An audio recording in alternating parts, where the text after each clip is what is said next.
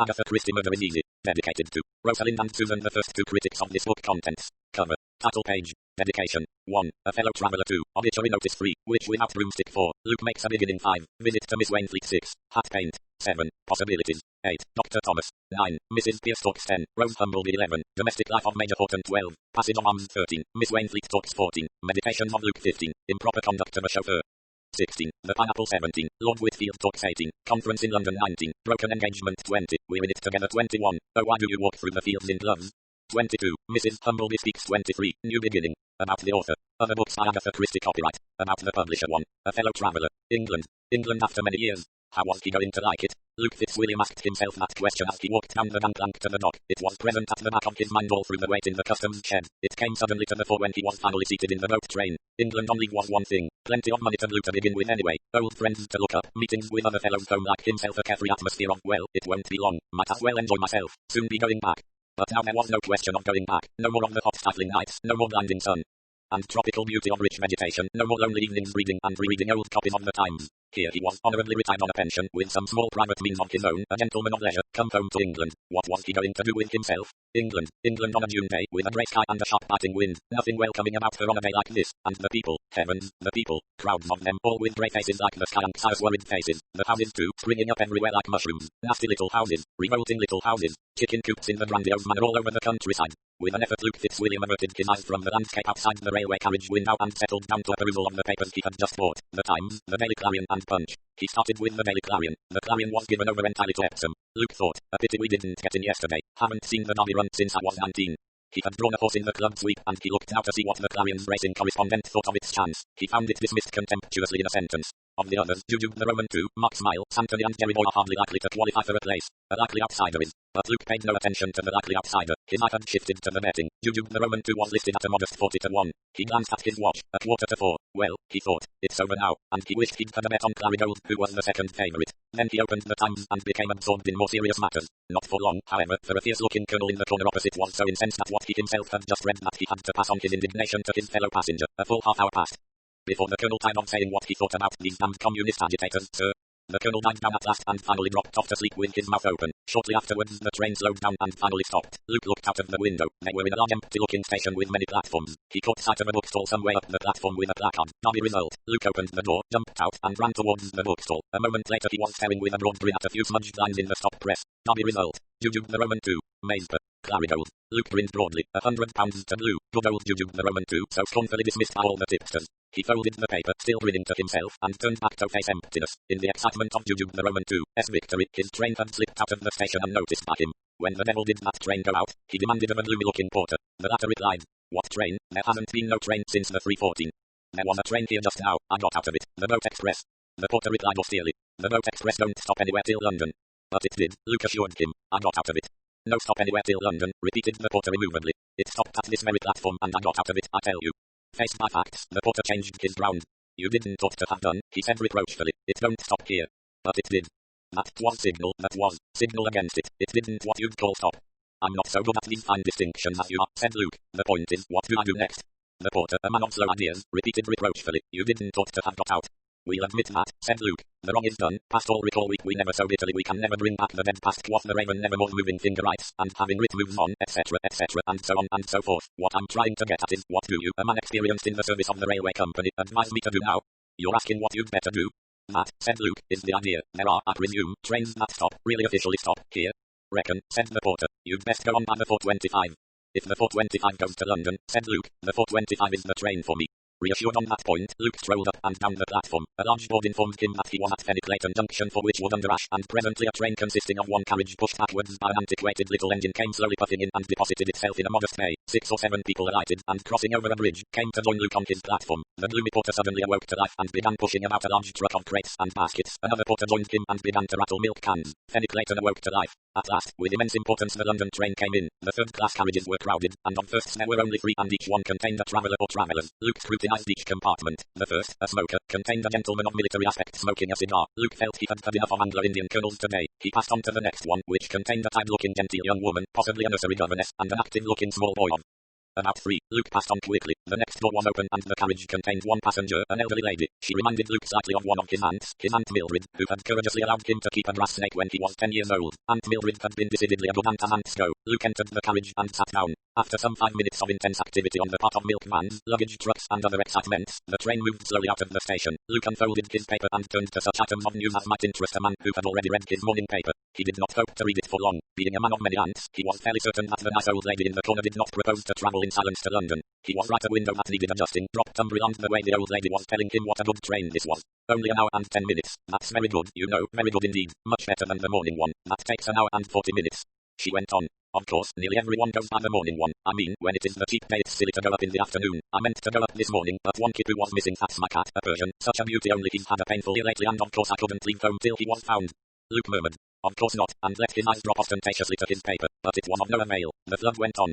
So I just made the best of a bad job and took the afternoon train instead, and of course it's a blessing in one way because it's not so crowded, not that that matters when one is travelling first class. Of course, I don't usually do that. I mean, I should consider it an extravagance, what with taxes and one's dividends being less and servants' wages so much more and everything, but really I was so upset because you see, I'm going up on very important business and I wanted to think out exactly what I was going to say just quietly. You know, Luke repressed a smile. And when there are people you know travelling up too, well, one can't be unfriendly, so I thought just for once, the expense was quite permissible, though I do think nowadays there is so much waste and nobody saves or thinks of the future. One is sorry the seconds were ever abolished, and it did make just that little difference. Of course, she went on quickly, with a swift glance at Luke's bronzed face, I know soldiers on leave have to travel first class. I mean, being officers, it's expected of them. Luke sustained the inquisitive glance of a pair of bright twinkling eyes. He capitulated at once. It would come to it, he knew, in the end.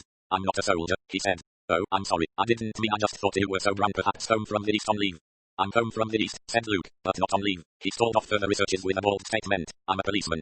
In the police? Now really, that's very interesting. A dear friend of mine, the boy, has just joined the Palestine police. Mayan Straits, said Luke, taking another shortcut. Oh, dear, very interesting. Really, it's quite a coincidence, I mean, that you should be travelling in this carriage. Because, you see, this business I'm going up to town about, well, actually it is to Scotland Yard I'm going.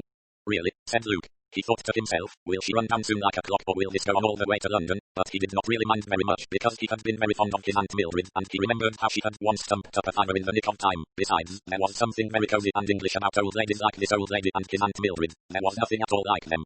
In the Mayan Straits, they could be classed with plum pudding on Christmas Day and village cricket and open fireplaces with wood fires. The sort of things you appreciated a good deal when you hadn't got them and were on the other side of the world. They were also the sort of thing you got very bored with when you had a good deal of them, but as has been already told, Luke had only landed in England 3 or 4 hours ago. The old lady was continuing happily. Yes, I meant to go up this morning and then, as I told you, I was so worried about one kipoo. But you don't think it will be too late, do you? I mean, there aren't any special office hours at Scotland Yard. I don't think they closed down at 4 or anything like that, said Luke. No, of course, they couldn't, could they? I mean, somebody might want to report a serious crime at any minute, mightn't they? Exactly, said Luke. For a moment the old lady relapsed into silence. She looked worried.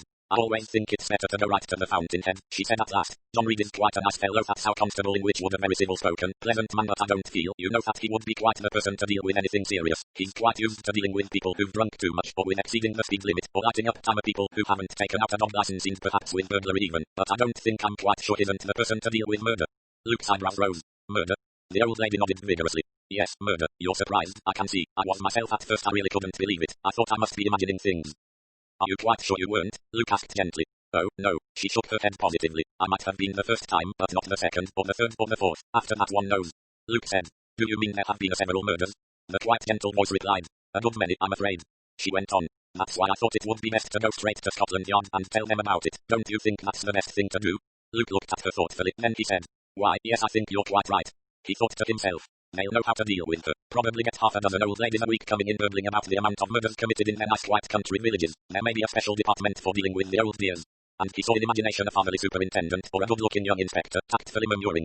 Thank you, ma'am, very grateful to you, I'm sure. Now just go back and leave it all in our hands and don't worry any more about it. He smiled a little to himself at the picture. He thought. I wonder why they get these fancies, deadly dull lives. I suppose an unacknowledged craving for drama. Some old ladies, so I've heard, fancy everyone is poisoning their food.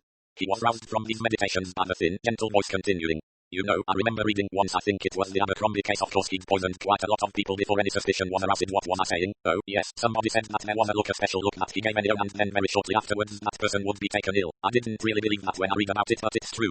What's true? The look on a person's face. Luke stared at her. She was trembling a little and her nice pink cheeks had lost some of their color. I saw it first with Amy Gibbs and she died, and then it was Carter, and Tommy Pierce, but no, yesterday it was Dr. Humbleby and he's such a good man, a really good man. Carter, of course, drank, and Tommy Pierce was a dreadfully cheeky, impertinent little boy and bullied the tiny boys, twisting their arms and pinching them. I didn't feel quite so badly about them, but Dr. Humbleby's different. He must be saved. And the terrible thing is that if I went to him and told him about it, he wouldn't believe me. He'd only laugh. And John Reed wouldn't believe me either. But at Scotland Yard it will be different, because, naturally, they're used to crime there. She glanced out of the window. Oh dear, we shall be in a minute. She fussed a little, opening and shutting her bag, collecting her umbrella. Thank you so much. Mr. Luke, as he picked the umbrella up for the second time. It's been such a relief talking to you, most kind of you. I'm sure so glad you think I'm doing the right thing. Luke said kindly. I'm sure they'll give you good advice at Scotland Yard. I really am most grateful. She fumbled in her bag. My card, oh dear, I only have one I must keep at the Scotland Yard. Of course. But my name is Pinkerton. Very suitable name, too, Miss Pinkerton, said Luke, smiling, adding hastily as she looked a little bewildered. My name is Luke Fitzwilliam. As the train drew into the platform he added, can I get you a taxi? Oh, no, thank you. Miss Pinkerton seemed quite shocked at the idea. I shall take the tube. That will take me to Trafalgar Square, and I shall walk down Whitehall. Well, good luck, said Luke. Miss Pinkerton shook him warmly by the hand. So kind, she murmured again. You know, just at first I thought you didn't believe me. Luke had the grace to blush. Well, he said, so many murders, rather hard to do a lot of murders and get away with it, eh? Miss Pinkerton shook her head. She said earnestly, no, my dear boy, that's where you're wrong. It's very easy to kill so long as no one suspects you, and you see, the person in question is just the last person anyone would suspect.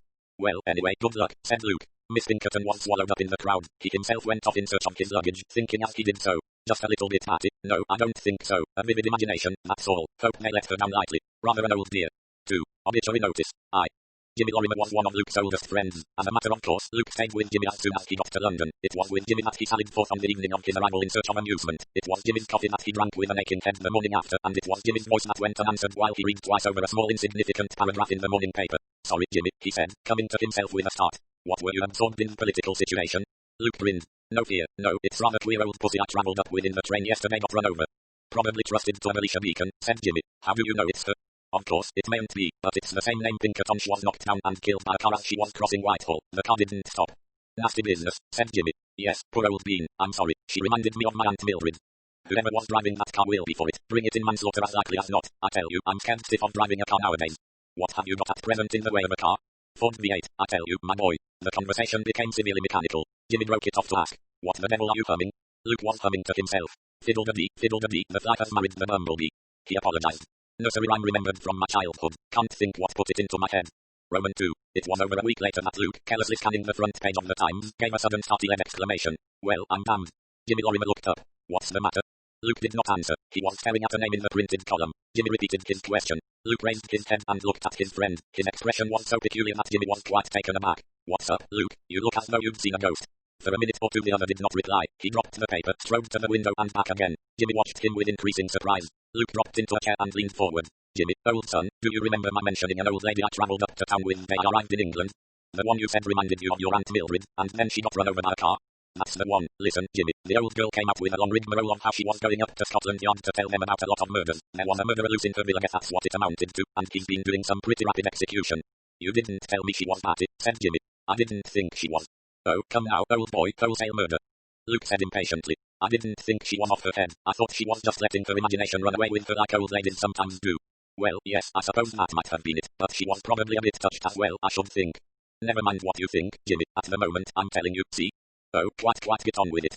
She was quite circumstantial, mentioned one or two victims by name and then explained that what had really rattled her was the fact that she knew who the next victim was going to be.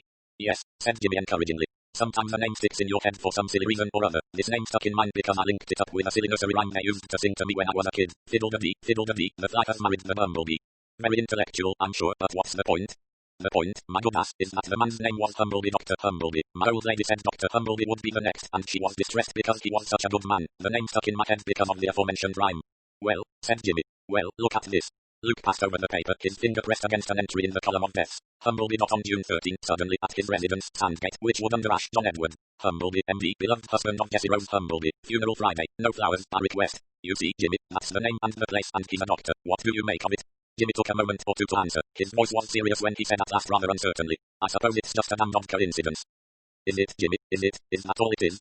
Luke began to walk up and down again. What else could it be? Asked Jimmy. Luke wheeled round suddenly. Suppose that every word that the bleating old sheep said was true. Suppose that fantastic story was just the plain literal truth. Oh, come now, old boy, that would be a bit thick. Things like that don't happen. What about the Abercrombie case? Wasn't he supposed to have done away with a goodish few? More than ever came out, said Jimmy. A pal of mine had a cousin who was the local coroner. I heard a bit through him. They got Abercrombie for feeding the local vet with arsenic. Then they dug up his wife and she was full of it, and it's pretty certain his brother-in-law went the same way, and that wasn't all by a long chalk. This pal of mine told me the unofficial view was that Abercrombie had done away with at least 15 people in his time. 15. Exactly. So these things do happen. Yes, but they don't happen often. How do you know? They may happen a good deal oftener than you suppose. There speaks the police waller. Can't you forget you're a policeman now that you've retired into private life? Once a policeman, always a policeman, I suppose, said Luke. Now look here, Jimmy, supposing that before Abercrombie had got so foolhardy as fairly to push his murders under the nose of the police, some dear loquacious old spinster had just simply guessed what he was up to and had trotted off to tell someone in authority all about it. Do you suppose they'd have listened to her? Jimmy grinned. No fear. Exactly. They'd have said she'd got bats in the belfry, just as you said. Or they'd have said, too much imagination, not enough to do, as I said, and both of us, Jimmy, would have been wrong. Lorimer took a moment or two to consider, then he said, what's the position exactly as it appears to you? Luke said slowly. The case stands like this. I was told a story, an improbable, but not an impossible story. One piece of evidence, the death of Dr. Humbleby, supports that story, and there's one other significant fact. Miss Pinkerton was going to Scotland Yard with this improbable story of hers, but she didn't get there. She was run over and killed by a car that didn't stop. Jimmy objected. You don't know that she didn't get there. She might have been killed after her visit, not before. She might have been, yes, but I don't think she was. That's your supposition. It boils down to this: you believe in this as melodrama. Luke shook his head sharply. No, I don't say that. All I say is, there's a case for investigation. In other words, you are going to Scotland Yard. No, it hasn't come to that yet, not nearly. As you say, this man Humbleby's death may be merely a coincidence. Then what, may I ask, is the idea? The idea is to go down to this place and look into the matter. So that's the idea, is it? Don't you agree that that is the only sensible way to set about it? Jimmy stared at him, then he said, are you serious about this business, Luke? Absolutely. Suppose the whole thing's a mare's nest. That would be the best thing that could happen. Yes, of course, Jimmy frowned, but you don't think it is, do you? My dear fellow, I'm keeping an open mind. Jimmy was silent for a minute or two, then he said, got any plan? I mean, you'll have to have some reason for suddenly arriving in this place. Yes, I suppose I shall. No suppose about it. Do you realize what a small English country town is like? Anyone new sticks out a mile. I shall have to adopt a disguise, said Luke with a sudden grin. What do you suggest, artist? Hardly I can't draw, let alone paint. You could be a modern artist, suggested Jimmy. Then that wouldn't matter. But Luke was intent on the matter in hand. An author, do authors go to strange country inns to write? They might, I suppose. A fisherman, perhaps, but I'll have to find out if there's a handy river, an invalid ordered country air. I don't look the part, and anyway everyone goes to a nursing home nowadays. I might be looking for a house in the neighborhood, but that's not very good. Hang it all, Jimmy, there must be some plausible reason for a hearty stranger to descend upon an English village. Jimmy said, wait a sec, give me that paper again. Taking it, he gave it a cursory glance and announced triumphantly, I thought so, Luke, old boy, to put it in a nutshell, I'll fix you okay. Everything's as easy as winking. Luke wheeled round. What? Jimmy was continuing with modest pride. I thought something struck a chord, which would underash, of course, the very place. Have you, by any chance, a pal who knows the coroner there? Not this time. Better than that, my boy. Nature, as you know, has endowed me plentifully with aunts and cousins, my father having been one of a family of 13. Now listen to this. I have a cousin in Wychwood under Ash. Jimmy, you're a blinking marvel. It is pretty good, isn't it? Said Jimmy modestly. Tell me about him. It's her. Her name's Bridget Conway. For the last 2 years she's been secretary to Lord Whitfield. The man who owns those nasty little weekly papers. That's right, rather a nasty little man too, pompous. He was born in Wychwood under Ash, and being the kind of snob who rams his birth and breathing down your throat and glories in being self-made, he has returned to his home village, bought up the only big house in the neighborhood. It belonged to Bridget's family originally, by the way, and is busy making the place into a model estate. And your cousin is his secretary? She was, said Jimmy darkly. Now she's done one better, she's engaged to him. Oh, said Luke, rather taken aback. He's a catch, of course, said Jimmy, rolling in money. Bridget took rather a toss over some fella. It pretty well knocked the romance out of her. I dare say this will pan out very well. She'll probably be kind of firm with him and he'll eat out of her hand. And where do I come in? Jimmy replied promptly. You go down there to stay. You'd better be another cousin. Bridget's got so many that one more or less won't matter. I'll fix that up with her all right. She and I have always been pals. Now for your reason for going there. Witchcraft, my boy. Witchcraft. Folklore, local superstitions, all that sort of thing. Wychwood under Ash has got rather a reputation that way. One of the last places where they had a witch's Sabbath. Witches were still burnt there in the last century. All sorts of traditions. You're writing a book, see, correlating the customs of the Mayan Straits and Old English folklore, points of resemblance, etc. You know the sort of stuff. Go round with a notebook and interview the oldest inhabitant about local superstitions and customs. They're quite used to that sort of thing down there, and if you're staying at Ash Manor it vouches for you. What about Lord Whitfield? He'll be all right. He's quite uneducated and completely credulous. Actually believes things he reads in his own papers. Anyway, Bridget will fix him. Bridget's all right. I'll answer for her. Luke drew a deep breath. Jimmy, old scout, it looks as though the thing is going to be easy. You're a wonder. If you can really fix up with your cousin, that will be absolutely okay. Leave it to me. I'm no end grateful to you. Jimmy said. All I ask is, if you're hunting down a homicidal murderer, let me be in at the death. He added sharply. What is it? Luke said slowly. Just something I remembered my old lady saying to me. I'd said to her that it was a bit thick to do a lot of murders and get away with it, and she answered that I was wrong, that it was very easy to kill. He stopped and then said slowly, I wonder if that's true, Jimmy. I wonder if it is. What? Easy to kill. 3. Witch without broomstick. The sun was shining when Luke came over the hill and down into the little country town of Witchwood under Ash. He had bought a second-hand standard swallow and he stopped for a moment on the brow of the hill and switched off the engine. The summer day was warm and sunny. Below him was the village, singularly unspoilt by recent developments. It lay innocently and peacefully in the sunlight, mainly composed of a long straggling street that ran along under the overhanging brow of Ash Ridge. It seemed singularly remote, strangely untouched. Luke thought, I'm probably mad. The whole thing's fantastic. Had he really come here solemnly to hunt down a killer simply on the strength of some garrulous ramblings on the part of an old lady and a chance obituary notice? He shook his head. Surely these things don't happen, he murmured. Or don't they? Luke, my boy, it's up to you to find out if you're the world's most credulous crime ass or if your policeman's nose has led you hot on the scent. He switched on the engine, threw in the gear and drove gently down the twisting road and so entered the main street. Witchwood, as has been said, consists mainly of its one principal street. There were shops, small or giant houses, prim and aristocratic, with whitened steps and polished knockers. There were picturesque cottages with flower gardens. There was an inn, the Bells and Motley, standing a little back from the street. There was a village green and a duck pond, and presiding over them a dignified Georgian house which Luke thought at first must be his destination, Ash Manor, but on coming nearer he saw that there was a large painted board announcing that it was the museum and library. Farther on there was an anachronism, a large white modern building, austere and irrelevant to the cheerful haphazardness of the rest of the place. It was, Luke gathered, a local institute and lads club. It was at this point that he stopped and asked the way to his destination. He was told that Ash Manor was about half a mile farther on would see the gates on his right. Luke continued his course. He found the gates easily, they were of new and elaborate wrought iron. He drove in, caught a gleam of red brick through the trees, and turned the corner of the drive to be stupefied by the appalling and incongruous castellated mass that greeted his eyes. While he was contemplating the nightmare, the sun went in. He became suddenly conscious of the overlying menace of Ash Ridge. There was a sudden sharp gust of wind, blowing back the leaves of the trees, and at that moment a girl came round the corner of the castellated mansion. Her black hair was blown up off her head by the sudden gust, and Luke was reminded of a picture he had once seen Nevinson's witch. The long pale delicate face, the black hair flying up to the stars. He could see this girl on a broomstick flying up to the moon. She came straight towards him. You must be Luke Fitzwilliam. I'm Bridget Conway.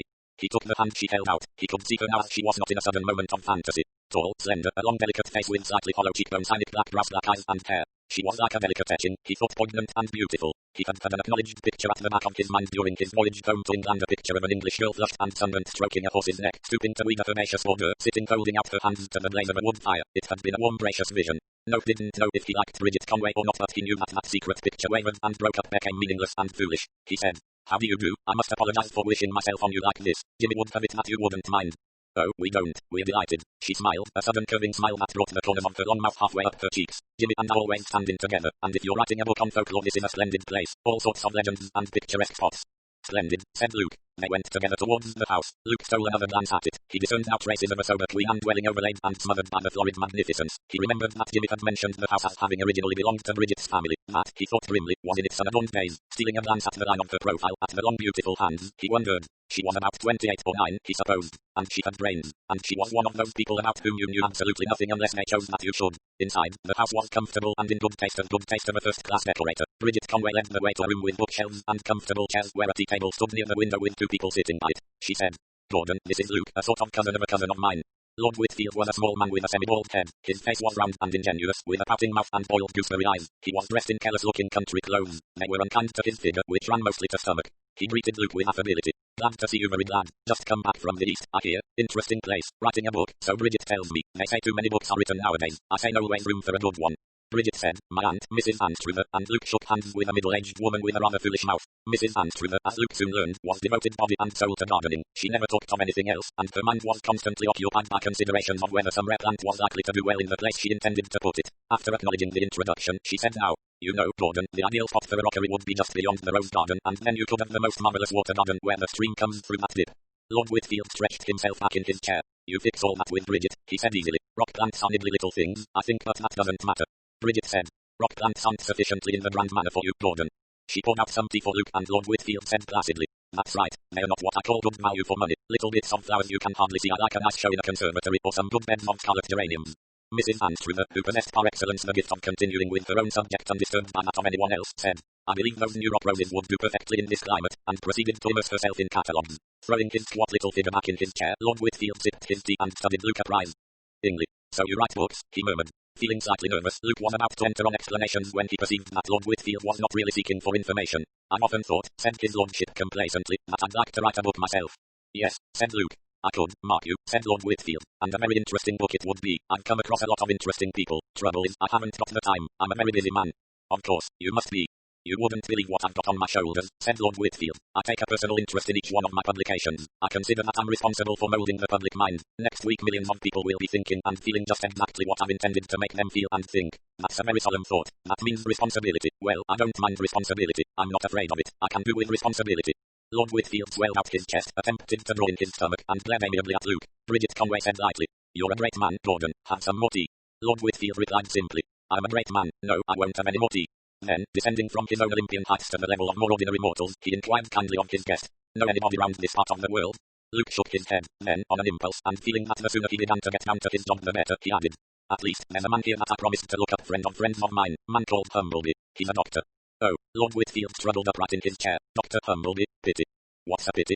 "Died about a week ago," said Lord Whitfield. "Oh dear," said Luke, "I'm sorry about that." "Don't think you'd have cared for him," said Lord Whitfield. "Opinionated, pestilential, muddle-headed old fool."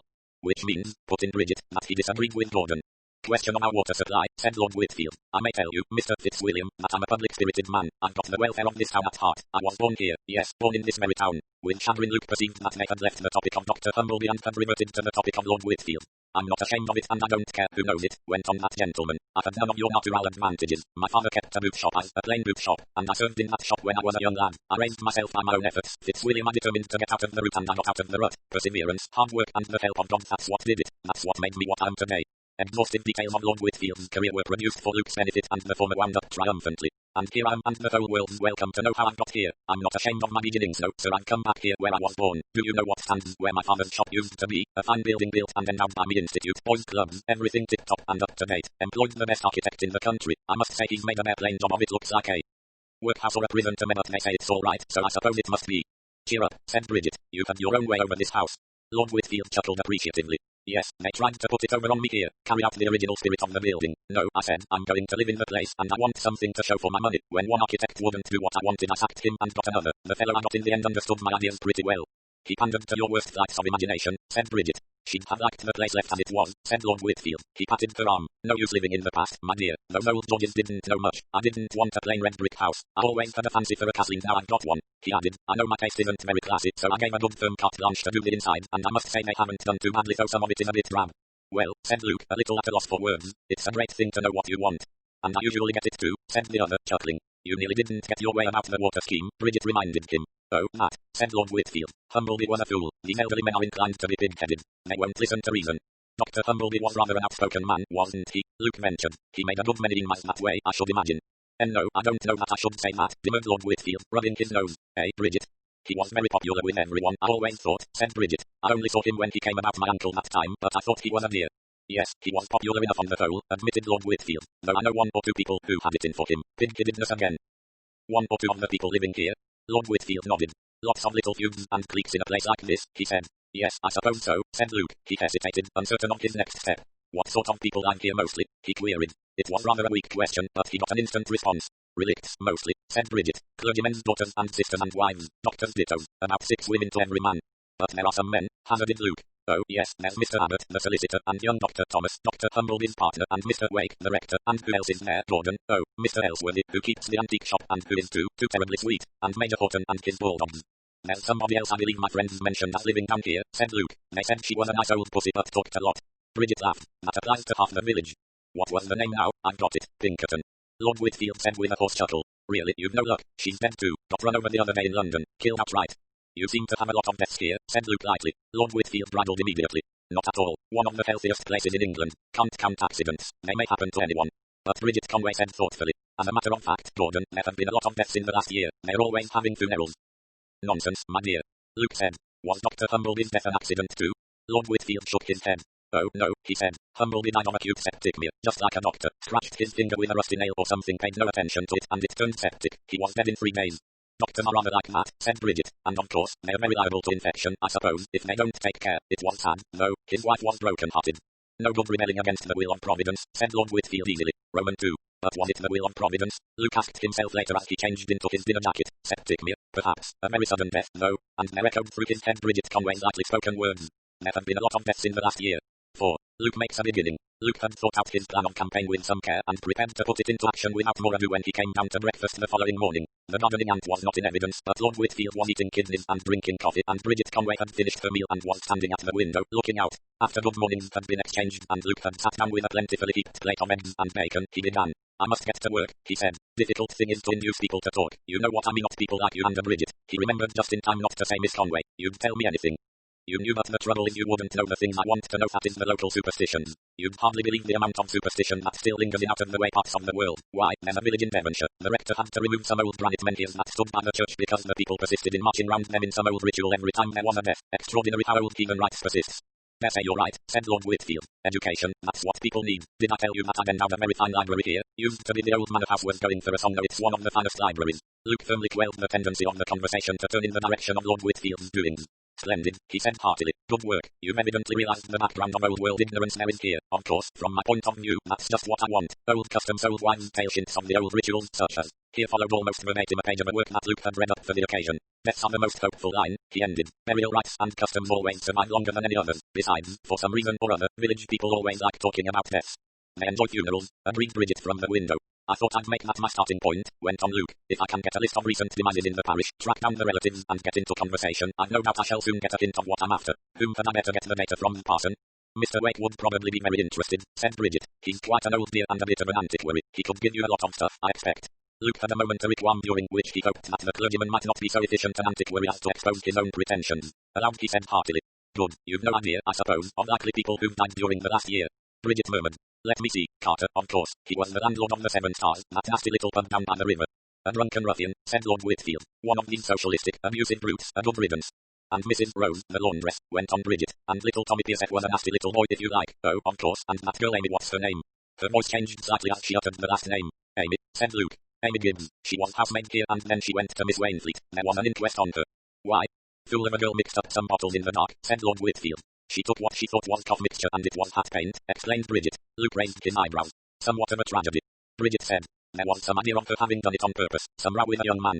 She spoke slowly, almost reluctantly. There was a pause. Luke felt instinctively the presence of some unspoken feeling weighing down the atmosphere. He thought. Amy Gibbs, yes, that was one of the names old Miss Pinkerton mentioned. She had also mentioned a small boy Tommy Summer of whom she had evidently held a low opinion. This.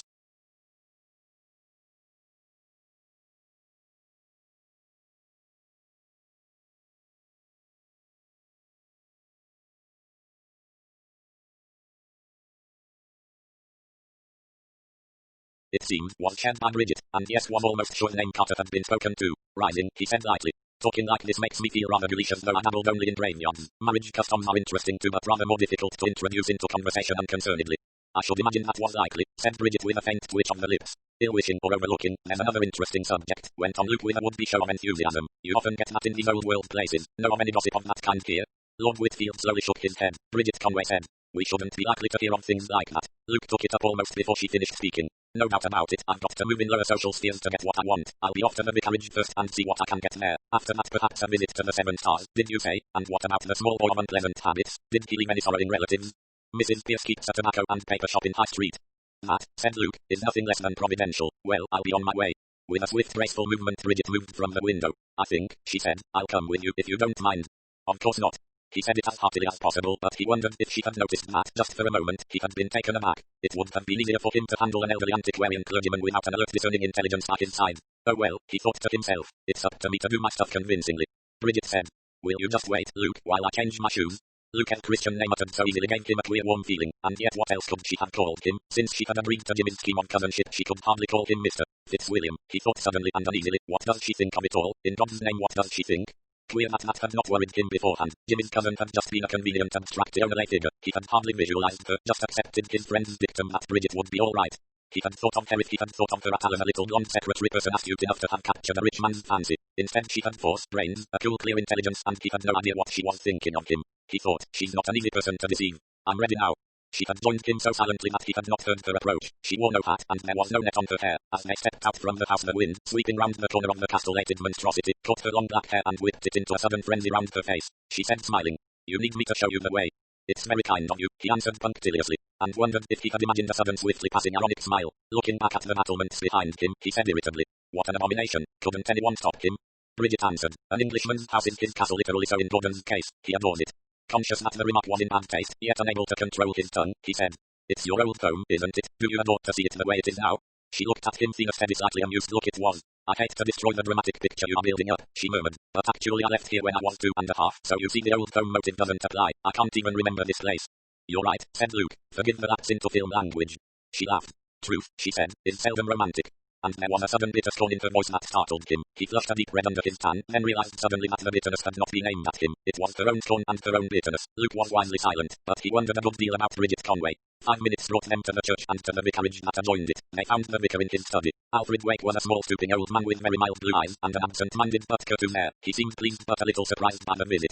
Mr. Fitzwilliam is staying with us at Ash Manor, said Bridget, and he wants to consult you about a book he is writing.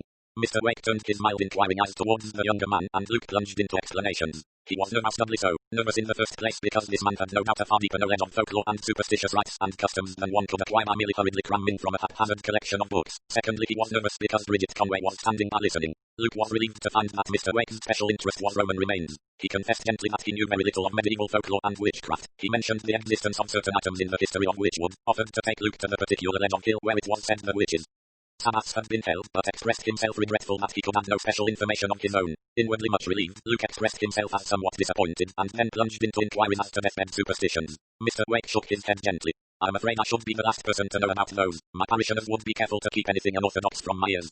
That's so, of course. But I've no doubt, all the same, there is a lot of superstition still rife. These village communities are very backward.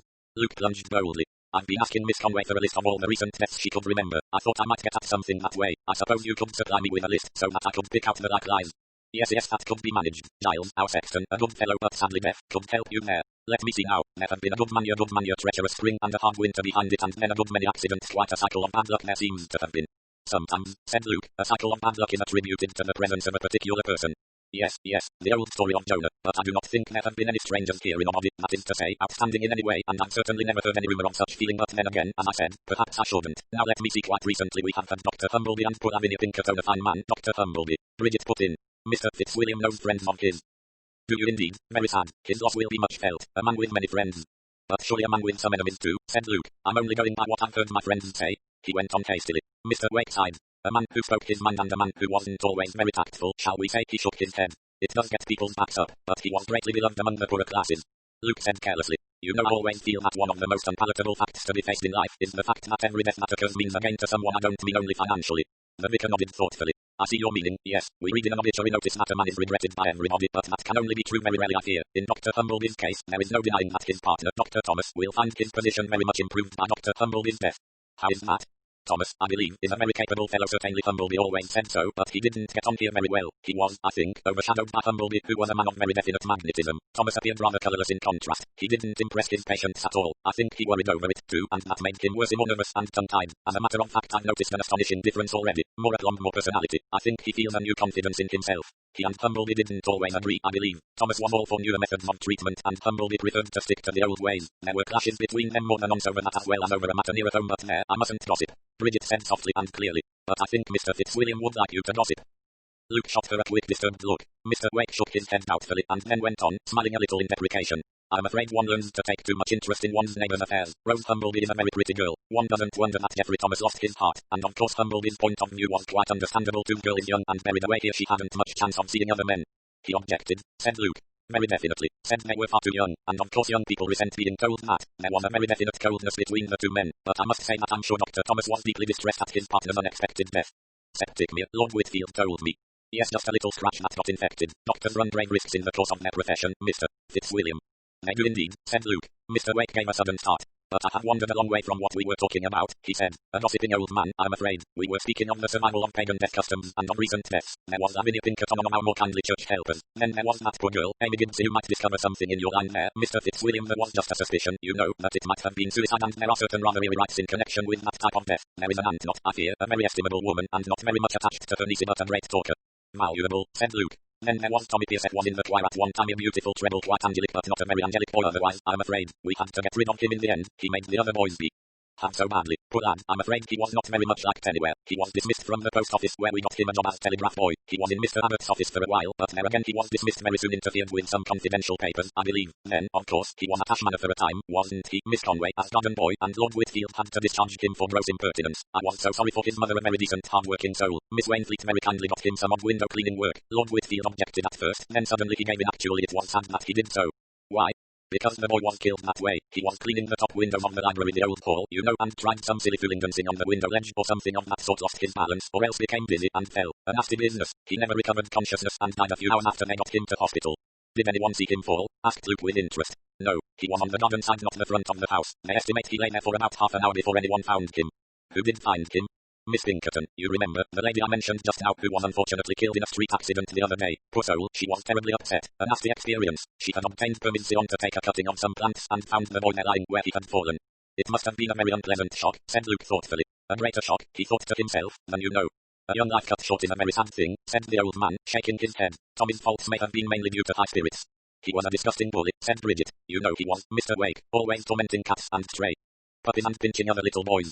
I know, Mr. Wake shook his head sadly, but you know, my dear Miss Conway, sometimes cruelty is not so much innate as due to the fact that imagination is slow in ripening. That is why if you conceive of a grown man with the mentality of a child, you realize that the cunning and brutality of a lunatic may be quite unrealized by the man himself. A lack of growth somewhere, that, I am convinced, is at the root of much of the cruelty and stupid brutality in the world today. One must put away childish things. He shook his head and spread out his hands. Bridget said in a voice suddenly hoarse. Yes, you're right, I know what you mean. A man who is a child is the most frightening thing in the world. Luke looked at her with some curiosity. He was convinced that she was thinking of some particular person, and although Lord Whitfield was in some respects exceedingly childish, he did not believe she was thinking of him. Lord Whitfield was slightly ridiculous, but he was certainly not frightening. Luke Fitzwilliam wondered very much whom the person Bridget was thinking of might be. 5. Visit to Miss Wainfleet. Mr. Wake murmured a few more names to himself. Let me see, Noper, Mrs. Rose, and Old Bell, and that child of the Elkins, and Harry Carter. They are not all my people, you understand. Mrs. Rose and Carter were dissenters, and that cold spell in March took off poor old Ben Stanbury at last. 92 he was. Amy Gibbs died in April, said Bridget. Yes, poor girl, a sad mistake to happen. Luke looked up to find Bridget watching him. She lowered her eyes quickly, he thought, with some annoyance. There's something here that I haven't got onto, something to do with this girl Amy Gibbs. When they had taken leave of the vicar and were outside again, he said, just who and what was Amy Gibbs? Bridget took a minute or two to answer, then she said, and Luke noticed the slight constraint in her voice. Amy was one of the most inefficient housemaids I have ever known. That's why she got the sack? No, she stayed out after hours playing about with some young man. Gordon has very moral and old-fashioned views. Sin in his view does not take place until after 11 o'clock, but then it is rampant. So he gave the girl notice and she was impertinent about it. Luke asked, a good-looking girl? Very good-looking. She's the one who swallowed hat paint in mistake for cough mixture? Yes. Rather a stupid thing to do, Luke hazarded. Very stupid. Was she stupid? No, she was quite a sharp girl. Luke stole a look at her. He was puzzled. Her replies were given in an even tone, without emphasis or even much interest, but behind what she said, there was, he felt convinced, something not put into words. At that moment Bridget stopped to speak to a tall man who swept off his hat and greeted her with breezy heartiness. Bridget, after a word or two, introduced Luke. This is my cousin, Mr. Fitzwilliam, who is staying at the manor. He's down here to write a book. This is Mr. Abbott. Luke looked at Mr. Abbott with some interest. This was the solicitor who had employed Tommy Pierce. Luke had a somewhat illogical prejudice against lawyers in general based on the grounds that so many politicians were recruited from their ranks. Also their cautious habit of not committing themselves annoyed him. Mr. Abbott, however, was not at all the conventional type of lawyer. He was neither thin, fair, nor tight-lipped. He was a big florid man, dressed in tweeds with a hearty manner and a jovial effusiveness. There were little creases at the corners of his eyes, and the eyes themselves were more shrewd than one appreciated in a first casual glance. Writing a book, eh? Novel? Folklore, said Bridget. You've come to the right place for that, said the lawyer. Wonderfully interesting part of the world here. So I've been led to understand, said Luke. I dare say you could help me a bit. You must come across curious old deeds to know of some interesting surviving customs. Well, I don't know about that, maybe. Much belief in ghosts round here? Asked Luke. As to that I couldn't say, I really couldn't say. No haunted house? No, I don't know of anything of that kind. There's the child superstition, of course, said Luke. Death of a boy child, a violent death, that isn't boy always walks. Not a girl child, interesting that. Very, said Mr. Abbott. I never heard that before. Since Luke had just invented it, that was hardly surprising. Seems there's a boy here, Tommy. Something was in your office at one time. I've reason to believe they think that he's walking. Mr. Abbott's red face turned slightly purple. Tommy Pierce, a good-for-nothing, prying, meddlesome jackanapes. Spirits always seem to be mischievous. Good law-abiding citizens seldom trouble this world after they left it. Who's seen him? What's this story? These things are difficult to pin down, said Luke. People won't come out into the open with a statement. It's just in the air, so to speak. Yes, I suppose so. Luke changed the subject adroitly. The real person to get hold of is the local doctor. They hear a lot in the poorer cases they attend. All sorts of superstitions and charms, probably love philters and all the rest of it. You must get on to Thomas. Good fellow, Thomas. Thoroughly up-to-date man. Not like poor old Humblebee. Bit of a reactionary, wasn't he? Absolutely pig-headed and I had of the worst description. You had a real row over the water scheme, didn't you? Asked Bridget. Again a rich ruddy glow suffused Abbott's face. Humblebee stood dead in the way of progress, he said sharply. He held out against the scheme. He was pretty rude, too, in what he said. Didn't mince his words. Some of the things he said to me were positively actionable. Bridget murmured, but lawyers never go to law, do they? They know better. Abbott laughed immoderately. His anger subsided as quickly as it had arisen. Pretty good, Miss Bridget, and you're not far wrong. We who are in it know too much about law, ha ha. Well, I must be getting along. Give me a call if you think I can help you in any way, Mr. Doctor. Fitzwilliam, said Luke. Thanks, I will. As they walked on, Bridget said, your methods, I note, are to make statements and see what they provoke. My methods, said Luke, are not strictly truthful, if that is what you mean. I've noticed that. A little uneasy, he hesitated what to say next, but before he could speak, she said, if you want to hear more about Amy Gibbs, I can take you to someone who could help you. Who is that? Miss Wainfleet. Amy went there after she left the manor. She was there when she died. Oh, I see. He was a little taken aback. Well, thank you very much. She lives just here. They were crossing the village green, inclining her head in the direction of the big Georgian house that Luke had noticed the day before. Bridget said, that's Switch Hall. It's a library now. Adjoining the hall was a little house that looked rather like a doll's house in proportion. Its steps were dazzlingly white, its knocker shone, and its window curtains showed white and prim. Bridget pushed open the gate and advanced to the steps. As she did so, the front door opened and an elderly woman came out. She was, Luke thought, completely the country spinster. Her thin form was neatly dressed in a tweed coat and skirt, and she wore a grey silk blouse with a Kendom brooch. Her hat, a conscientious felt, sat squarely upon her well-shaped head. Her face was pleasant, and her eyes, through their pince-nez, decidedly intelligent. She reminded Luke of those nimble black goats that one sees in Greece. Her eyes held just that quality of mild inquiring surprise. Good morning, Miss Wainfleet, said Bridget. This is Mr. Fitzwilliam. Luke bowed. He's writing a book about deaths and village customs and general gruesomeness. Oh dear, said Miss Wainfleet. How very interesting. And she beamed encouragingly upon him. He was reminded of Miss Pinkerton. I thought, said Bridget, and again he noted that curious flat tone in her voice, that you might tell him something about Amy. Oh, said Miss Wainfleet. About Amy, yes, about Amy Gibbs. He was conscious of a new factor in her expression. She seemed to be thoughtfully summing him up. Then, as though coming to a decision, she drew back into the hall. Do come in, she said. I can go out later. No, in answer to a protest from Luke. I had really nothing urgent to do, just a little unimportant domestic shopping. The small drawing room was exquisitely neat and smelled faintly of burnt lavender. There were some Dresden china shepherds and shepherdesses on the mantelpiece, simpering sweetly. There were framed watercolors, 2 samplers, and 3 needlework pictures on the wall. There were some photographs of what were obviously nephews and nieces, and some good furniture, a Chippendale desk, some little satin wood tables, and a hideous and rather uncomfortable Victorian sofa. Miss Wainfleet offered her guests chairs and then said apologetically, I'm afraid I don't smoke myself, so I have no cigarettes, but do please smoke if you like. Luke refused, but Bridget promptly lighted a cigarette. Sitting bolt upright in a chair with carved arms, Miss Wainfleet studied her guest for a moment or two, and then dropping her eyes as though satisfied, she said, you want to know about that poor girl Amy? The whole thing was very sad and caused me a great deal of distress. Such a tragic mistake. Wasn't there some question of suicide? Asked Luke. Miss Wainfleet shook her head. No, that I cannot believe for a moment. Amy was not at all that type. What type was she? Asked Luke bluntly. I'd like to hear your account of her. Miss Wainfleet said, well, of course, she wasn't at all a good servant, but nowadays, really, one is thankful to get anybody. She was very slipshod over her work and always wanting to go out well. Of course she was young, and girls are like that nowadays. They don't seem to realize that their time is their employers.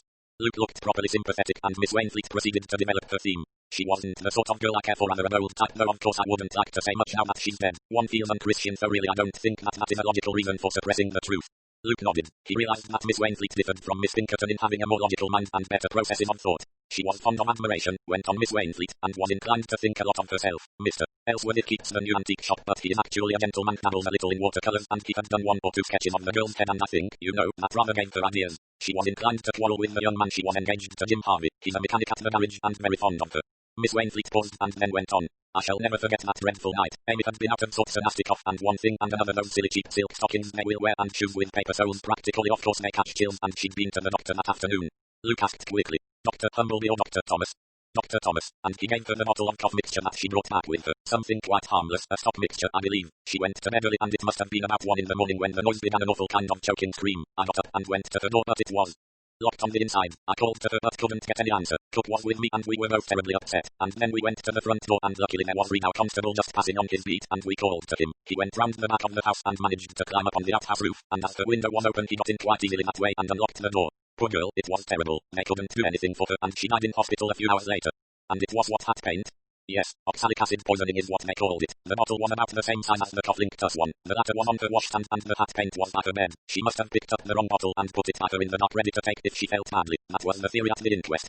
Miss Wainfleet stopped. Her intelligent goat's eyes looked at him, and he was aware that some particular significance lay behind them. He had the feeling that she was leaving some part of the story untold, and a stronger feeling that, for some reason, she wanted him to be aware of the fact. There was a silence, a long and rather difficult silence. Luke felt like an actor who does not know his cue. He said rather weakly, and you don't think it was suicide? Miss Wainfleet said promptly, certainly not. If the girl had decided to make away with herself, she would have bought something probably. This was an old bottle of stuff that she must have had for years, and anyway, as I told you, she wasn't that kind of girl. So you think what? Said Luke bluntly. Miss Wainfleet said, I think it was very unfortunate. She closed her lips and looked at him earnestly. Just when Luke was feeling that he must try desperately to say something anticipated, a diversion occurred. There was a scratching at the door and a plaintive mew. Miss Wainfleet sprang up and went to open the door, whereupon a magnificent orange Persian walked in. He paused, looked disapprovingly at the visitor, and sprang upon the arm of Miss Wainfleet's chair. Miss Wainfleet addressed him in a cooing voice. Why, Wonky-Poo, where's my Wonky-Poo been all the morning? The name struck a chord of memory. Where had he heard something about a Persian cat called Wonky-Poo? He said. That's a very handsome cat. Have you had him long? Miss Wainfleet shook her head. Oh, no, he belonged to an old friend of mine, Miss Pinkerton. She was run over by one of these horrid motor cars, and of course I couldn't have let Wonky-Poo go to strangers. Lavinia would have been most upset. She simply worshipped him, and he is very beautiful, isn't he? Luke admired the cat bravely. Miss Wainfleet said, be careful of his ears. They've been rather painful lately. Luke stroked the animal warily. Bridget rose to her feet. She said, we must be going. Miss Wainfleet shook hands with Luke. Perhaps, she said, I shall see you again before long. Luke said cheerfully, I hope so, I'm sure. He thought she looked puzzled and a little disappointed. Her gaze shifted to Bridget, a rapid look with a hint of interrogation in it. Luke felt that there was some understanding between the two women from which he was excluded. It annoyed him, but he promised himself to get to the bottom of it before long. Miss Wainfleet came out with them. Luke stood a minute on the top of the steps looking with approval on the untouched primness of the village green and the duck pond. Marvellously unspoiled, this place, he said. Miss Wainfleet's face lit up. Yes, indeed, she said eagerly. Really it is still just as I remember it as a child. We lived in the hall, you know, but when it came to my brother he did not care to live in it, indeed could not afford to do so, and it was put up for sale. A builder had made an offer and was, I believe, going to develop the land. I think that was the phrase. Fortunately, Lord Whitfield stepped in and acquired the property and saved it. He turned the house into a library and museum. Really it is practically untouched. I act as librarian twice a week there unpaid. Of course I can't tell you what a pleasure it is to be in the old place and know that it will not be vandalized. And really it is a perfect setting. You must visit our little museum one day, Mr. Fitzwilliam. There are some quite interesting local exhibits. I certainly shall make a point of doing so, Miss Wainfleet. Lord Whitfield has been a great benefactor to Witchwood, said Miss Wainfleet. It grieves me that there are people who are sadly ungrateful. Her lips pressed themselves together. Luke discreetly asked no questions. He said goodbye again. When they were outside the gate, Bridget said, do you want to pursue further researches, or shall we go home by way of the river? It's a pleasant walk. Luke answered promptly. He had no mind for further investigations with Bridget Conway standing by listening. He said, go round by the river by all means. They walked along the high street. One of the last houses had a sign decorated in old gold lettering with the word antiques on it. Luke paused and peered through one of the windows into the cool depths. Rather a nice slipware dish there, he remarked. Do for an aunt of mine. Wonder how much they want for it. Shall we go in and see? Do you mind? I like pottering about antique shops. Sometimes one picks up a good bargain. I doubt if you will here, said Bridget dryly. Elsworthy knows the value of his stuff pretty accurately, I should say. The door was open. In the hall were chairs and settees and dressers with china and pewter on them. 2 rooms full of goods opened at either side. Luke went into the room on the left and picked up the slipware dish. At the same moment a dim figure came forward from the back of the room where he had been sitting at a Queen and walnut desk. Ah, dear Miss Conway, what a pleasure to see you. Good morning, Mr. Elsworthy.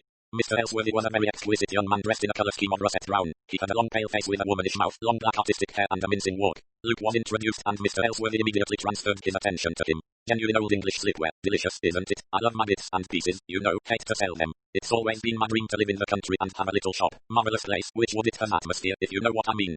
The artistic temperament, murmured Bridget. Elsworthy turned on her with a flash of long white hands. Not that terrible phrase, Miss Conway. No, I implore you. Don't tell me I'm all arty and crafty, I couldn't bear it. Really, you know, I don't stop hand-woven twigs and beaten pewter. I'm a tradesman, that's all, just a tradesman. But you're really an artist, aren't you? Said Luke. I mean, you do watercolours, don't you? Now who told you that? Cried Mr. Elsworthy, clasping his hands together. You know this place is I like to marvel our own simply can't keep a secret. That's what I like about it, it's so different from that inhuman. You mind your own business and I will mind mine of a city. Gossip and malice and scandal also delicious if one takes them in the right spirit. Luke contented himself with answering Mr. Elsworthy's question and paying no attention to the latter part of his remarks. Miss Wainfleet told us that you had made several sketches of a girl Amy Gibbs. Oh, Amy, said Mr. Elsworthy. He took a step backwards and set a beer mug rocking. He steadied it carefully. He said, did I? Oh, yes, I suppose I did.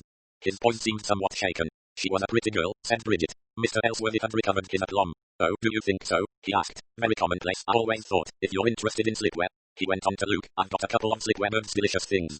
Luke displayed a faint interest in the birds and then asked the price of the dish. Elsworthy named a figure. Thanks, said Luke, but I don't think I'll deprive you of it after all. I'm always relieved, you know, said Elsworthy, when I don't make a sale. Foolish of me, isn't it? Look here, I'll let you have it for a guinea less. You care for the stuff. I can see that it makes all the difference. And after all, this is a shop. No, thanks, said Luke. Mr. Elsworthy accompanied them out to the door, waving his hands very unpleasant hands. Luke thought they were flesh seemed not so much white as faintly greenish. Nasty bit of goods, Mr. Elsworthy, he remarked when he and Bridget were out of earshot. A nasty mind and nasty habits I should say, said Bridget. Why does he really come to a place like this? I believe he dabbles in black magic, not quite black masses but that sort of thing. The reputation of this place helps. Luke said rather awkwardly, good lord I suppose he's the kind of chap I really need. I ought to have talked to him on the subject. Do you think so? Said Bridget. He knows a lot about it. Luke said rather uneasily. I'll look him up some other day. Bridget did not answer. They were out of the town now. She turned aside to follow a footpath and presently they came to the river. Then they passed a small man with a stiff moustache and protuberant eyes. He had 3 bulldogs with him to whom he was shouting hoarsely in turn. Nero, come here, sir. Nelly, leave it. Drop it, I tell you. Augustus, Augustus, I say. He broke off to raise his hat to Bridget, stared at Luke with what was evidently a devouring curiosity and passed on resuming his hoarse expostulations. Major Horton and his bulldogs, quoted Luke. Quite right. Haven't we seen practically everyone of note in Witchwood this morning? Practically. I feel rather obtrusive, said Luke. I suppose a stranger in an English village is bound to stick out a mile. He added ruefully, remembering Jimmy Lorimer's remarks. Major Horton never disguises his curiosity very well, said Bridget. He did stare, rather. He's the sort of man you could tell was a major anywhere, said Luke rather viciously. Bridget said abruptly, shall we sit on the bank a bit? We've got lots of time.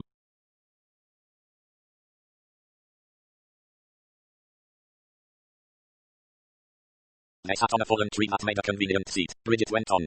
Yes, Major Horton is very military with an orderly room manner. You'd hardly believe he was the most henpecked man in existence a year ago. What, that fellow?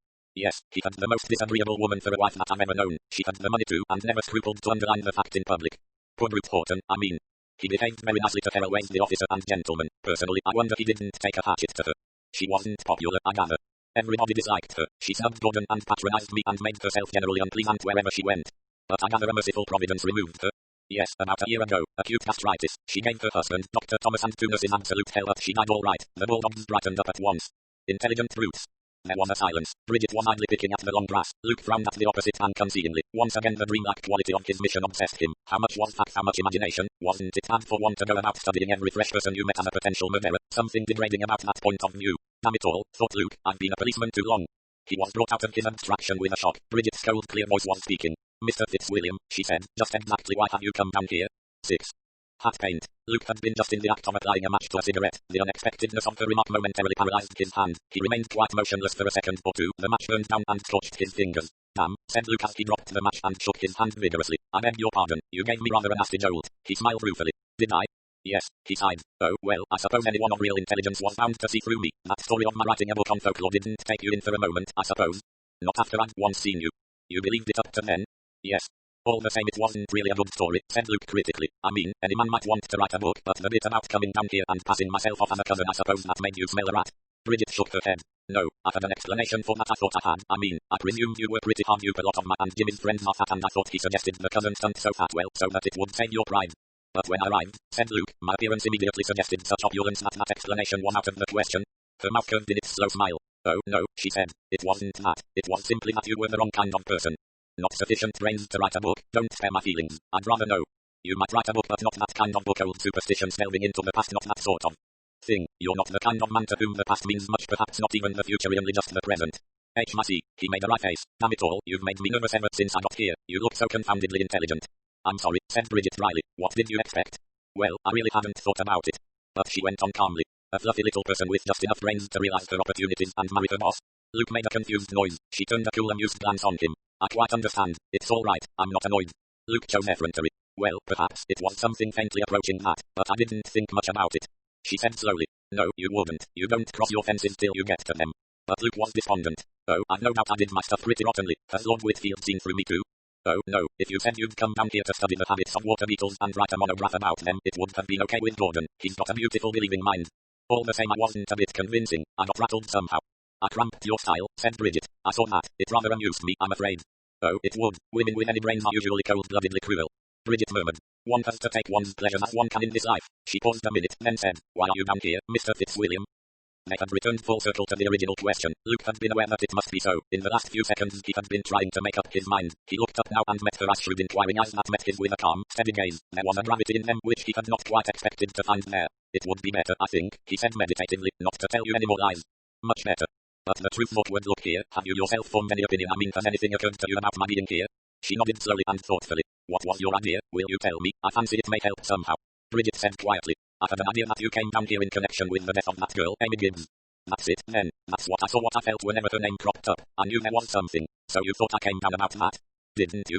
In a way He was silent, frowning. The girl beside him sat equally silent, not moving. She said nothing to disturb his train of thought. He made up his mind. I've come down here on a wild goose chase on a fantastical and probably quite absurd and melodramatic supposition. Amy Gibbs is part of that whole business. I'm interested to find out exactly how she died. Yes, I thought so. But dash it all, why did you think so? What is there about her death that will arouse your interest? Bridget said. I thought all along that there was something wrong about it. That's why I took you to see Miss Wainfleet. Why? Because she thinks so too. Oh, Luke thought back rapidly. He understood now the underlying suggestions of that intelligent spinster's manner. She thinks as you know that there's something odd about it. Bridget nodded. Why exactly? Hat paint, to begin with. What do you mean, hat paint? Well, about 20 years ago, people did paint hats. One season you had a pink straw, next season a bottle of hat paint and it became dark blue, then perhaps another bottle and a black hat. But nowadays hats are cheap tawdry stuff to be thrown away when out of fashion. Even girls of the class of Amy Gibbs. I'd be more likely to paint a hat than she would. Thrifts gone out, and there's another thing, it was red hat paint. Well, and Amy Gibbs had red hair carrots. You mean it doesn't go together? Bridget nodded. You wouldn't wear a scarlet hat with carroty hair. It's the sort of thing a man wouldn't realize, but Luke interrupted her with heavy significance. No, a man wouldn't realize that. It fits in, it all fits in.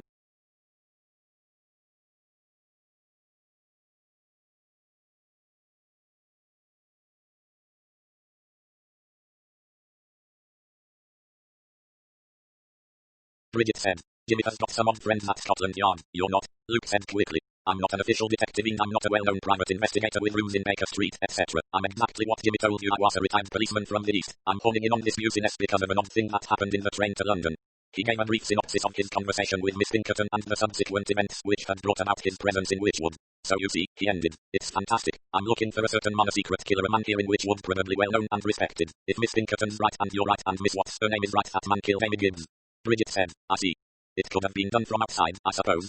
Yes, I think so, said Bridget slowly. Reed, the constable, climbed up to her window by means of an outhouse. The window was open. It was a bit of a scramble, but a reasonably active man would find no real difficulty. And having done that, he did what? Substituted a bottle of hat paint for the cufflinkers. Hoping she'd do exactly what she did, wake up, drink it off, and that everyone would say she'd made a mistake or committed suicide. Yes. There was no suspicion of what they call in books, foul play at the inquest. No. Men again, I suppose her hat paint point wasn't raised? No. But it occurred to you? Yes. And to Miss Wainfleet, have you discussed it together? Bridget smiled faintly. Oh, no, not in the sense you mean. I mean we haven't said anything right out. I don't really know how far the old pussy has gone in her own mind. I'd say she'd been just worried to start with and gradually getting more so. She's quite intelligent, you know, went to Girton or wanted to, and was advanced when she was young. She's not got quite the woolly mind of most of the people down here. Miss Pinkerton had rather a woolly mind, I should imagine, said Luke. That's why I never dreamed there was anything in her story to begin with. She was pretty shrewd, I always thought, said Bridget. Most of these rambling old dears are as sharp as nails in some ways. You said she mentioned other names?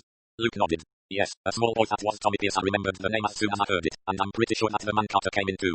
Carter, Tommy Pierce, Amy Gibbs, Dr. Humbleby, said Bridget thoughtfully. As you say, it's almost too fantastic to be true. Who on earth would want to kill all those people? They were all so different. Luke said. Any idea as to why anyone should want to do away with Amy Gibbs? Bridget shook her head. I can't imagine. What about the man Carter? How did he die, by the way? Fell into the river and was drowned. He was on his way home. It was a misty night and he was quite drunk. There's a footbridge with a rail on only one side. It was taken for granted that he missed his footing. But someone could quite easily have given him a shove. Oh, yes. And somebody else could quite easily have given nasty little Tommy a push when he was window cleaning. Again, yes. So it boils down to the fact that it's really quite easy to remove 3 human beings without anyone suspecting. Miss Pinkerton suspected, Bridget pointed out. So she did, bless her. She wasn't troubled with ideas of being too melodramatic or of imagining things. She often told me the world was a very wicked place. And you smiled tolerantly, I suppose. In a superior manner. Anybody who can believe 6 impossible things before breakfast wins hands down at this game. Bridget nodded. Luke said. I suppose it's no good my asking you if you've a hunch of any kind. There's no particular individual in Witchwood who gives you a creepy feeling down the spine, or who has strange pale eyes or a queer maniacal giggle. Everybody I've met in Witchwood appears to me to be eminently sane, respectable, and completely ordinary. I was afraid you'd say that, said Luke. Bridget said. You think this man is definitely mad? Oh, I should say so. A lunatic all right, but a cunning one. The last person you'd ever suggest, probably a pillar of society like a bank manager. Mr. Jones, I certainly can't imagine him committing wholesale murders.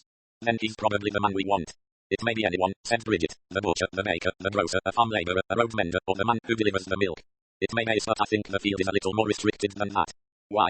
My Miss Pinkerton spoke of the look in his eyes when he was measuring up his next victim. From the way she spoke I got the impression it's only an impression. Mark you that the man she was speaking of was at least her social equal. Of course, I may be wrong.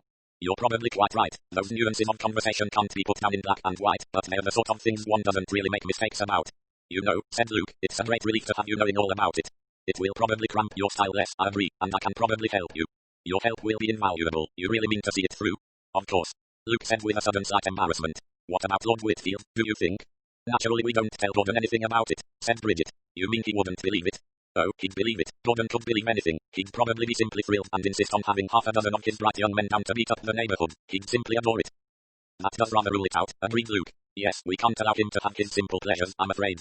Luke looked at her. He seemed about to say something then changed his mind. He looked instead at his watch. Yes, said Bridget, we ought to be getting home. She got up. There was a sudden constraint between them as though Luke's unspoken words hovered uncomfortably in the air. They walked home in silence. 7. Possibilities. Luke sat in his bedroom. At lunchtime he had sustained an interrogation by Mrs. Anstruther as to what flowers he had cut in his garden in the Mayan Straits. He had then been told what flowers would have done well there. He had also listened to further talks to young men on the subject of myself by Lord Whitfield. Now he was mercifully alone. He took a sheet of paper and wrote down a series of names. It ran as follows: Dr. Thomas, Mr. Abbott, Major Horton, Mr. Ellsworthy, Mr. Wake, Mr. Jones, Amy's young man, the butcher, the baker, the candlestick maker, etc. He then took another sheet of paper and headed it victims. Under this heading, he wrote,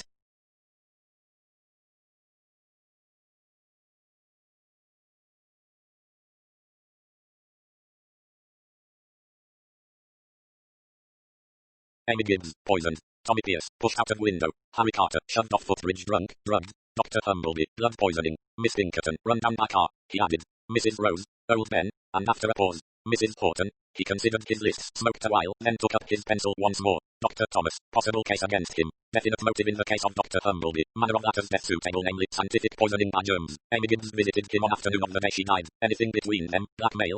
Tommy Pierce, no connection known. Did Tommy know of connection between him and Amy Gibbs? Harry Carter, no connection known. Was Dr. Thomas absent from Wychwood on the day Miss Pinkerton went to London? Luke sighed and started a fresh heading. Mr. Abbott, possible case against him. Feel a lawyer is definitely a suspicious person. Possibly prejudice. His personality, florid, genial, etc. would be definitely suspicious in a book. Always suspect love genial men. Objection. This is not a book, but real life. Motive for murder of Dr. Humbleby. Definite antagonism existed between them. H. defied Abbott. Sufficient motive for a deranged brain. Antagonism could have been easily noted by Miss Pinkerton. Tommy Pierce, latter snooped among Abbott's papers. Did he find out something he shouldn't have known? Harry Carter, no definite connection. Amy Gibbs, no connection known. Hat paint quite suitable to Abbott's mentality and old-fashioned mind. Was Abbott away from the village the day Miss Pinkerton was killed? Major Horton, possible case against him. No connection known with Amy Gibbs, Tommy Pierce or Carter. What about Mrs. Horton? Death sounds as though it might be arsenical poisoning. If so, other murders might be result of fat blackmail. N.B. Thomas was doctor in attendance. Suspicious for Thomas again. Mr. Ellsworthy, possible case against him. Nasty bit of good stabbles in black magic. Might be temperament of a bloodlust killer. Connection with Amy Gibbs. Any connection with Tommy Pierce? Carter, nothing known. Humbleby, might have tumbled to Ellsworthy's mental condition. Miss Pinkerton, was Ellsworthy away from Wychwood when Miss Pinkerton was killed? Mr. Wake, possible case against him. Very unlikely. Possible religious mania, a mission to kill. Saintly old clergymen likely starters in books, but as before, this is real life. Note, Carter, Tommy, Amy, all definitely unpleasant characters. Better removed by divine decree. Mr. Jones, Peyton on. Amy's young man. Probably every reason to kill Amy, but seems unlikely on general grounds. The Exeterers, don't fancy them. He read through what he had written. Then he shook his head. He murmured softly, which is absurd. How nicely Euclid put things. He tore up the lists and burnt them. He said to himself, this job isn't going to be exactly easy. 8. Dr. Thomas. Dr. Thomas leant back in his chair and passed a long delicate hand over his thick fair hair. He was a young man whose appearance was deceptive. Though he was over 30, a casual glance would have put him down in the early 20s if not in his teens. His shock of rather unruly fair hair, his slightly startled expression and his pink and white complexion gave him an irresistibly schoolboyish appearance. Immature as he might look, though, the diagnosis he had just pronounced on Luke's rheumatic knee agreed almost precisely with that delivered by an eminent Harley Street specialist only a week earlier. Thanks, said Luke. Well, I'm relieved you think that electrical treatment will do the trick. I don't want to turn a cripple at my age. Dr. Thomas smiled boyishly. Oh, I don't think there's any danger of that, Mr. Fitzwilliam. Well, you've relieved my mind, said Luke. I was thinking of going to some specialist chap, but I'm sure there's no need now. Dr. Thomas smiled again. Go if it makes your mind easier. After all, it's always a good thing to have an expert's opinion. No, I've got full confidence in you. Frankly, there is no complexity about the matter. If you take my advice, I'm quite sure you will have no further trouble. You've relieved my mind no end, Doctor. Fancied I might be getting arthritis and would soon be all tied up in knots and unable to move. Dr. Thomas shook his head with a slightly indulgent smile. Luke said quickly, men get the wind up pretty badly in these ways. I expect you find that. I often think a doctor must feel himself a medicine man, a kind of magician to most of his patients. The element of faith enters in very largely. I know, the doctor says so is a remark always uttered with something like reverence. Dr. Thomas raised his shoulders. If one's patients only knew, he murmured humorously. Then he said, you're writing a book on magic, aren't you, Mr. Fitzwilliam?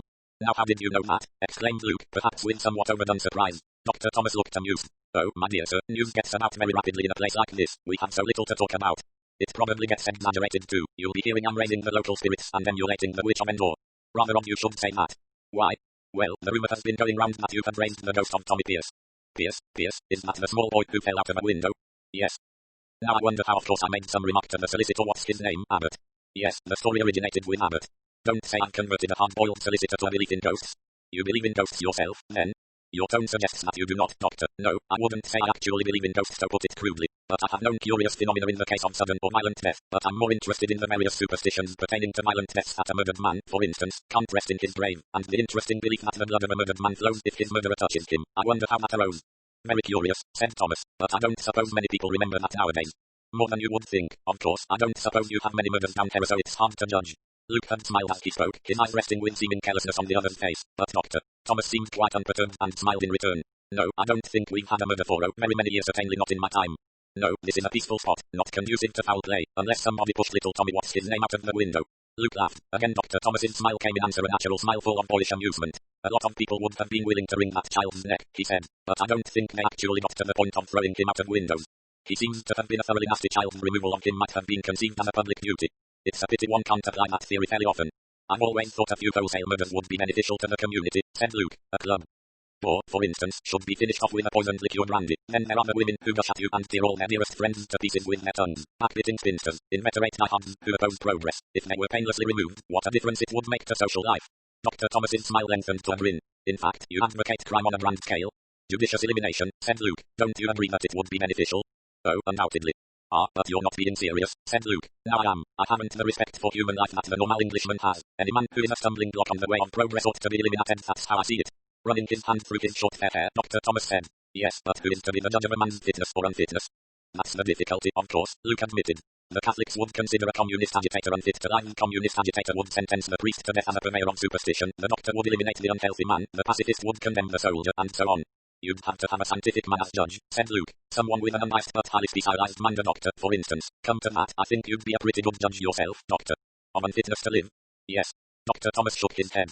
My job is to make the unfit fit. Most of the time it's an uphill job, I'll admit. Now just for the sake of argument, said Luke, take a man like the late Harry Carter. Dr. Thomas said sharply. Carter, you mean the landlord of the Seven Stars? Yes, that's the man. I never knew him myself, but my cousin, Miss Conway, was talking about him. He seems to have been a really thoroughgoing scoundrel. Well, said the other, he drank, of course, ill-treated his wife, bullied his daughter. He was quarrelsome and abusive and had a row with most people in the place. In fact, the world is a better place without him. One might be inclined to say so, I agree. In fact, if somebody had given him a push and sent him into the river instead of his kindly electing to fall in of his own accord, that person would have been acting in the public interest. Dr. Thomas said dryly. These methods that you advocated, did you put them into practice in the Mayan Straits, I think you said? Luke laughed. Oh, no, with me it's theory not practice. No, I do not think you are the stuff of which murderers are made. Luke asked. Why not? I've been frank enough in my news. Exactly, too frank.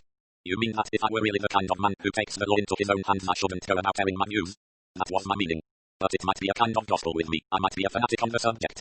Even so, your sense of self-protection would be active. In fact, when looking for a murderer, look out for a nice gentle wouldn't hurt a fly type of man. Slightly exaggerated perhaps, said Dr. Thomas, but not far from the truth. Luke said abruptly. Tell mate interests me, have you ever come across a man whom you believed might be a murderer? Dr. Thomas said sharply. Really, what an extraordinary question. Is it? After all, a doctor must come across so many queer characters. He would be better able to detect, for instance, signs of homicidal mania in an early stage, therefore it's noticeable. Thomas said rather irritably. You have the general layman's idea of a homicidal maniac, a man who runs amok with a knife, a man more or less foaming at the mouth. Let me tell you, a homicidal lunatic may be the most difficult thing on this earth to spot. To all seeming he may be exactly like everyone else, a man, perhaps, who is easily frightened and who may tell you, perhaps, that he has enemies. No more than that, a quiet, inoffensive fellow. Is that really so? Of course it's so. A homicidal lunatic often kills as he thinks in self-defense, but of course a lot of killers are ordinary sane fellows like you and me. Doctor, you alarm me. Fancy if you should discover later that I have 5 or 6 nice quiet little killings to my credit. Dr. Thomas smiled. I don't think it's very likely, Mr. Fitzwilliam. Don't you? I'll return the compliment. I don't believe you've got 5 or 6 murders to your credit either. Dr. Thomas said cheerfully. You're not counting my professional failures. Both men laughed. Luke got up and said goodbye. I'm afraid I've taken up a lot of your time, he said apologetically. Oh, I'm not busy. Witchwood is a pretty healthy place. It's a pleasure to have a talk with someone from the outside world. I was wondering, said Luke and stopped. Yes. Miss Conway told me when she sent me to you what a first-class man you were. I wondered if you didn't feel rather buried down here, not much opportunity for talent. Oh, general practice is a good beginning. It's valuable experience. But you won't be content to stay there at all your life. Your late partner, Dr. Humbleby, was an ambitious fellow, so I've heard quite content with his practice here. He'd been here for a good many years, I believe. Practically a lifetime. He was sound but old-fashioned, so I hear. Dr. Thomas said. At times he was difficult, very suspicious of modern innovations, but a good example of the old school of physicians. Left a very pretty daughter, I'm told, said Luke in jocular fashion. He had the pleasure of seeing Dr. Thomas's pale pink countenance go a deep scarlet. Oh, he said. Luke gazed at him kindly. He was pleased at the prospect of erasing Dr. Thomas from his list of suspected persons. The latter recovered his normal hue and said abruptly. Talking about crime just now, I can lend you rather a good book as you are interested in the subject. Translation from the German. True Hammer on Inferiority and Crime. Thank you, said Luke. Dr. Thomas ran his finger along a shelf and drew out the book in question. Here you are. Some of the theories are rather startling and of course they are only theories, but they are interesting. The early life of Mengele, for instance, the Frankfurt Butcher as they called him, and the chapter on Anaphelm, the little nursemaid killer, are really extremely interesting. She killed about a dozen of her charges before the authorities tumbled to it, I believe, said Luke. Dr. Thomas nodded. Yes, she had the most sympathetic personality devoted to children and apparently quite genuinely heartbroken at each death. The psychology is amazing. Amazing how these people get away with it, said Luke. He was on the doorstep now. Dr. Thomas had come out with him. Not amazing really, said Dr. Thomas. It's quite easy, you know. What is? To get away with it. He was smiling again, a charming, boyish smile. If you're careful, one just has to be careful, that's all. But a clever man is extremely careful not to make a slip. That's all there is to it. He smiled and went into the house. Luke stood staring up the steps. There had been something condescending in the doctor's smile. Throughout their conversation Luke had been conscious of himself as a man of full maturity and of Dr. Thomas as a youthful and ingenuous young man. Just for a moment he felt the RS reversed. The doctor's smile had been that of a grown-up amused by the cleverness of a child. 9. Mrs. Pierce talks. In the little shop in the High Street Luke had bought a tin of cigarettes and today's copy of Good Cheer, the enterprising little weekly which provided Lord Whitfield with a good portion of his substantial income. Turning to the football competition, Luke, with a groan, gave forth the information that he had just failed to win £120. Mrs. Pierce was roused at once to sympathy and explained similar disappointments on the part of her husband. Friendly relations thus established, Luke found no difficulty in prolonging the conversation. A great interest in football Mr. Pierce takes, said Mr. Pierce's spouse. Turns to it first of all in the news, he does. And as I say, many a disappointment he's had, but there, everybody can't win, that's what I say, and what I say is you can't go against luck. Luke concurred heartily in these sentiments, and proceeded to advance by an easy transition to a further profound statement that troubles never come singly. Ah, no, indeed, sir, that I do know. Mrs. Pierce sighed. And when a woman has a husband and 8 children, 6 living and buried too, that is well, she knows what trouble is, as you may say. I suppose she knows so, undoubtedly, said Luke. You be buried too, you say? One no longer than a month ago, said Mrs. Pierce with a kind of melancholy enjoyment. Dear me, very sad. It wasn't only sad, sir, it was a shock, that's what it was, a shock. I came all over queer, I did, when they broke it to me, never having expected anything of that kind to happen to Tommy, as you might say, for when a boy's a trouble to you it doesn't come natural to think of him being took. Now my Emma Jane, a sweet little mite she was, you'll never hear her, that's what they said, she's too good to live, and it was true, sir, the Lord knows his own. Luke acknowledged the sentiment and strove to return from the subject of the saintly Emma Jane to that of the less saintly Tommy. Your boy died quite recently, he said, an accident. An accident it was, sir, cleaning the windows of the old hall, which is now the library, and he must have lost his balance and fell from the top windows, that was. Mrs. Pierce expatiated at some length on all the details of the accident. Wasn't there some story, said Luke carelessly, of his having been seen dancing on the windowsill? Mrs. Pierce said that boys would be boys, but no doubt it did give the Major a turn, him being a fussy gentleman. Major Horton? Yes, sir, the gentleman with the bulldogs. After the accident happened he chanced to mention having seen our Tommy acting very rash-like, and of course it does show that if something sudden had startled him he would have fallen easy enough. High spirits, sir, that was Tommy's trouble. A sort trial he's been to me in many ways, she finished, but there it was, just high spirits, nothing but high spirits such as any lad might have. There wasn't no real harm in him, as you might say. No, I'm sure there wasn't, but sometimes, you know, Mrs. Pierce, people sober middle-aged people find it hard to remember they've ever been young themselves. Mrs. Pierce sighed. Very true those words are, sir. I can't help but hoping that some gentleman I could name but won't will have taken it to heart the way they were hard upon the lad just on account of his high spirits. Played a few tricks upon his employers, did he? Asked Luke with an indulgent smile. Mrs. Pierce responded immediately. It was just his fun, sir, that was all. Tommy was always good at imitations. Make us hold our sides with laughing the way he'd mince about pretending to be that Mr. Ellsworthy at the curio shopper old Mr. Hobbs, the churchwarden, and he was imitating his lordship up at the manor, and the 200 gardeners laughing, when up came his lordship quite like, and gave Tommy the sack on the spot, and naturally that was only to be expected, and quite right, and his lordship didn't bear malice afterwards, and helped Tommy to get another job. But other people weren't so magnanimous, eh? Said Luke. That they were not, sir, naming no names, and you'd never think it with Mr. Abbott, so pleasant in his manner and always a kind word or a joke. Tommy got into trouble with him. Mrs. Pierce said. It's not, I'm sure, that the boy meant any harm, and after all, if papers are private and not meant to be looked at, they shouldn't be laid out on a table, that's what I say. Oh, quite, said Luke. Private papers in a lawyer's office ought to be kept in the safe. That's right, sir, that's what I think, and Mr. Pierce he agrees with me. It's not even as though Tommy had read much of it. What was it a will? Asked Luke. He judged probably rightly that a question as to what the document in question had been might make Mrs. Pierce halt, but this direct question brought an instant response. Oh, no, sir, nothing of that kind, nothing really important, just a private letter. It was from a lady, and Tommy didn't even see who the lady was. All such a fuss about nothing, that's what I say. Mr. Abbott must be the sort of man who takes offence very easily, said Luke. Well, it does seem so, doesn't it, sir, although, as I say, he's always such a pleasant gentleman to speak to, always a joke or a cheery word, but it's true that I have heard he was a difficult man to get up against, and him and Dr. Humbleby was daggers drawn, as the saying is, just before the poor gentleman died, and not a pleasant thought for Mr. Abbott afterwards, for once there's a deaf one doesn't like to think there's been harsh words spoken and no chance of taking them back. Luke shook his head solemnly and murmured, very true, very true. He went on. A bit of a coincidence that hard words with Dr. Humbleby, and Dr. Humbleby did harsh treatment of your Tommy and the boy dies. I should think that a double experience like that would tend to make Mr. Abbott careful of his tongue in future. Harry Carter, too, down at the 7 Stars, said Mrs. Pierce. Very sharp words passed between them only a week before Carter went and drowned himself, but one can't blame Mr. Abbott for that. The abuse was all on Carter's side. Went up to Mr. Abbott's house, he did, being in liquor at the time, and shouting out the foulest language at the top of his voice. Poor Mrs. Carter, she had a deal to put up with, and it must be owned Carter's death was a merciful release as far as she was concerned. He left a daughter too, didn't he? Ah, said Mrs. Pierce, I'm never one to gossip. This was unexpected but promising. Luke pricked up his ears and waited. I don't say there was anything in it but talk. Lucy Carter, a fine-looking young woman in her way, and if it hadn't been for the difference in station I dare say no notice would have been taken. But talk there has been, and you can't deny it, especially after Carter went right up to his house, shouting and swearing. Luke gathered the implications of this somewhat confused speech. Mr. Abbott looks as though he'd appreciate a good-looking girl, he said. It's often the way with gentlemen, said Mrs. Pierce. They don't mean anything by it, just a word or two in passing, but the gentry's the gentry and it gets noticed in consequence. It's only to be expected in a quiet place like this. It's a very charming place, said Luke, so unspoiled. That's what artists always say, but I think we're a bit behind the times myself. Why, there's been no building here to speak of. Over at Ashevale, for instance, they've got a lovely lot of new houses, some of them with green roofs and stained glass in the windows. Luke shuddered slightly. You've got a brand new institute here, he said. They say it's a very fine building, said Mrs. Pierce without great enthusiasm. Of course, his lordship's done a lot for the place. He means well, we all know that. But you don't think his efforts are quite successful, said Luke, amused. Well, of course, sir, he isn't really gentry, not like Miss Wainfleet, for instance, and Miss Conway. Why, Lord Whitfield's father kept a boot shop only a few doors from here. My mother remembers Gordon Ragg serving in the shop, remembers it as well as anything. Of course he's his lordship now and he's a rich man, but it's never the same, is it, sir? Evidently not, said Luke. You'll excuse me mentioning it, sir, said Mrs. Pierce. And of course I know you're staying at the manor and writing a book, but you're a cousin of Miss Bridget's, I know, and that's quite a different thing. Very pleased we shall be to have her back as mistress of Ash Manor. Rather, said Luke, I'm sure you will.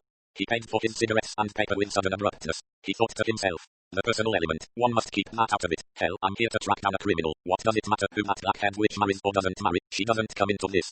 He walked slowly along the street. With an effort he thrust Bridget into the back of his mind. Now then, he said to himself, Abbott, the case against Abbott. I've linked him up with 3 of the victims. He had a row with Humbleby, a row with Carter and a row with Tommy Pierce, and all 3 died. What about the girl Amy Gibbs? What was the private letter that infernal boy saw? Did he know who it was from, or didn't he? He mayn't have said so to his mother, but suppose he did. Suppose Abbott thought it necessary to shut his mouth. It could be. That's all one can say about it. It could be. Not good enough. Luke quickened his pace, looking about him with sudden exasperation. This damned village, it's getting on my nerves. So smiling and peaceful, so innocent, and all the time this crazy streak of murder running through it. Or am I the crazy one? Was Lavinia Pinkerton crazy? After all, the whole thing could be coincidence, as Humbleby's death and all. He glanced back down the length of the high street and he was assailed by a strong feeling of unreality. He said to himself, these things don't happen. Then he lifted his eyes to the long frowning line of Ashridge, and at once the unreality passed. Ashridge was reality, new strange things, witchcraft and cruelty and forgotten bloodlusts and evil rites. He started. 2 figures were walking along the side of the ridge. He recognized them easily, Bridget and Elsworthy. The young man was gesticulating with those curious, unpleasant hands of his. His head was bent to Bridget's. They looked like 2 figures out of a dream. One felt that their feet made no sound as they sprang cat-like from turf to turf. He saw her black hair stream out behind her, blown by the wind. Again that queer magic of hers held him. Bewitched, that's what I am, bewitched, he said to himself. He stood quite still, a queer numb feeling spreading over him. He thought to himself ruefully, who's to break the spell? There's no one. 10. Rose Humbleby. A soft sound behind him made him turn sharply. A girl was standing there, a remarkably pretty girl with brown hair curling round her ears and rather timid-looking dark blue eyes. She flushed a little with embarrassment before she spoke. Mr. Fitzwilliam, isn't it? She said. Yes, I'm Rose Humbleby. Bridget told me that you knew some people who knew my father. Luke had the grace to flush slightly under his tan. It was a long time ago, he said rather lamely. Fayette knew him as a young man before he married. Oh, I see. Rose Humbleby looked a little crestfallen, but she went on. You're writing a book, aren't you? Yes, I'm making notes for one, that is, about local superstitions, all that sort of thing. I see, it sounds frightfully interesting. It will probably be as dull as ditch water, Luke assured her. Oh, no, I'm sure it won't. Luke smiled at her. He thought, our Dr. Thomas is in luck. There are people, he said, who can make the most exciting subject unbearably boring. I'm afraid I'm one of them. Oh, but why should you be? I don't know, but the conviction is growing upon me. Rose Humbleby said. You might be one of the people who make dull subjects sound frightfully exciting. Now that is a nice thought, said Luke. Thank you for it. Rose Humbleby smiled back. Then she said, do you believe in superstitions and all that? That's a difficult question. It doesn't follow, you know. One can be interested in things one doesn't be. Leave in. Yes, I suppose so. The girl sounded doubtful. Are you superstitious? No, I don't think so, but I do think things come in waves. Waves? Waves of bad luck and good luck. I mean, I feel as though lately all Witchwood was under a spell of misfortune. Father Didding and Miss Pinkerton being run over, and that little boy who fell out of the window. Roman too began to feel as though I hated this place, as though I must get away. Her breath came rather faster. Luke looked at her thoughtfully. So you feel like that? Oh, I know it's silly. I suppose really it was poor Daddy dying so unexpectedly, it was so horribly sudden. She shivered. And then Miss Pinkerton, she said. The girl paused. What did she say? She was a delightful old lady. I thought very like a rather special aunt of mine. Oh, did you know her? Rose's face lit up. I was very fond of her and she was devoted to Daddy, but I've sometimes wondered if she was what the Scotch call fey. Why?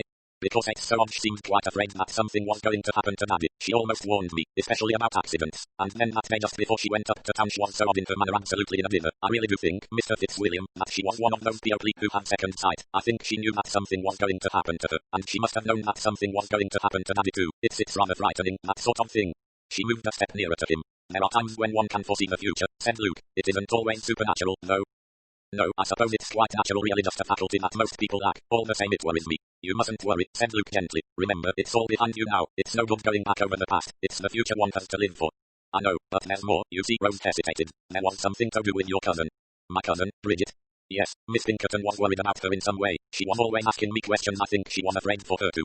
Luke turned sharply, scanning the hillside. He had an unreasoning sense of fear. Bridget alone with the man whose hands had that unhealthy hue of greenish decomposing flesh. Fancy all fancy. Ellsworthy was only a harmless Dalton who played at shopkeeping. As though reading his thoughts, Rose said, "Do you like Mr. Ellsworthy?" Emphatically no. Jeffrey Dr. Thomas, you know, doesn't like him either. And you? Oh, no, I think he's dreadful. She drew a little nearer. There's a lot of talk about him. I was told that he had some queer ceremony in the witch's meadow. A lot of his friends came down from London, frightfully queer-looking people, and Tommy Pierce was a kind of acolyte. Tommy Pierce, said Luke sharply. Yes, he had a surplice and a red cassock. When was this? Oh, some time ago, I think it was in March. Tommy Pierce seems to have been mixed up in everything that ever took place in this village. Rose said. He was frightfully inquisitive. He always had to know what was going on.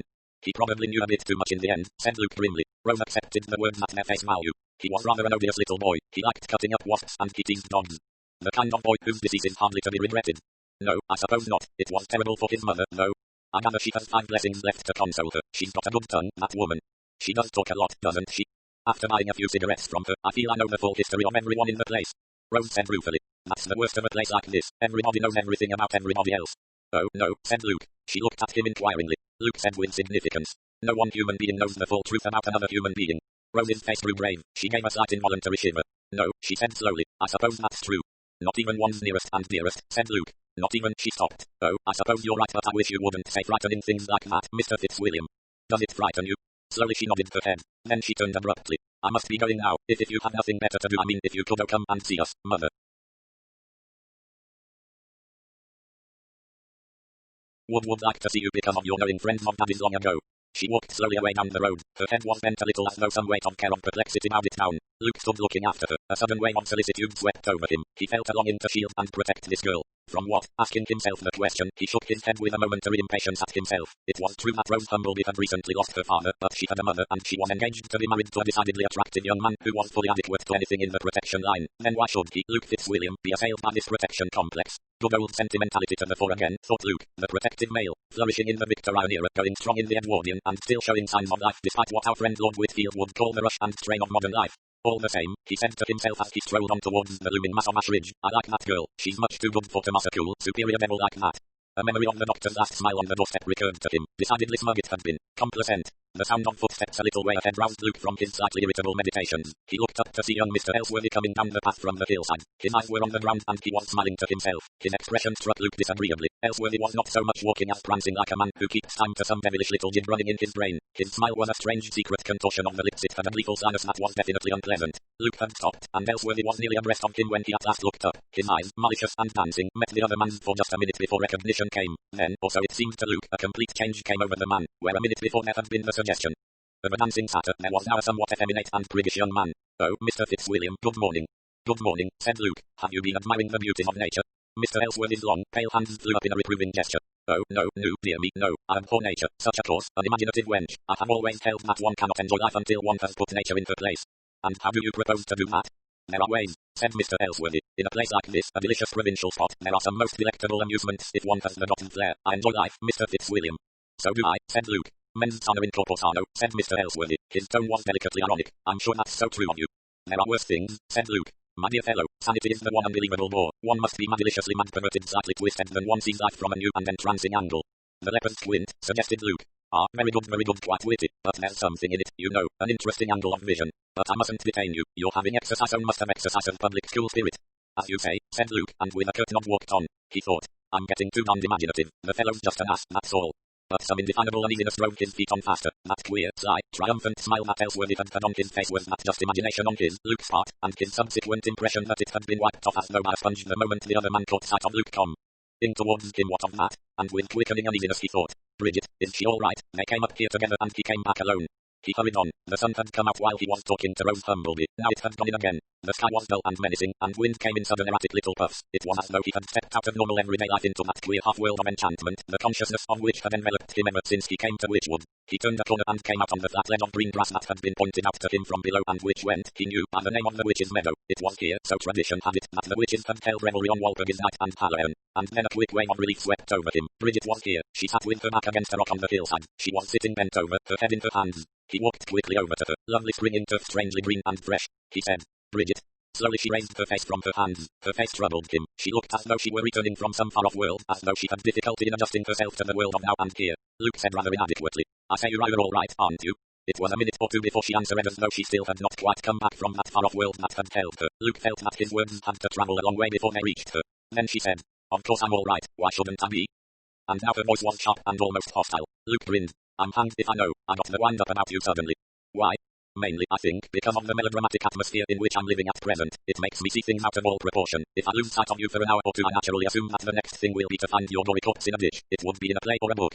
"Heroines are never killed," said Bridget. "No, but..." Luke stopped just in time. "What were you going to say?" "Nothing." Thank goodness he had just stopped himself in time. One couldn't very well say to an attractive young woman, "But you're not the heroine."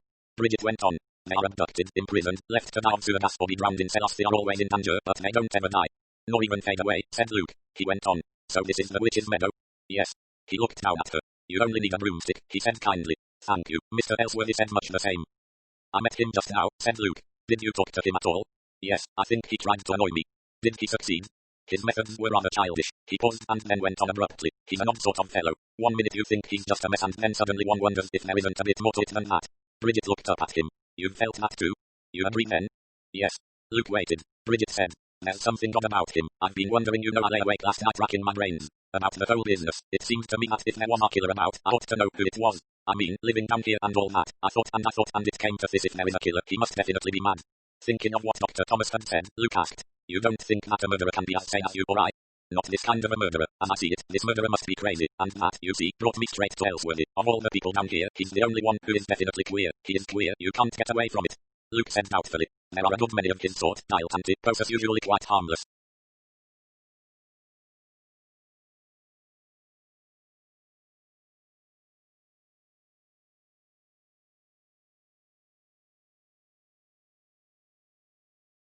"Yes, but I think there might be a little more than that. He's got such nasty hands." "You noticed that? Funny, I did too. They're not just white, they're green. They do give one that effect. All the same, you can't convict a man of being a murderer because of the color of his flesh tints." "Oh, quite. What we want is evidence." "Evidence," growled Luke. "Just the one thing that's absolutely lacking. The man's been too careful. A careful murderer. A careful lunatic." "I've been trying to help," said Bridget. "With Ellsworthy, you mean?" "Yes, I thought I could probably tackle him better than you could. I've made a beginning." "Tell me." "Well, it seems that he has a kind of little coterie band of nasty friends. They come down here from time to time and celebrate." "Do you mean what are called nameless orgies?" "I don't know about nameless, but certainly orgies. Actually, it all sounds very silly and childish. I suppose they worship the devil and do obscene dances. Something of the kind. Apparently they get a kick out of it." "I can contribute something to this," said Luke. "Tommy Pierce took part in one of their ceremonies. He was an acolyte. He had a red cassock." "So he knew about it?" "Yes, and that might explain his death." "You mean he talked about it?" "Yes, he may have tried a spot of quiet blackmail." Bridget said thoughtfully, "I know it's all fantastic, but it doesn't seem quite so fantastic when applied to Ellsworthy as it does to anyone else. No, a dream thing becomes just conceivable instead of being ludicrously unreal." "We've got a connection with two of the victims," said Bridget, "Tommy Pierce and Amy Gibbs." "Where do the publican and Humblebee come in?" "At the moment they don't. Not the publican, but I can imagine a motive for Humblebee's removal. He was a doctor and he may have tumbled to Ellsworthy's abnormal state." "Yes, that's possible." Then Bridget laughed. "I did my stuff pretty well this morning. My psychic possibilities are grand, it seems, and when I told how one of my great-great-grandmothers had a near escape of being burnt for witchcraft, my stock went soaring up. I rather think that I shall be invited to take part in the orgies at the next meeting of the Satanic Games, whenever that may be." Luke said, "Bridget, for God's sake, be careful." She looked at him, surprised. He got up. "I met Humblebee's daughter just now. We were talking about Miss Pinkerton, and the Humblebee girl said that Miss Pinkerton had been worried about you." Bridget, in the act of rising, stopped as though frozen into immobility. "What's that? Miss Pinkerton worried about me?" "That's what Rose Humblebee said." "Rose Humblebee said that?" "Yes." "What more did she say?" "Nothing more." "Are you sure?" "Quite sure." There was a pause, then Bridget said, "I see. Miss Pinkerton was worried about Humblebee and he died. Now I hear she was worried about you." Bridget laughed. She stood up and shook her head so that her long black hair flew out round her head. "Don't worry," she said. "The devil looks after his own." 11. Domestic life of Major Horton. Luke leaned back in his chair on the other side of the bank manager's table. "Well, that seems very satisfactory," he said. "I'm afraid I've been taking up a lot of your time." Mr. Jones waved a deprecating hand. His small, dark, plump face wore a happy expression. No, indeed, Mr. Fitzwilliam, this is a quiet spot, you know. We are always glad to see a stranger. It's a fascinating part of the world, said Luke, full of superstitions. Mr. Jones sighed and said it took a long time for education to eradicate superstition. Luke remarked that he thought education was too highly rated nowadays, and Mr. Jones was slightly shocked by the statement. Lord Whitfield, he said, has been a handsome benefactor here. He realizes the disadvantages under which he himself suffered as a boy and is determined that the youth of today shall be better equipped. Early disadvantages haven't prevented him from making a large fortune, said Luke. No, he must have had great ability. Or luck, said Luke. Mr. Jones looked rather shocked. Luck is the one thing that counts, said Luke. Take a murderer, for example. Why does the successful murderer get away with it? Is it ability, or is it sheer luck? Mr. Jones admitted that it was probably luck. Luke continued. Take a fellow like this man Carter, the landlord of one of your pubs. The fellow was probably drunk 6 nights out of 7. It one night he goes and pitches himself off the footbridge into the river. Luck again. Good luck for some people, said the bank manager. You mean? For his wife and daughter. Oh, yes, of course. A clerk knocked and entered bearing papers. Luke gave 2 specimen signatures and was given a checkbook. He rose. Well, I'm glad that's all fixed up. Had a bit of luck over the derby this year, did you? Mr. Jones said smilingly that he was not a betting man. He added that Mrs. Jones had very strong views on the subject of horse racing. Then I suppose you didn't go to the derby? No indeed. Anybody go to it from here? Major Horton did. He's quite a keen racing man, and Mr. Abbott usually takes the day off. He didn't back the winner, though.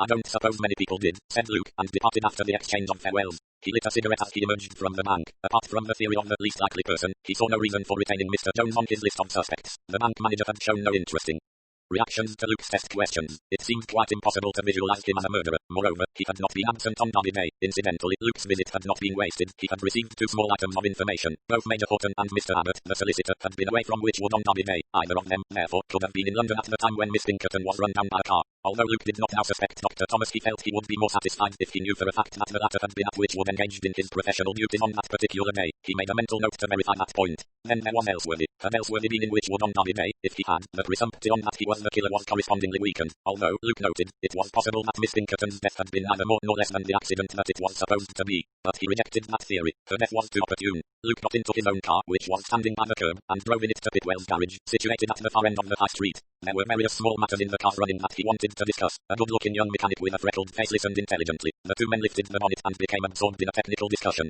A voice called, Jim, come here a minute. The freckled-faced mechanic obeyed. Jim Harvey, that was right. Jim Harvey, Amy Gibbs' young man. He returned presently, apologizing, and conversation became technical once more. Luke agreed to leave the car there. As he was about to leave, he inquired casually, do any good on the derby this year? No, sir, backed Clarigold. Can't be many people who backed Juju the Roman too. No, indeed, sir, I don't believe any of the papers even tipped it as an outside chance. Luke shook his head. Racing's an uncertain game. Ever seen the derby run? No, sir, wish I had. Asked for a day off this year. There was a cheap ticket up to town and down to Epsom, but the boss wouldn't hear of it. We were short-handed, as a matter of fact, and had a lot of work in that day. Luke nodded and took his departure. Jim Harvey was crossed off his list. That pleasant-faced boy was not a secret killer, and it was not he who had run down Lavinia Pinkerton. He strolled home by way of the riverbank. Here, as once before, he encountered Major Horton and his dogs. The Major was still in the same condition of apoplectic shouting. Augustus Nelly Nelly, I say, Nero Nero Nero.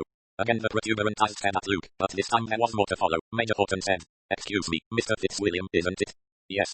Horton here, Major Horton. Believe I'm going to meet you tomorrow up at the Manor. Tennis party. Miss Conway very kindly asked me. Cousin of yours, isn't she? Yes.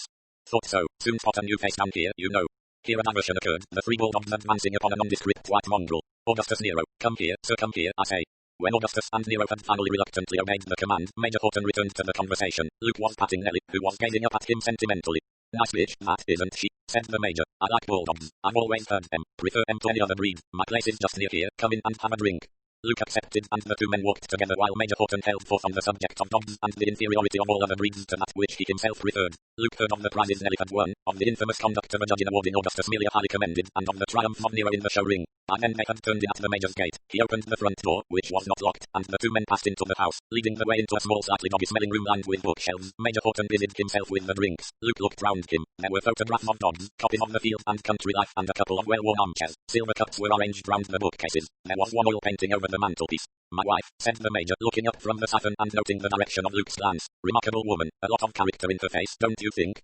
Yes, indeed, said Luke, looking at the late Mrs. Horton. She was represented in a pink satin dress and was holding a bunch of lilies of the valley. Her brown hair was parted in the middle and her lips were pressed grimly together. Her eyes, of a cold grey, looked out ill-temperedly at the beholder. A remarkable woman, said the Major, handing a glass to Luke. She died over a year ago. I haven't been the same man since. No, said Luke, a little at a loss to know what to say. Sit down, said the Major, waving a hand towards one of the leather chairs. He himself took the other one and sipping his whiskey and soda, he went on. No, I haven't been the same man since. You must miss her, said Luke awkwardly. Major Horton shook his head darkly. Fellow needs a wife to keep him up to scratch, he said. Otherwise he gets slack as slack. He lets himself go.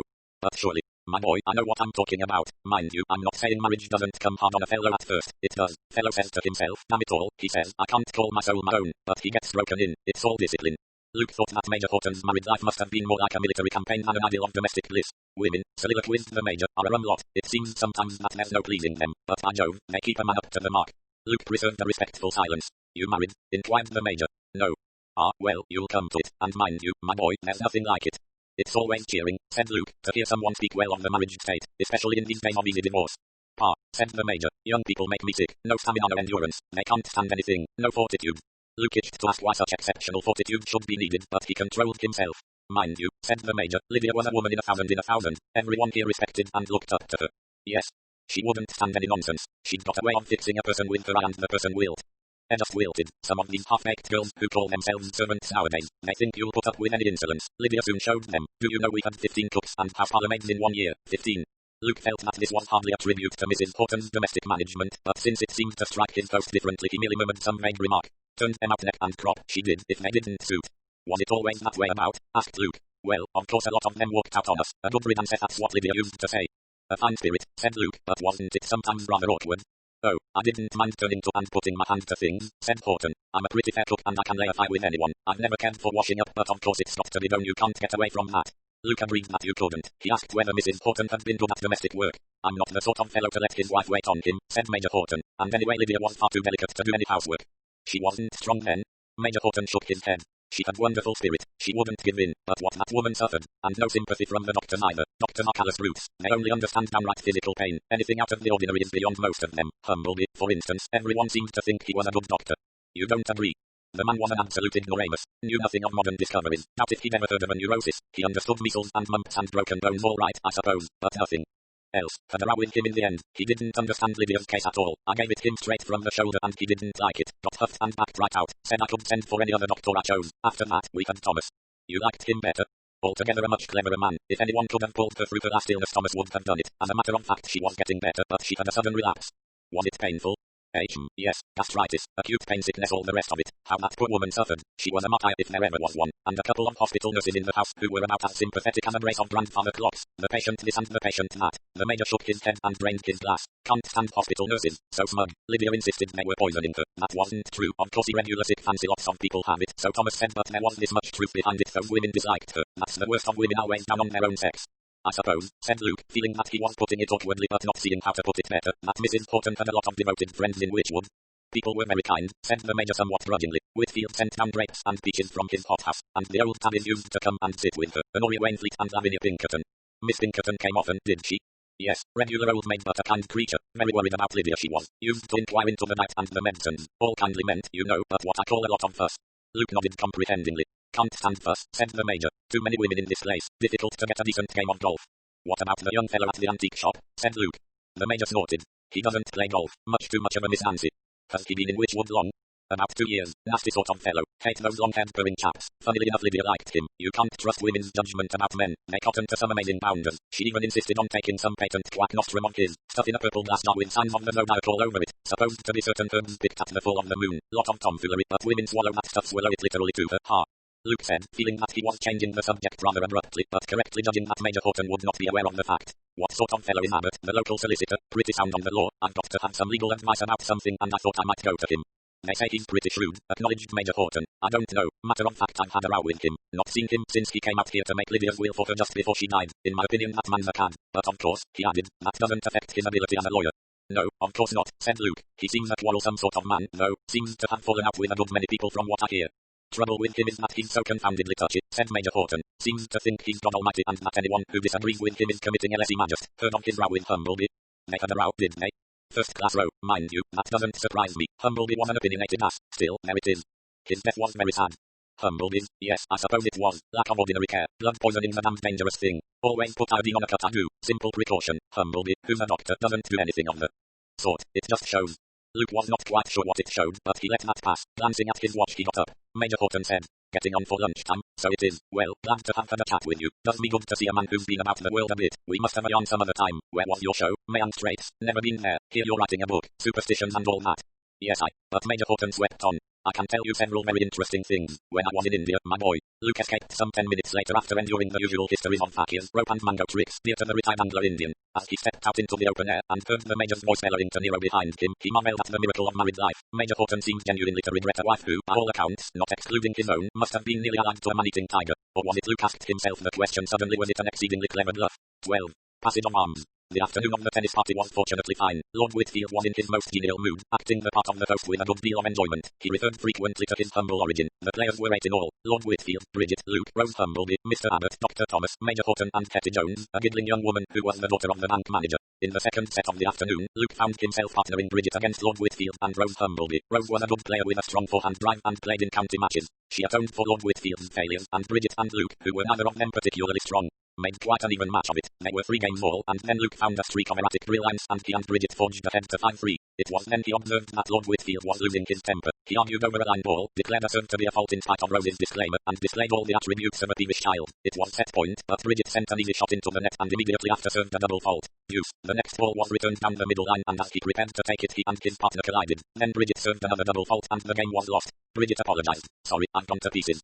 It seemed true enough. Bridget's shots were wild, and she seemed to be unable to do anything right. The set ended with Lord Whitfield and his partner victorious at the score of 8-6. There was a momentary discussion as to the composition of the next set. In the end, Rose played again with Mr. Abbott as her partner against Dr. Thomas and Miss Jones. Lord Whitfield sat down, wiping his forehead and smiling complacently, his good humour quite restored. He began to talk to Major Horton on the subject of a series of articles on fitness for Britain, which one of his papers was starring. Luke said to Bridget, "Show me the kitchen garden."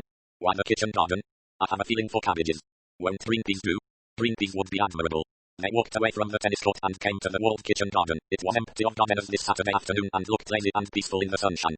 "Here are your peas," said Bridget. Luke paid no attention to the object of the visit. He said, "Why the hell did you give them the set?" Bridget's eyebrows went up a fraction. "I'm sorry, I went to bits. My tennis is erratic." "Not so erratic as that. Those double faults of yours wouldn't deceive a child. And those wild shots, each of them half a mile out." Bridget said calmly, "That's because I'm such a rotten tennis player. If I were a bit better I could perhaps have made it a bit more plausible. But as it is, if I try to make a ball go just out, it's always on the line and all the good work still to do." "Oh, you admit it then?" "Obvious, my dear Watson." "And the reason?" "Equally obvious, I should have thought. Gordon doesn't like losing." "And what about me, supposing I like to win?" "I'm afraid, my dear Luke, that isn't equally important. Would you like to make your meaning just a little clearer still?" "Certainly, if you like. One mustn't quarrel with one's bread and butter. Gordon is my bread and butter. You are not." Luke drew a deep breath, then he exploded. "What the hell do you mean by marrying that absurd little man? Why are you doing it?" "Because as his secretary I get £6 a week, and as his wife I shall get 100,000 sets laid on me, a jewel case full of pearls and diamonds, a handsome allowance, and various perquisites of the married state. But for somewhat different duties." Bridget said coldly, "Must we have this melodramatic attitude towards every single thing in life? If you are contemplating a pretty picture of Gordon as an uxorious husband, you can wash it right out. Gordon, as you should have realized, is a small boy who has not quite grown up. What he needs is a mother, not a wife. Unfortunately his mother died when he was 4 years old. What he wants is someone at hand to whom he can brag, someone who will reassure him about himself and who is prepared to listen indefinitely to Lord Whitfield on the subject of himself." "You've got a bitter tongue, haven't you?" Bridget retorted sharply. "I don't tell myself fairy stories if that's what you mean. I'm a young woman with a certain amount of intelligence, very moderate looks, and no money. I intend to earn an honest living. My job as Gordon's wife will be practically indistinguishable from my job as Gordon's secretary. After a year I doubt if he'll remember to kiss me goodnight. The only difference is in the salary." They looked at each other. Both of them were pale with anger. Bridget said jeeringly, "Go on, you're rather old-fashioned, aren't you, Mr. Fitzwilliam? Hadn't you better trot out the old cliché that I'm selling myself for money? That's always a good one, I think." Luke said, "You're a cold-blooded little devil." "That's better than being a hot-blooded little fool." "Is it?" "Yes, I know." Luke sneered. "What do you know?" "I know what it is to care about a man. Did you ever meet Johnny Cornish? I was engaged to him for 3 years. He was adorable. I cared like hell about him, cared so much that it hurt. Well, he threw me over. And married a nice lump widow with a North Country accent and 3 chins and an income of 30,000 a year. That sort of thing rather cures one of romance, don't you think?" Luke turned away with a sudden groan. He said, "It might." It did. There was a pause. The silence lay heavy between them. Bridget broke it at last. She said, but with a slight uncertainty in her tone, "I hope you realize that you had no earthly right to speak to me as you did. You're staying in Gordon's house and it's damn bad taste." Luke recovered his composure. "Isn't that rather a click too?" he inquired politely. Bridget flushed. "It's true anyway." "It isn't. I had every right." "Nonsense." Luke looked at her. His face had a queer pallor, like a man who is suffering physical pain. He said, "I have a right. I've the right of caring for you." "What did you say just now? Of caring so much that it hurts?" She drew back a step. She said, "You? Yes, funny, isn't it? The sort of thing that ought to give you a hearty laugh. I came down here to do a job of work and you came round the corner of that house and how can I say it put a spell on me? That's what it feels like. You mentioned fairy stories just now. I'm caught up in a fairy story. You've bewitched me. I've a feeling that if you pointed your finger at me and said, 'Turn into a frog,' I'd go hopping away with my eyes popping out of my head." He took a step nearer to her. "I love you like hell, Bridget Conway, and, loving you like hell, you can't expect me to enjoy seeing you." Get married to a pot-bellied pompous little peer who loses his temper when he doesn't win at tennis. What do you suggest I should do? I suggest that you should marry me instead, but doubtless that suggestion will give rise to a lot of merry laughter. The laughter is positively uproarious. Exactly. Well, now we know where we are. Shall we return to the tennis court? Perhaps this time you will find me a partner who can play to win. Really, said Bridget sweetly, I believe you mind losing just as much as Gordon does. Luke caught her suddenly by the shoulders. You've got a devilish tongue, haven't you, Bridget? I'm afraid you don't like me very much, Luke, however great your passion for me. I don't think I like you at all. Bridget said, watching him. You meant to get married and settle down when you came home, didn't you? Yes. But not to someone like me. I never thought of anyone in the least like you. No, you wouldn't. I know your type. I know it exactly. You are so clever, dear Bridget. A really nice girl, thoroughly English, fond of the country and good with dogs. You probably visualized her in a tweed skirt stirring a log fire with the tip of her shoe. The picture sounds most attractive. I'm sure it does. Shall we return to the tennis court? You can play with Rose Humblebee. She's so good that you're practically certain to win. Being old-fashioned, I must allow you to have the last word. Again there was a pause. Then Luke took his hands slowly from her shoulders. They both stood uncertain as though something still unsaid lingered between them. Then Bridget turned abruptly and led the way back. The next set was just ending. Rose protested against playing again. I've played 2 sets running. Bridget, however, insisted. I'm feeling tired. I don't want to play. You and Mr. Fitzwilliam take on Miss Jones and Major Horton. But Rose continued to protest, and in the end a men's four was arranged. Afterwards came tea. Lord Whitfield conversed with Dr. Thomas, describing at length and with great self-importance a visit he had recently paid to the Wellman Crates Research Laboratories. I wanted to understand the trend of the latest scientific discoveries for myself, he explained earnestly. I'm responsible for what my papers print. I feel that very keenly. This is a scientific age. Science must be made easily assimilable by the masses. A little science might possibly be a dangerous thing, said Dr. Thomas with a slight shrug of his shoulders. Science in the home, that's what we have to aim at, said Lord Whitfield. Science-minded. Test tube conscious, said Bridget gravely. I was impressed, said Lord Whitfield. Wellman took me round himself, of course. I begged him to leave me to an underling, but he insisted. Naturally, said Luke. Lord Whitfield looked gratified. And he explained everything most clearly as culture serum, the whole principle of the thing. He agreed to contribute the first article in the series himself. Mrs. Anstruther murmured. They use guinea pigs. I believe he's so cruel, though of course not so bad as dogs or even cats. Fellows who use dogs ought to be shot, said Major Horton, hoarsely. I really believe, Horton, said Mr. Abbott, that you value canine life above human life. Every time, said the Major. Dogs can't turn round on you like human beings can. Never get a nasty word from a dog. Only a nasty tooth stuck into your leg, said Mr. Abbott. Eh, Horton? Dogs are a good judge of character, said Major Horton. One of your brutes nearly pinned me by the leg last week. What do you say to that, Horton? Same as I said just now. Bridget interposed tactfully. What about some more tennis? A couple more sets were played. Then, as Rose Humblebee said goodbye, Luke appeared beside her. I'll see you home, he said, and carry the tennis bat. You haven't got a car, have you? No, but it's no distance. I'd like a walk. He said no more, merely taking her racket and shoes from her. They walked down the drive without speaking. Then Rose mentioned 1 or 2 trivial matters. Luke answered rather shortly, but the girl did not seem to notice. As they turned into the gate of her house, Luke's face cleared. I'm feeling better now, he said. Were you feeling badly before? Nice of you to pretend you didn't notice it. You've exercised the brute's sulky temper, though. Funny, I feel as though I'd come out of a dark cloud into the sun. So you have. There was a cloud over the sun when we left the manor, and now it's passed over. So it's literally as well as figuratively. Well, world's a good place after all. Of course it is. Miss Humblebee, may I be impertinent? I'm sure you couldn't be. Oh, don't be too sure of that. I wanted to say that I think Dr. Thomas is a very lucky man. Rose blushed and smiled. She said, so you've heard? Was it supposed to be a secret? I'm so sorry. Oh, nothing is a secret in this place, said Rose ruefully. So it is true you and he are engaged? Rose nodded. Only just know we're not announcing it officially. You see, Daddy was against it, and it seems we'll unkind Toto blame on it abroad the moment he's dead. Your father disapproved? Well, not disapproved exactly. Oh, I suppose it did amount to that, really. Luke said gently. He thought you were too young. That's what he said. Luke said acutely, but you think there was something more than that? Rose bent her head slowly and reluctantly. Yes, I'm afraid what it really amounted to was that Daddy didn't really like Geoffrey. They were antagonistic to each other. It seems like that sometimes, of course. Daddy was rather a prejudiced old dear.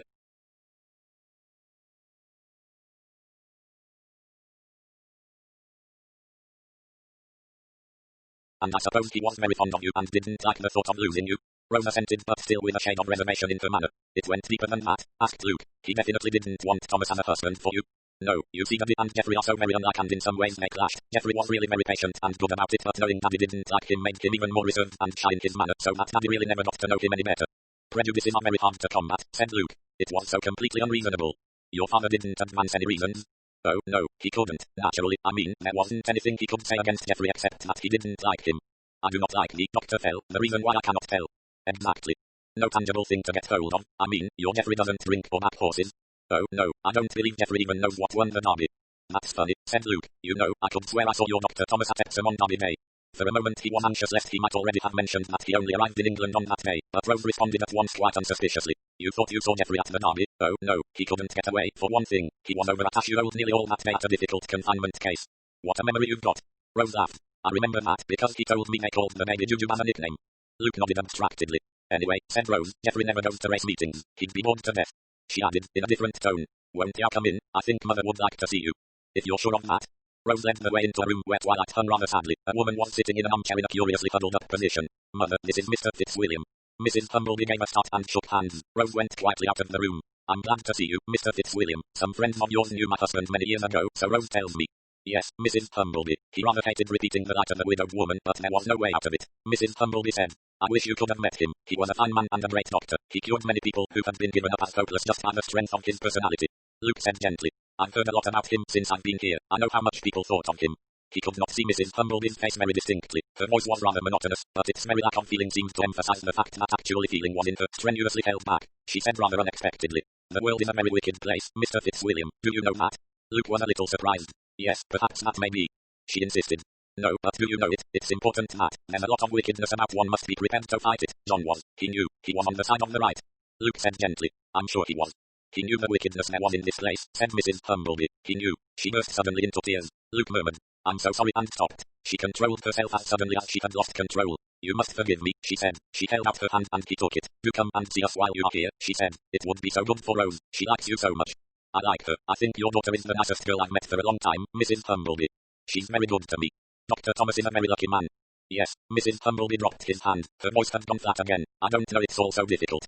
Luke left her standing in the half-gloom, her fingers nervously twisting and untwisting themselves. As he walked home his mind went over various aspects of the conversation. Dr. Thomas had been absent from Wychwood for a good part of Derby Day. He had been absent in a car. Wychwood was 35 miles from London. Supposedly he had been attending a confinement case. Was there more than his word? The point, he supposed, could be verified. His mind went on to Mrs. Humbleby. What had she meant by her insistence on that phrase? There's a lot of wickedness about.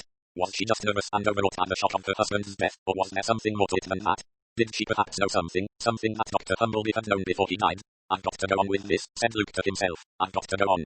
Resolutely he averted his mind from the passage of arms that had taken place between him and Bridget. 13. Miss Wainfleet talks. On the following morning Luke came to a decision. He felt, proceeded as far as he could with indirect inquiries. It was inevitable that sooner or later he would be forced into the open. He felt that the time had come to drop the book writing camouflage and reveal that he had come to Wychwood with a definite aim in view. In pursuance of this plan of campaign he decided to call upon Honoria Wainfleet. Not only had he been favourably impressed by that middle-aged spinster's air of discretion and a certain shrewdness of outlook, but he fancied that she might have information that would help him. He believed that she had told him what she knew. He wanted to induce her to tell him what she might have guessed. He had a shrewd idea that Miss Wainfleet's guesses might be fairly near the truth. He called immediately after church. Miss Wainfleet received him in a matter-of-fact manner, showing no surprise at his call. As she sat down near him, her prim hands folded and her intelligent eyes so like an amiable goat's fixed on his face, he found little difficulty in coming to the object of his visit. He said, I dare say you have guessed, Miss Wainfleet, that the reason of my coming here is not merely to write a book on local customs.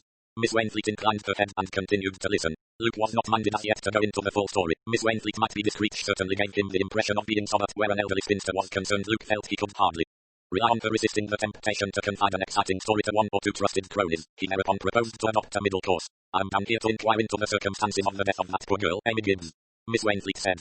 You mean you have been sent down by the police? Oh, no, I'm not a plainclothes dick, he added with a slightly humorous inflection. I'm afraid I'm that well-known character in fiction, the private investigator. I see, then it was Bridget Conway who brought you down here? Luke hesitated a moment, then he decided to let it go at that. Without going into the whole Pinkerton story, it was difficult to account for his presence. Miss Wainfleet was continuing, a note of gentle admiration in her voice. Bridget is so practical, so efficient. I'm afraid, if it had been left to me, I should have distrusted my own judgment. I mean, that if you are not absolutely sure of a thing, it is so difficult to commit yourself to a definite course of action. But you are sure, aren't you? Miss Wainfleet said bravely.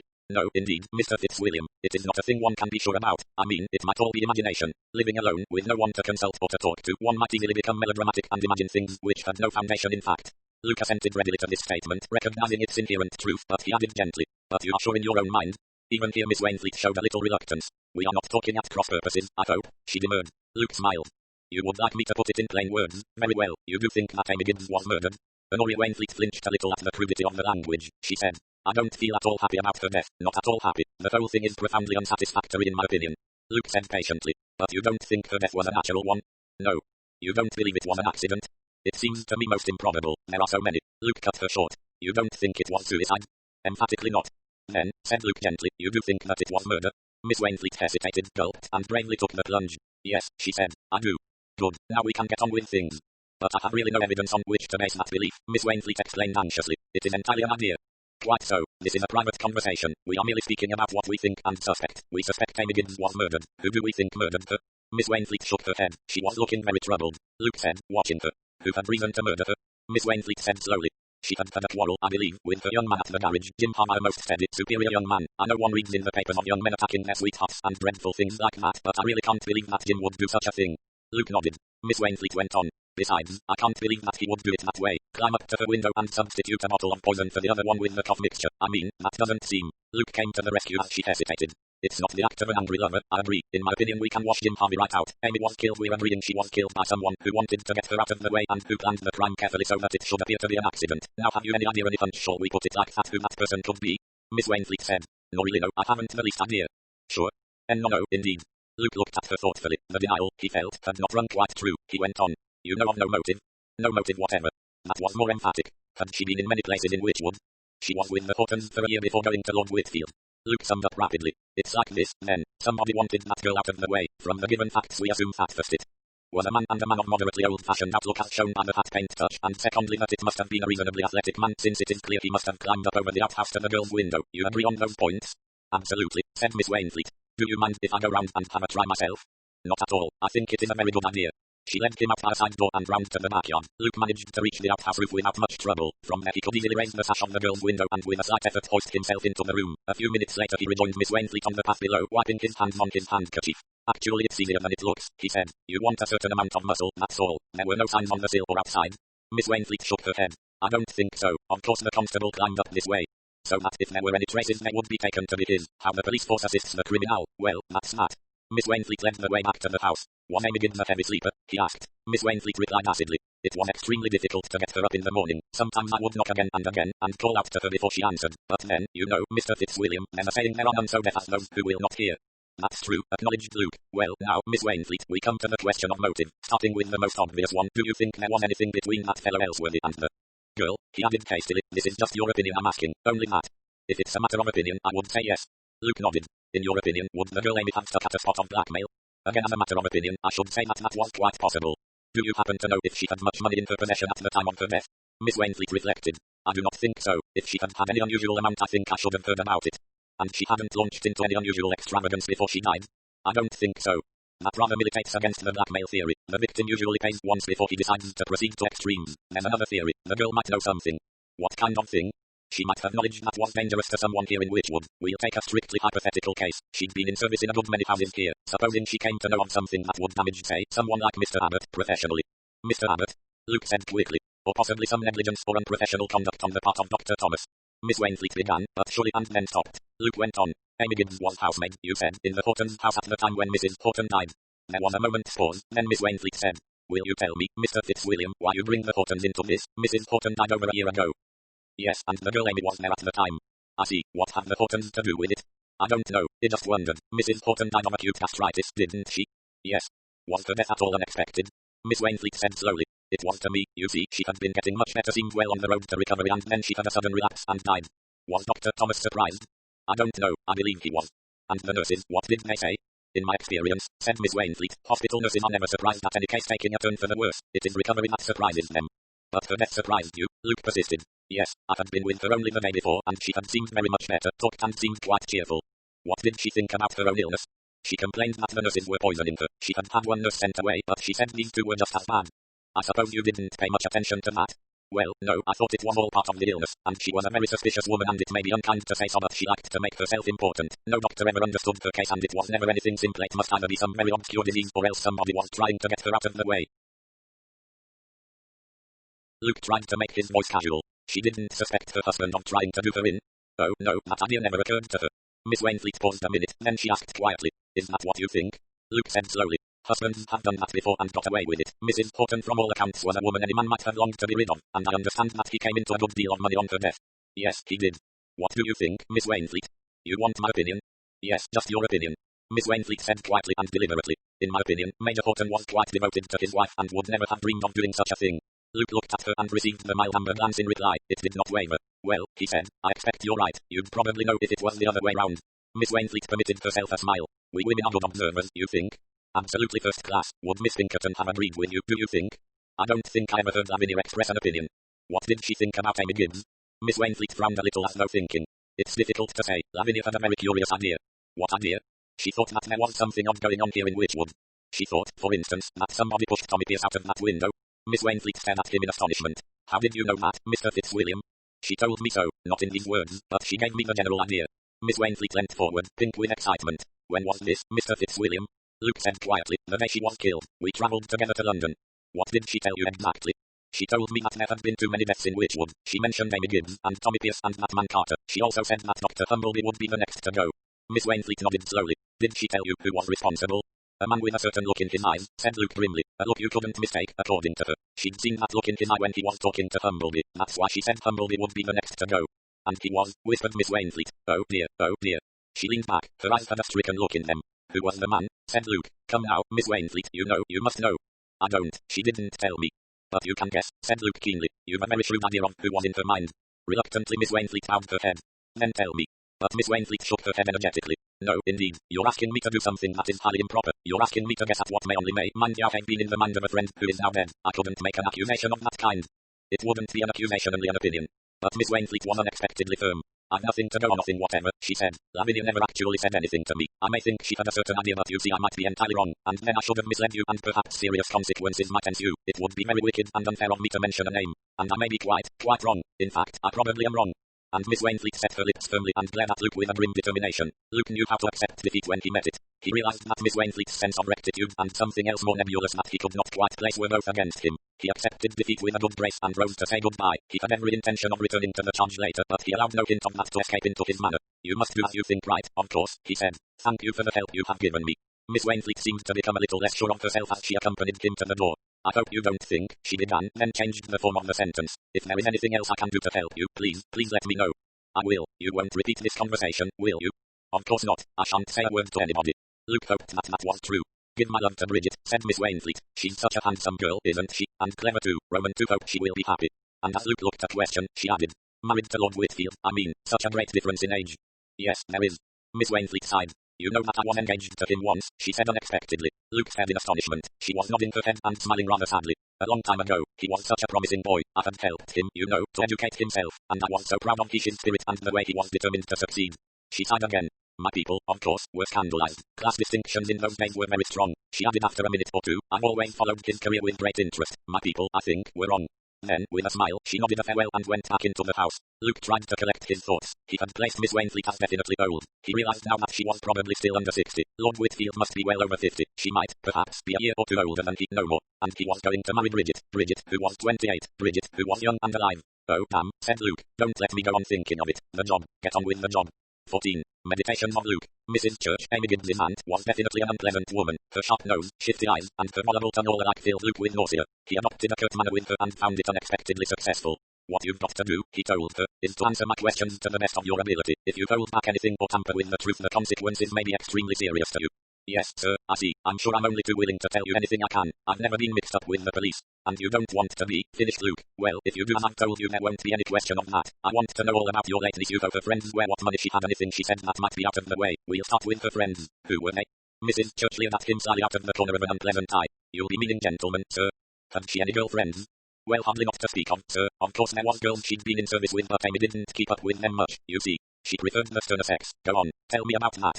It was Jim Harvey down at the garage she was actually going with, sir, and a nice steady young fellow he was. You couldn't do better, I've said to her many a time. Luke cut in. And the others?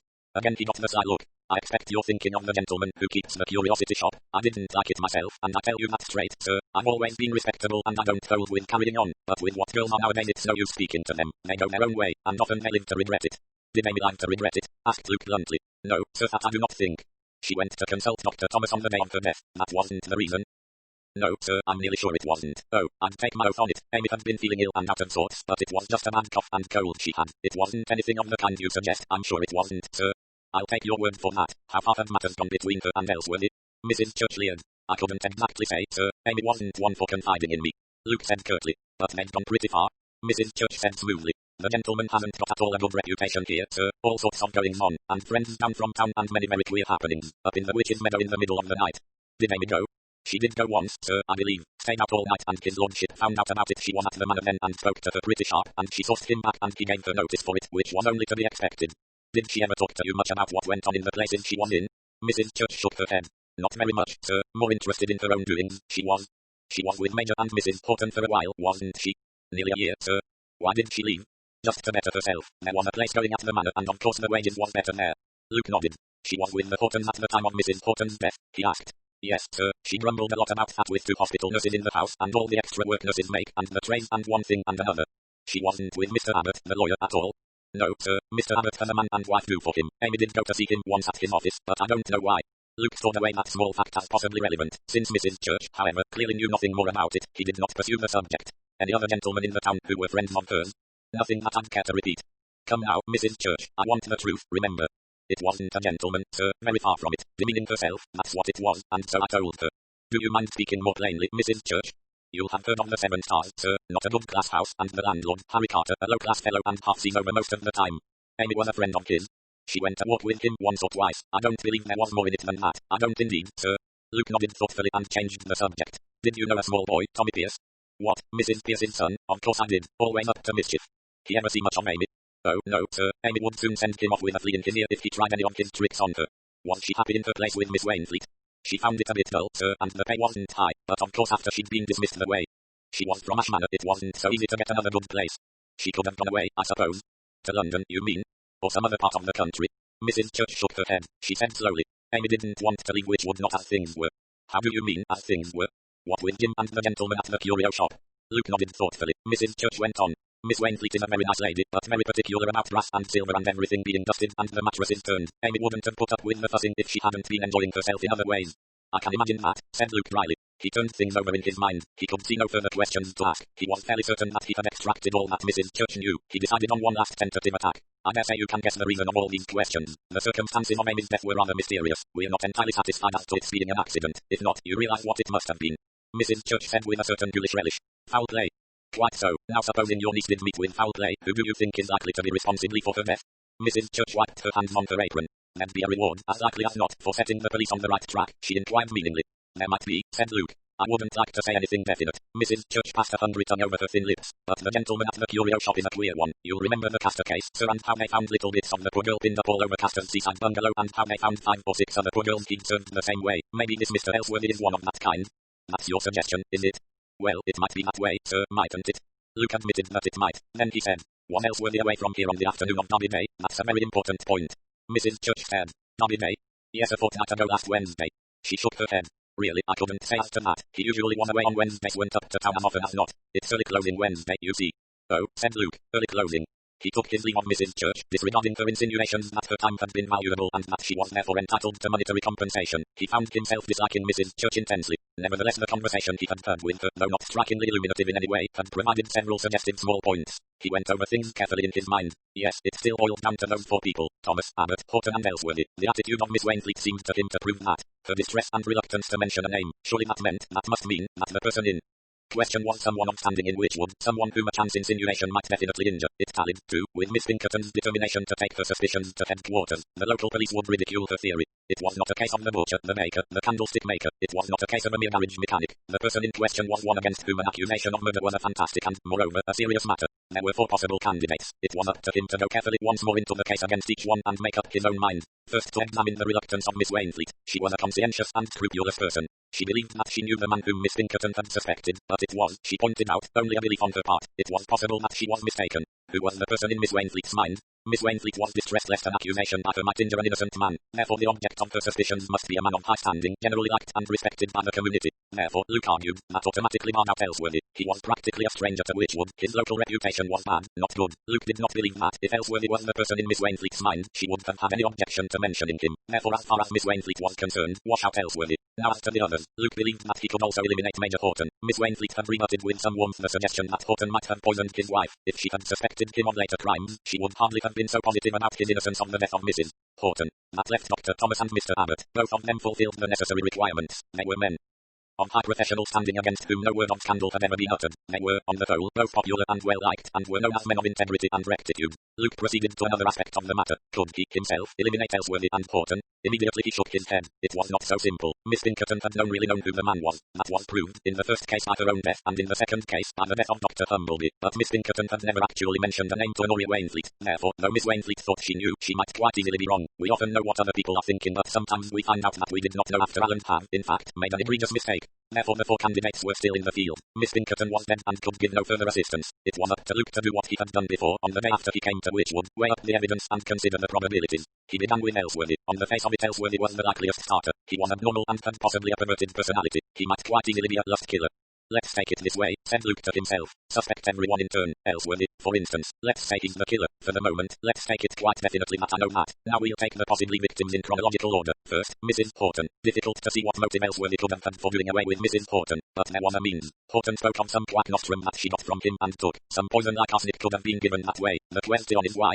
Now the others. Amy Gibbs. Why did Ellsworthy kill Amy Gibbs? The obvious reason she was being a nuisance. Threatened an action for breach of promise, perhaps. Or had she assisted at a midnight orgy? Did she threaten to talk? Lord Whitfield has a good deal of influence in Witchwood, and Lord Whitfield, according to Bridget, is a very moral man. He might have taken up the matter against Ellsworthy if the latter had been up to anything particularly obscene. Soaks it Amy. Not, I think, a sadistic murder. The method employed is against that.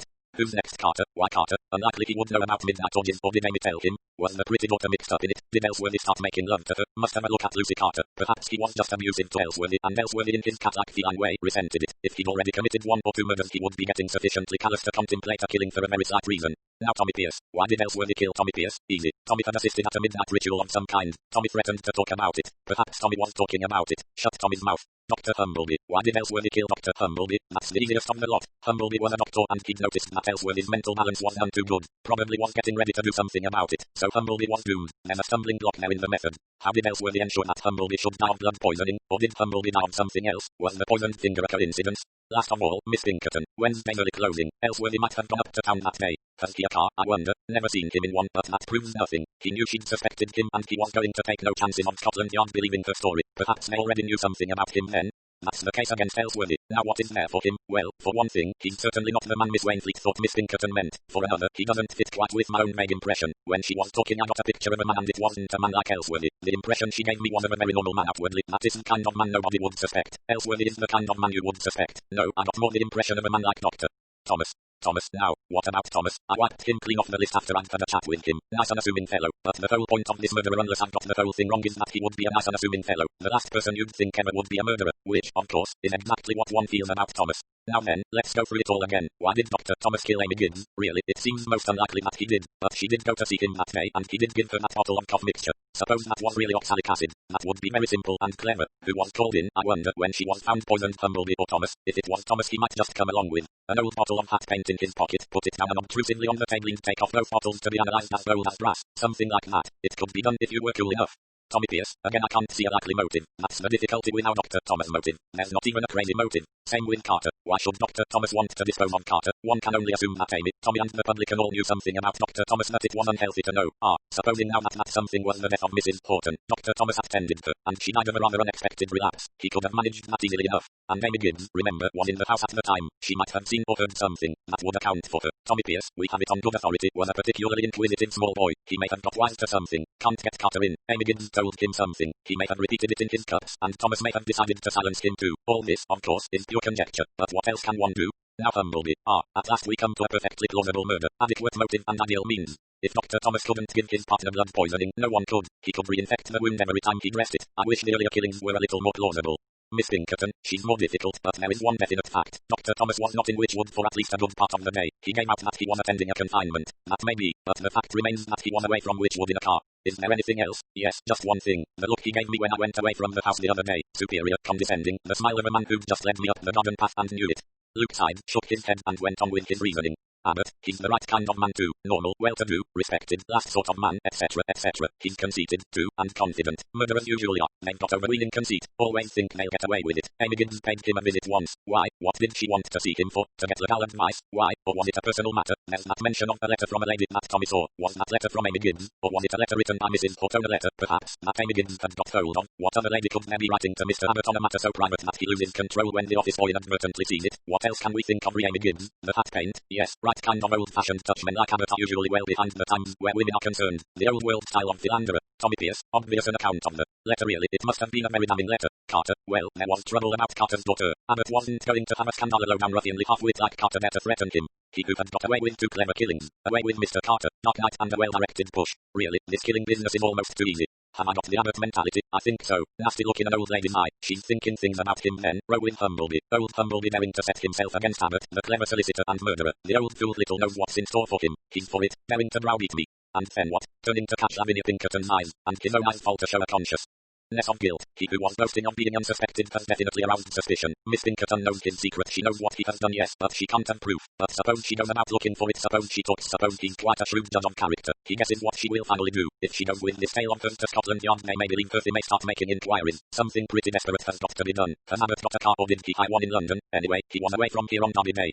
Again Luke paused. He was so entering into the spirit of the thing that he found it hard to make a transition from one suspect to another. He had to wait a minute before he could force himself into the mood where he could visualize Major Horton as a successful murderer. Horton murdered his wife. Let's start with that. He had ample provocation and he gained considerably by her death. In order to carry it off successfully, he had to make a good show of devotion. He's had to keep that up. Sometimes, shall we say, he overdoes it a bit.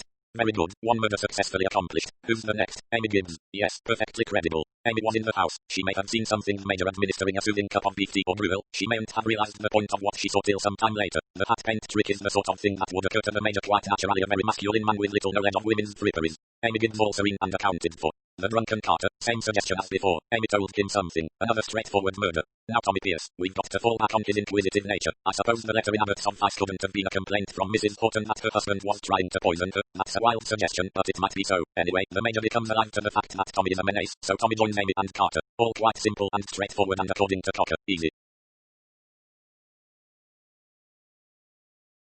to kill, my god, yes. But now we come to something rather more difficult. Humblebee. Motive. Very obscure. Humblebee was attending Mrs. Horton originally. Did he get puzzled by the illness? And did Horton influence his wife to change to the younger, more unsuspicious doctor? But if so, what made Humblebee a danger so long after? Difficult. That the manner of his death, too. A poisoned finger. Doesn't connect up with the major. Miss Pinkerton. That's perfectly possible. He has a car. I saw it. And he was away from Witchwood that day. Supposedly gone to the Derby. It might be. Is Horton a cold-blooded killer? Is he?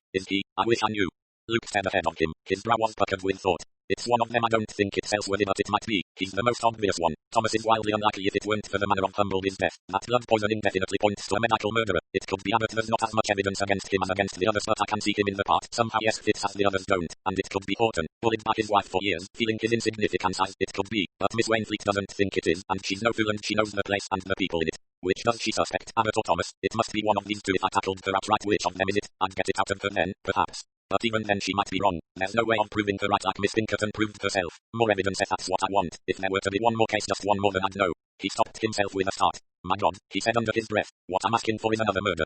15. Improper conduct of a chauffeur. In the bar of the Seven Stars, Luke drank his pint and felt somewhat embarrassed. The stare of half a dozen bucolic pair of eyes followed his least movement, and conversation had come to a standstill upon his entrance. Luke essayed a few comments of general interest such as the crops, the state of the weather, and football coupons, but to none did he get any response. He was reduced to gallantry. The fine-looking girl behind the counter with her black hair and red cheeks he rightly judged to be Miss Lucy Carter. His advances were received in a pleasant spirit. Miss Carter duly giggled and said, "Go on with you. I'm sure you don't think nothing of the kind. That's telling." And other such rejoinders, but the performance was clearly mechanical. Luke, seeing no advantage to be gained by remaining, finished his beer and departed. He walked along the path to where the river was spanned by a footbridge. He was standing looking at this when a quavering voice behind him said, "That's it, mister, that's where old Harry went over." Luke turned to see one of his late fellow drinkers, one who had been particularly unresponsive to the topic of crops, weather and coupons. He was now clearly about to enjoy himself as a guide to the macabre. "Went over into the mud he did," said the ancient labourer, "right into the mud and stuck in it head downwards."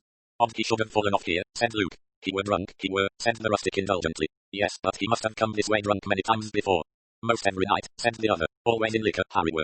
"Perhaps someone pushed him over," said Luke, making the suggestion in a casual fashion. "They might have," the rustic agreed, "but I don't know who'd go for to do that," he added. "He might have made a few enemies. He was fairly abusive when he was drunk, wasn't he?" His language was a treat to hear. Didn't mince his words, Harry didn't, but no one would go for to push a man what's drunk. Luke did not combat this statement. It was evidently regarded as wildly unsporting for advantage to be taken of a man's state of intoxication. The rustic had sounded quite shocked at the idea. "Well," he said vaguely, "it was a sad business." "None so sad for his missus," said the old man. "Reckon her and Lucy haven't no call to be sad about it. There may be other people who are glad to have him out of the way." The old man was vague about that. "Maybe," he said, "but he didn't mean no harm, Harry didn't." On this epitaph for the late Mr. Carter, they parted. Luke bent his steps towards the old hall. The library transacted its business in the two front rooms. Luke passed on to the back through a door which was labelled museum. There he moved from case to case, studying the not very inspiring exhibits, some Roman pottery and coins, some South Sea curiosities, a Malay headdress, various Indian gods presented by Major Horton, together with a large and malevolent-looking Buddha and a case of doubtful-looking Egyptian beads. Luke wandered out again into the hall. There was no one about. He went quietly up the stairs. There was a room with magazines and papers there, and a room filled with non-fiction books. Luke went a story higher. Here were rooms filled with what he designated to himself as junk. Stuffed birds removed from the museum owing to the moth having attacked them, stacks of torn magazines, and a room whose shelves were covered with out-of-date works of fiction and children's books. Luke approached the window. Here it must have been that Tommy Price had sat, possibly whistling and occasionally rubbing a pane of glass vigorously when he heard anyone coming. Somebody had come in. Tommy had shown his zeal sitting half out of the window and polishing with zest, and then that somebody had come up to him and while talking, had given a sudden sharp push. Luke turned away. He walked down the stairs and stood a minute or two in the hall. Nobody had noticed him come in. Nobody had seen him go upstairs. Anyone might have done it, said Luke. Easiest thing in the world. He heard footsteps coming from the direction of the library proper. Since he was an innocent man with no objection to being seen, he could remain where he was. If he had not wanted to be seen, how easy just to step back inside the door of the museum room. Miss Wainfleet came out from the library, a little pile of books under her arm. She was pulling on her gloves. She looked very happy and busy. When she saw him, her face lit up, and she exclaimed, "Oh, Mr. Fitzwilliam, have you been looking at the museum? I'm afraid there isn't very much there, really. Lord Whitfield is talking of getting us some really interesting exhibits." "Really?" "Yes, something modern, you know, and up to date, like they have at the Science Museum in London. He suggests a model aeroplane and a locomotive and some chemical things too. That would, perhaps, brighten things up." "Yes, I don't think a museum should deal solely with the past, do you?" "Perhaps not. Then some food exhibits, 2 calories and vitamins, all that sort of thing. Lord Whitfield is so keen on the Greater Fitness campaign." "So he was saying the other night. It's the thing at present, isn't it? Lord Whitfield was telling me how he'd been to the Wellman Institute and seen such a lot of germs and cultures and bacteria it quite made me shiver, and he told me all about mosquitoes and sleeping sickness and something about a liver fluke that I'm afraid was a little too difficult for me." "It was probably too difficult for Lord Whitfield," said Luke cheerfully. "I'll bet he got it all wrong. You've got a much clearer brain than he has, Miss Wainfleet." Miss Wainfleet said sedately, "That's very nice of you, Mr. Fitzwilliam, but I'm afraid women are never quite such deep thinkers as men." Luke repressed a desire to criticize adversely Lord Whitfield's processes of thought. Instead he said, "I did look into the museum, but afterwards I went up to have a look at the top windows." "You mean where Tommy?" Miss Wainfleet shivered. "It's really very horrible." "Yes, it's not a nice thought. I've spent about an hour with Mrs. Churchamis and not a nice woman." "Not at all." "I had to take rather a strong line with her," said Luke. "I fancy she thinks I'm a kind of super policeman." He stopped as he noted a sudden change of expression on Miss Wainfleet's face. "Oh, Mr. Fitzwilliam, do you think that was wise?" Luke said, "I don't really know. I think it was inevitable. The book story was wearing thin. I can't get much further on that. I had to ask the kind of questions that were directly to the point." Miss Wainfleet shook her head, troubled expression still on her face. "In a place like this, you see everything gets round so fast. You mean that everybody will say there goes the tech as I walk down the street? I don't think that really matters now. In fact, I may get more that way." "I wasn't thinking of that." Miss Wainfleet sounded a little breathless. "What I meant was that he'll know. He'll realize that you're on his track." Luke said slowly, "I suppose he will." Miss Wainfleet said, "But don't you see that's horribly dangerous? Horribly."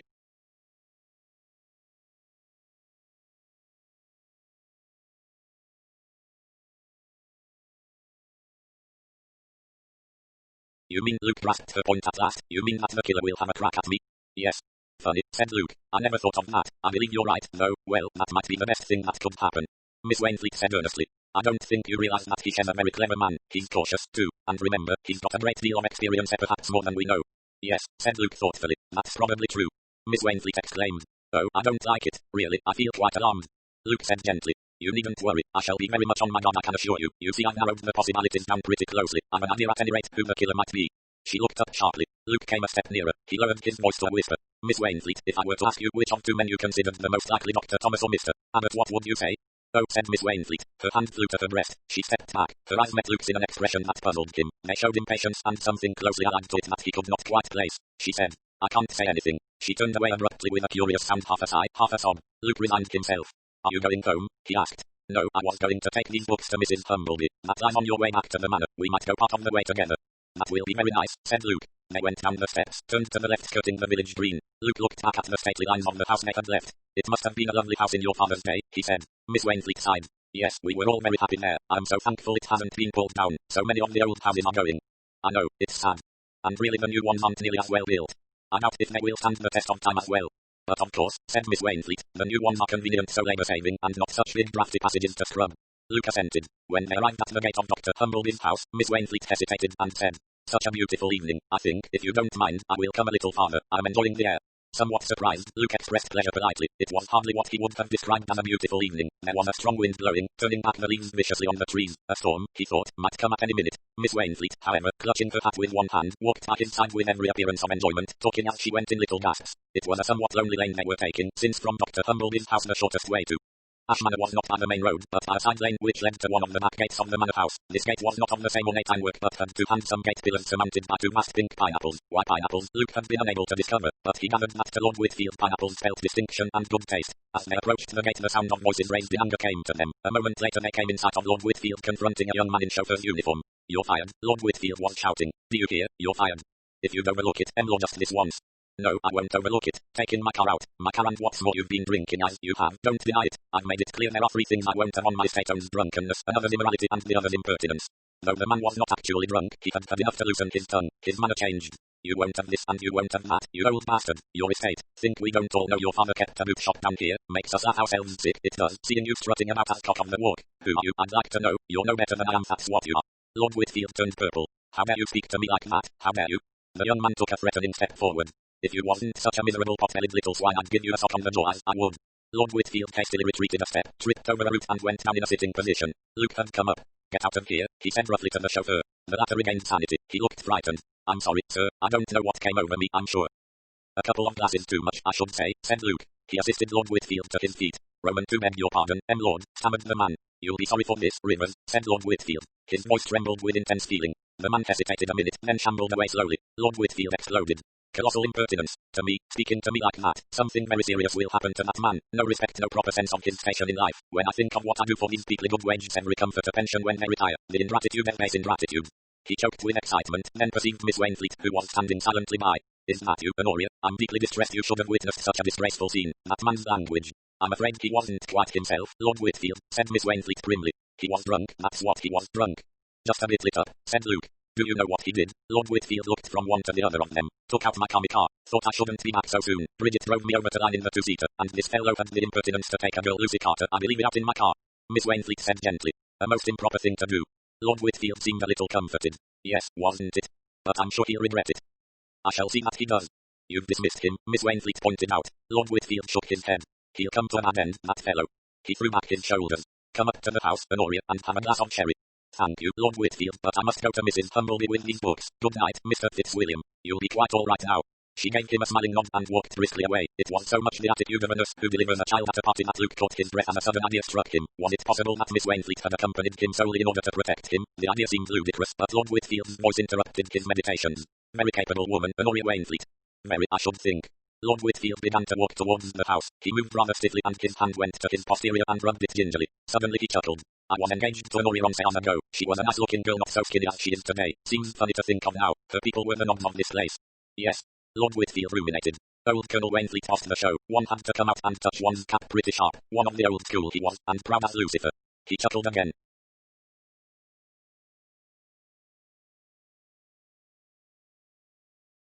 "The fat was in the fire all right when Honoria announced she was going to marry me. Called herself a radical, she did. Very earnest. Was all for abolishing class distinctions. She was a serious kind of girl." "So her family broke up the romance?" Lord Whitfield rubbed his nose. "Well, not exactly. Matter of fact, we had a bit of a row over something. Blinking bird, she had one of those beastly twittering canaries, always hated them, bad business run its neck. Well, no good dwelling on all that now. Let's forget it." He shook his shoulders like a man who throws off an unpleasant memory. Then he said, rather jerkily, "Don't think she's ever forgiven me. Well, perhaps it's only natural." "I think she's forgiven you all right," said Luke. Lord Whitfield brightened up. "Do you? Glad of that. You know I respect Honoria. Capable woman and a lady. That still counts even in these days. She runs that library business very well." He looked up and his voice changed. "Hello," he said. "Here comes Bridget." 16. The pineapple. Luke felt a tightening of his muscles as Bridget approached. He had had no word alone with her since the day of the tennis party. By mutual consent they had avoided each other. He stole a glance at her now. She looked provokingly calm, cool and indifferent. She said lightly, "I was beginning to wonder what on earth had become of you, Gordon." Lord Whitfield grunted. "Had a bit of a dust-up. That fellow Rivers had the impertinence to take the rolls out this afternoon." "LSE Majest," said Bridget. "It's no good making a joke out of it, Bridget. The thing's serious. He took a girl out. I don't suppose it would have given him any pleasure to go solemnly for a drive by himself." Lord Whitfield drew himself up. "On my estate I'll have decent moral behaviour. It isn't actually immoral to take a girl joyriding. It is when it's my car. That, of course, is worse than immorality. It practically amounts to blasphemy. But you can't cut out the sex stuff altogether, Gordon. The moon is at the full and it's actually Midsummer Eve." "Is it, by Jove?" said Luke. Bridget threw him a glance. "That seems to interest you." "It does." Bridget turned back to Lord Whitfield. Three extraordinary people have arrived at the Bells and Motley. Item 1, a man with shorts, spectacles, and a lovely plum-coloured silk shirt. Item 2, a female with no eyebrows, dressed in a peplum, a pound of assorted sham Egyptian beads and sandals. Item 3, a fat man in a lavender suit and correspondent shoes. I suspect them of being friends of our Mr. Ellsworthy, says the gossip writer. Someone has whispered that there will be gay doings in the witch's meadow tonight. Lord Whitfield turned purple and said, I won't have it. You can't help it, darling. The witch's meadow is public property. I won't have this irreligious mumbo-jumbo going on down here. I'll expose it in scandals. He paused, then said, remind me to make a note about that and get Sidley onto it. I must go up to town tomorrow. Lord Whitfield's campaign against witchcraft, said Bridget flippantly. Medieval superstitions still rife in quiet country village. Lord Whitfield stared at her with a puzzled frown, then he turned and went into the house. Luke said pleasantly, you must do your stuff better than that, Bridget. What do you mean? It would be a pity if you lost your job. That 100,000 isn't yours yet, nor are the diamonds and pearls. I should wait until after the marriage ceremony to exercise your sarcastic gifts if I were you. Her glance met his coolly. You are so thoughtful, dear Luke. It's kind of you to take my future so much to heart. Kindness and consideration have always been my strong points. I hadn't noticed it. No, you surprise me. Bridget twitched the leaf off a creeper. She said, what have you been doing today? The usual spot of sleuthing. Any results? Yes and no, as the politicians say. By the way, have you got any tools in the house? I expect so. What kind of tools? Oh, any handy little gadgets. Perhaps I could inspect some. 10 minutes later Luke had made a selection from a cupboard shelf. That little lot will do nicely, he said, slapping the pocket in which he had stowed them away. Are you thinking of doing a spot of forcing and entering? Maybe. You're very uncommunicative on the subject. Well, after all, the situation bristles with difficulties. I'm in the hell of a position. After our little knock-up on Saturday I suppose I ought to clear out of here. To behave as a perfect gentleman, you should. But since I'm convinced that I'm pretty hot on the trail of a homicidal maniac, I'm more or less forced to remain. If you could think of any convincing reason for me to leave here and take up my quarters at the Bells and Motley, for goodness sake trot it out. Bridget shook her head. That's not feasible, being a cousin and all that. Besides, the inn is full of Mr. Ellsworthy's friends. They only run to 3 guest rooms. So I'm forced to remain, painful as it must be for you. Bridget smiled sweetly at him. Not at all. I can always do with a few scalps to dangle. That, said Luke appreciatively, was a particularly dirty crack. What I admire about you, Bridget, is that you have practically no instincts of kindness. Well, the rejected lover will now go and change for dinner. The evening passed uneventfully. Luke won Lord Whitfield's approval even more deeply than before by the apparent absorbed interest with which he listened to the other's nightly discourse. When they came into the drawing room Bridget said, you men have been a long time. Luke replied. Lord Whitfield was being so interesting that the time passed like a flash. He was telling me how he founded his first newspaper. Mrs. Anstruther said, these new little fruiting trees in pots are perfectly marvelous, I believe. You ought to try them along the terrace, Gordon.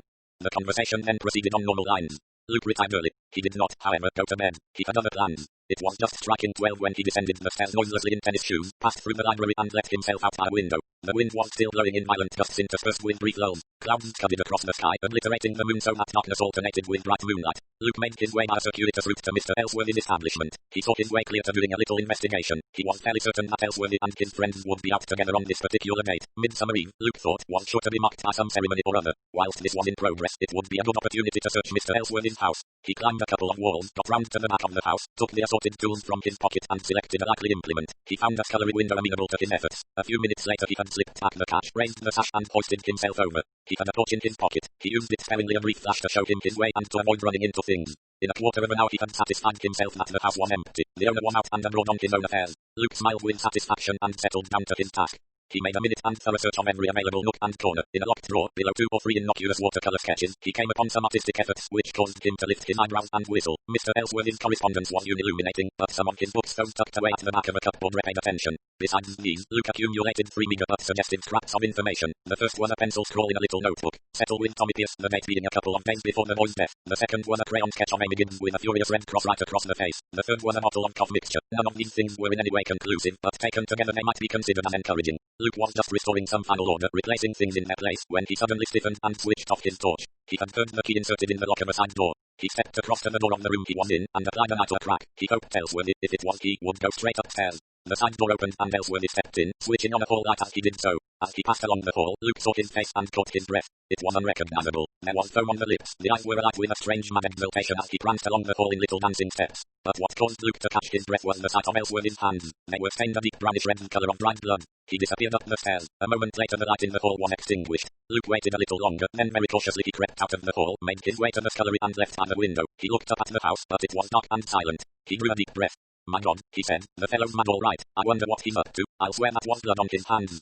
He made a detour around the village and returned to Ashman by a roundabout route. It was as he was turning into the side lane that a sudden rustle of leaves made him swing round. Who's there?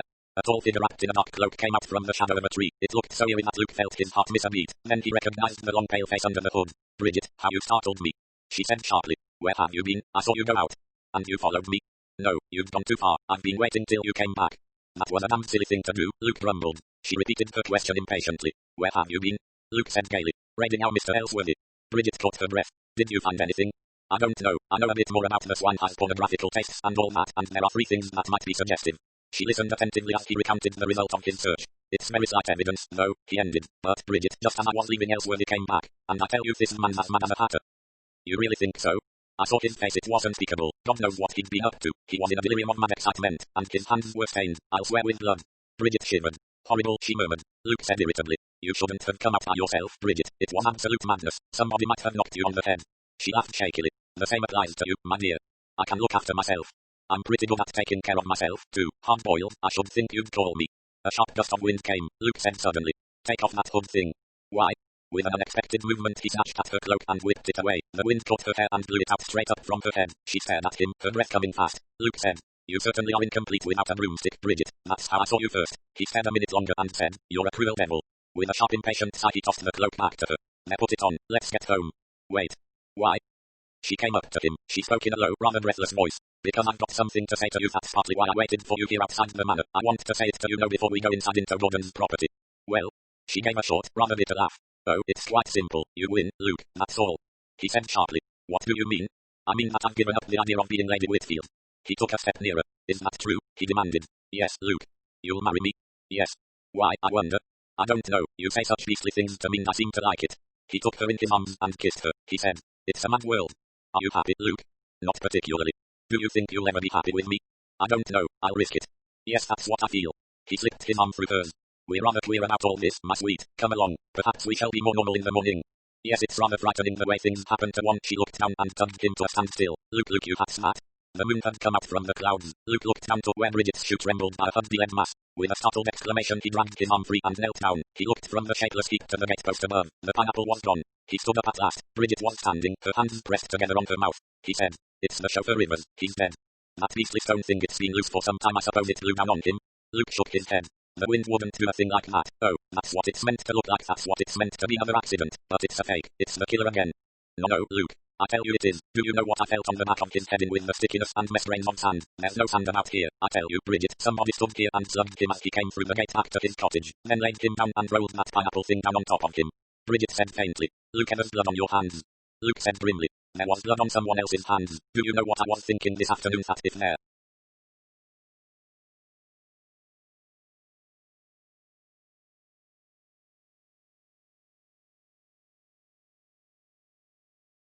were to be one more crime we'd surely know, and we do know, Ellsworthy. He was out tonight and he came in with blood on his hands, capering and prancing and mad drunk with the homicidal maniac's expression.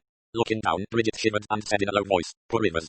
Luke said pityingly. Yes, poor fellow, it's damnable bad luck, but this will be the last, Bridget. Now we know we'll get him. He saw her sway and in 2 steps he had caught her in his arms. She said in a small childlike voice, Luke, I'm frightened. He said, It's all over, darling, it's all over. She murmured, Be kind to me please, I've been hurt so much. He said, We've hurt each other, we won't do that anymore. 17. Lord Whitfield talks. Dr. Thomas stared across his consulting room desk at Luke. Remarkable, he said. Remarkable. You are really serious, Mr. Fitzwilliam? Absolutely. I'm convinced that Ellsworthy is a dangerous maniac. I have not paid special attention to the man. I should say, though, that he is possibly an abnormal type. I'd go a good deal further than that, said Luke grimly. You seriously believe that this man Rivers was murdered? I do. You noticed the grains of sand in the wound? Dr. Thomas nodded. I looked out for them after your statement. I'm bound to say that you were correct. That makes it clear, does it not, that the accident was faked and that the man was killed by a blow from a sandbagger, at any rate was stunned by one? Not necessarily. What do you mean?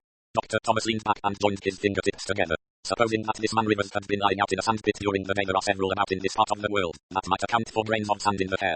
Man, I tell you he was murdered. You may tell me so, said Dr. Thomas dryly, but that doesn't make it a fact. Luke controlled his exasperation. I suppose you don't believe a word of what I'm telling you. Dr. Thomas smiled, a kindly superior smile. You must admit, Mr. Fitzwilliam, that it's rather a wild story. You assert that this man Ellsworthy has killed a servant girl, a small boy, a drunken publican, my own partner, and finally this man Rivers. You don't believe it? Dr. Thomas shrugged his shoulders. I have some knowledge of Humblebee's case. It seems to me quite out of the question that Ellsworthy could have caused his death, and I really cannot see that you have any evidence at all that he did so. I don't know how he managed it, confessed Luke, but it all hangs together with Miss Pinkerton's story. There again you assert that Ellsworthy followed her up to London and ran her down in a car. Again you haven't a shadow of proof that happened. It's all well romancing. Luke said sharply. Now that I know where I am, it will be my business to get proofs. I'm going up to London tomorrow to see an old pal of mine. I saw in the paper 2 days ago that he'd been made assistant commissioner. of police. He knows me and he'll listen to what I have to say. One thing I'm sure of, he'll order a thorough investigation of the whole business. Dr. Thomas stroked his chin thoughtfully. Well, no doubt that should be very satisfactory, if it turns out that you're mistaken. Luke interrupted him. You definitely don't believe a word of all this? In wholesale murder, Dr. Thomas raised his eyebrows. Quite frankly, Mr. Fitzwilliam, I don't. The thing is too fantastic. Fantastic, perhaps, but it hangs together. You've got to admit it hangs together, once you accept Miss Pinkerton's story as true. Dr. Thomas was shaking his head. A slight smile came to his lips. If you knew some of these old maids as well as I do, he murmured. Luke rose, trying to control his annoyance. At any rate, you're well named, he said, doubting Thomas, if there ever was one.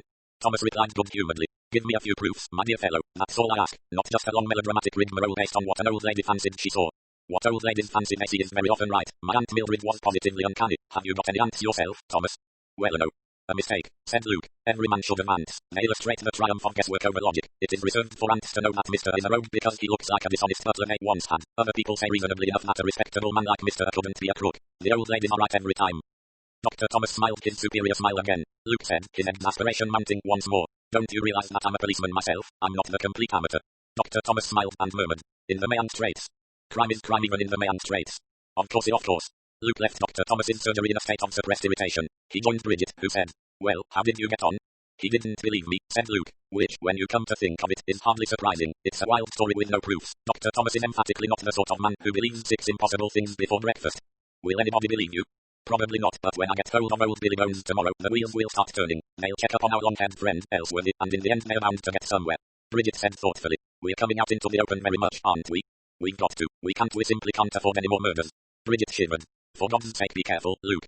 I'm being careful all right. Don't walk near gates with pineapples on them. Avoid the lonely wood at nightfall. Watch out for your food and drink. I know all the ropes. It's horrible feeling you're a mocked man. So long as you're not a mocked woman, my sweet. Perhaps I am. I don't think so, but I don't intend to take risks. I'm watching over you like an old-fashioned guardian angel. Is it any good saying anything to the police here? Luke considered. No, I don't think it is fit to go straight to Scotland Yard. Bridget murmured. That's what Miss Pinkerton thought. Yes, but I shall be watching out for trouble. Bridget said. I know what I'm going to do tomorrow. I shall march Gordon down to that brute's shop and make him buy things. Then by ensuring that our Mr. Ellsworthy is not lying in ambush for me on the steps of Whitehall. That's the idea. Luke said with some slight embarrassment. About Whitfield. Bridget said quickly. Let's leave it till you come back tomorrow, then we'll have it out. Will he be very cut up, do you think? Well, Bridget considered the question. He'll be annoyed. Annoyed, ye gods, isn't that putting it a bit mildly? No, because you see Gordon doesn't like being annoyed. It upsets him. Luke said soberly. I feel rather uncomfortable about it all. That feeling was uppermost in his mind when he prepared that evening to listen for the 20th time.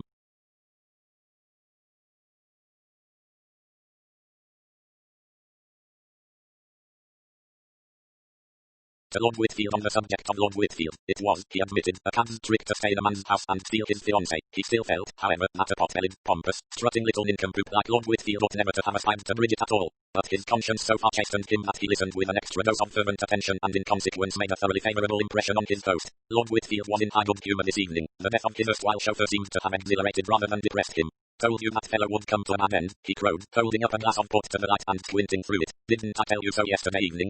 You did, indeed, sir. And you see I was right. It's amazing how often I'm right. That must be splendid for you, said Luke. I've had a wonderful life, a wonderful life. My path's been smooth clear before me. I've always had great faith and trust in Providence. That's the secret, Fitzwilliam, that's the secret. Yes. I'm a religious man. I believe in good and evil and eternal justice. There is such a thing as divine justice, Fitzwilliam, not a doubt of it. I believe in justice, too, said Luke. Lord Whitfield, as usual, was not interested in the beliefs of other people. Do right by your creator and your creator will do right by you. I've always been an upright man. I've subscribed to charity and I've made my money honestly. I'm not beholden to any man. I stand alone. You remember in the Bible how the patriarchs became prosperous, herds and flocks were added to them, and their enemies were smitten down. Luke stifled a yawn and said, Quite. It's remarkable, absolutely remarkable, said Lord Whitfield. The way that a righteous man's enemies are struck down. Look at yesterday. That fellow abuses me and goes so far as to try to raise his hand against me. And what happens? Where is he today?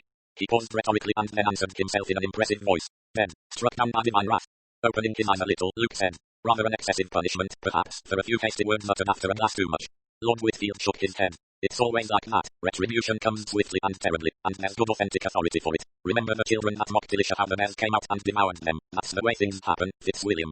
I always thought that was rather unnecessarily vindictive. No, you're looking at it the wrong way. Elisha was a great and holy man. No one could be suffered to mock at him and live. I understand that because of my own case. Luke looked puzzled. Lord Whitfield lowered his voice. I could hardly believe it at first, but it happened every time. My enemies and detractors were cast down and exterminated. Exterminated? Lord Whitfield nodded gently and sipped his port. Time after time, one case quite likeish a little boy. I came upon him in the gardens. He was employed by me then. Do you know what he was doing? He was giving an imitation of me, mocking me, strutting up and down with an audience to watch him, making fun of me on my own ground. Do you know what happened to him? Not 10 days later he fell out of an upper window and was killed. Then there was that ruffian Carter, a drunkard and a man of evil tongue. He came here and abused me. What happened to him? A week later he was dead, drowned in the mud. There had been a servant girl, too. She lifted her voice and called me names. Her punishment soon came. She drank poison by mistake. I could tell you heaps more. Humble be dead to oppose me over the water scheme. He died of blood poisoning. Oh, it's been going on for years. Mrs. Horton, for instance, was abominably rude to me, and it wasn't long before she passed away. He paused and leaning forward passed the port decanter round to Luke. Yes, he said. They all died. Amazing, isn't it? Luke stared at him. A monstrous, an incredible suspicion leapt into his mind. With new eyes, he stared at the small fat man who sat at the head of the table, who was gently nodding his head and whose light protuberant eyes met Luke's with a smiling insouciance. A rush of disconnected memories flashed rapidly through Luke's brain. Major Horton saying Lord Whitfield was very kind, sent down grapes and peaches from his hothouse. It was Lord Whitfield who so graciously allowed Tommy Pierce to be employed on window cleaning at the library. Lord Whitfield holding forth on his visit to the Wellman Youth's Institute with its serums and germ cultures just a short time before Dr. Humbleby's death. Everything pointing plainly in one direction, and he, fool that he had been, never even suspecting. Lord Whitfield was still smiling, a quite happy smile. He nodded his head gently at Luke. They all die, said Lord Whitfield. 18. Conference in London. Sir William Ossington, known to the cronies of earlier days as Billy Bones, stared incredulously at his friend. Didn't you have enough crime out in Mayan? He asked plaintively. Have you got to come home and do our work for us here? Crime in Mayan isn't on a wholesale basis, said Luke. What I'm up against now is a man who's done around half dozen murders at least and got away with it without a breath of suspicion. Sir William sighed. It does happen. What's his speciality, wives? No, he's not that kind. He doesn't actually think he's God yet, but he soon will. Mad? Oh, unquestionably, I should say. Ah, but he probably isn't legally mad. There's a difference, you know.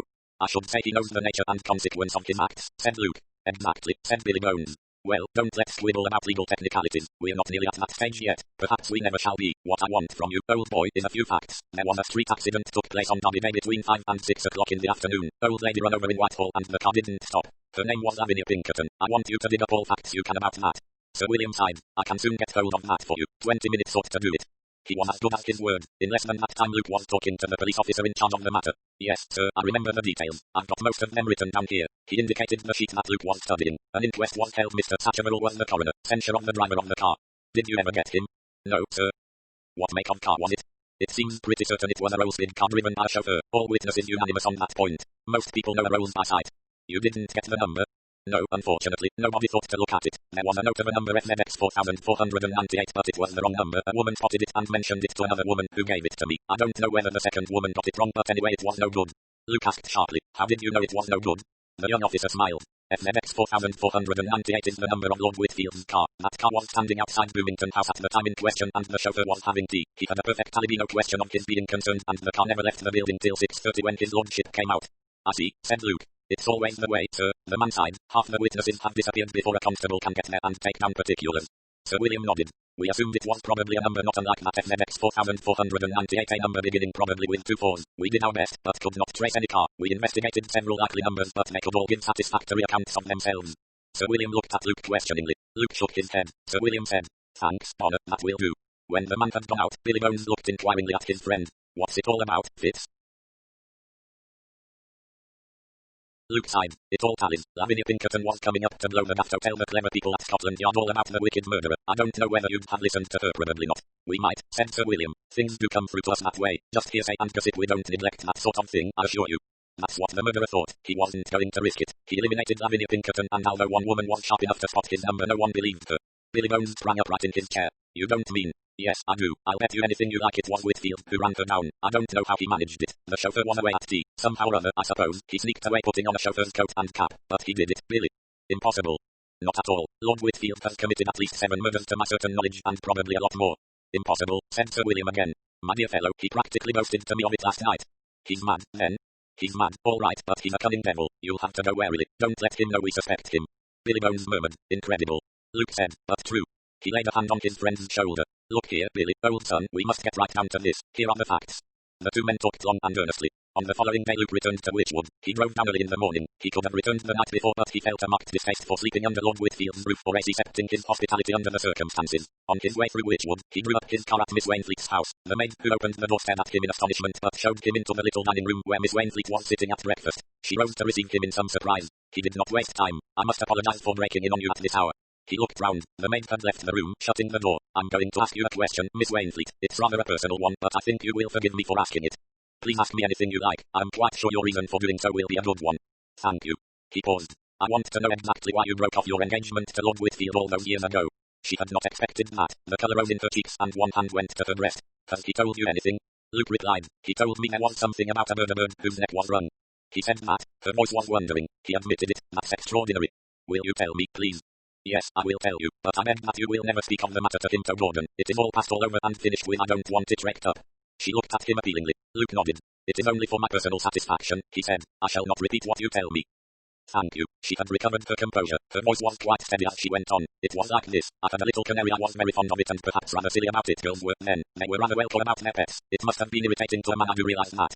Yes, said Luke as she paused. Gordon was jealous of the bird. He said one day quite ill-temperedly, I believe you prefer that bird to me. And I, in the rather silly way girls went on in those days, laughed and held it up on my finger saying something like, of course I love you, Dicky bird, better than a great silly boy. Of course I do. Then it was frightening. Gordon snatched the bird from me and wrung its neck. It was such a shock I shall never forget it. Her face had gone very pale. And so you broke off the engagement, said Luke. Yes, I couldn't feel the same afterwards. You see, Mr. Fitzwilliam, she hesitated. It wasn't just the ACT on that might have been done in a fit of jealousy and temper. It was the awful feeling I had that he enjoyed doing it. It was that frightened me. Even long ago, murmured Luke, even in these days. She laid a hand on his arm. Mr. Fitzwilliam. He met the frightened appeal in her eyes with a brave steady look. It is Lord Whitfield who committed all these murders, he said. You've known that all along, haven't you?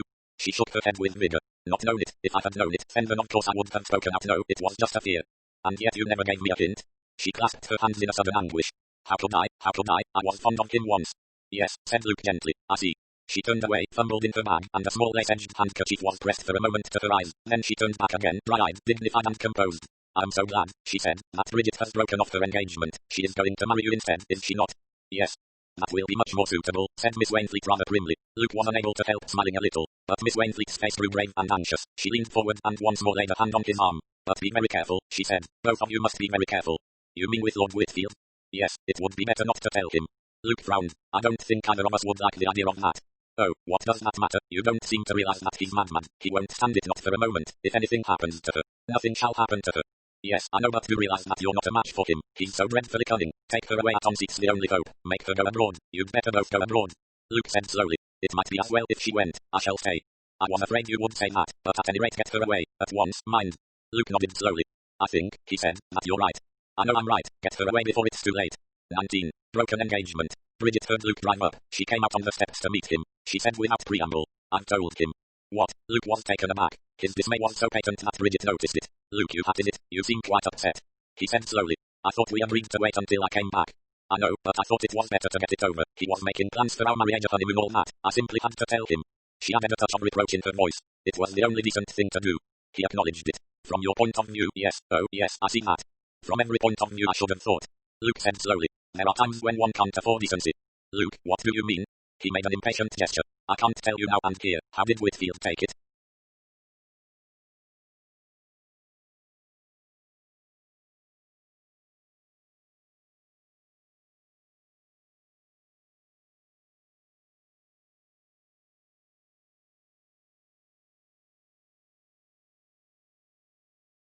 Bridget said slowly. Extraordinarily well, really extraordinarily well. I felt ashamed, I believe, Luke, that I've underestimated Gordon just because he's rather pompous and occasionally futile. I believe really he's rather well a great little man.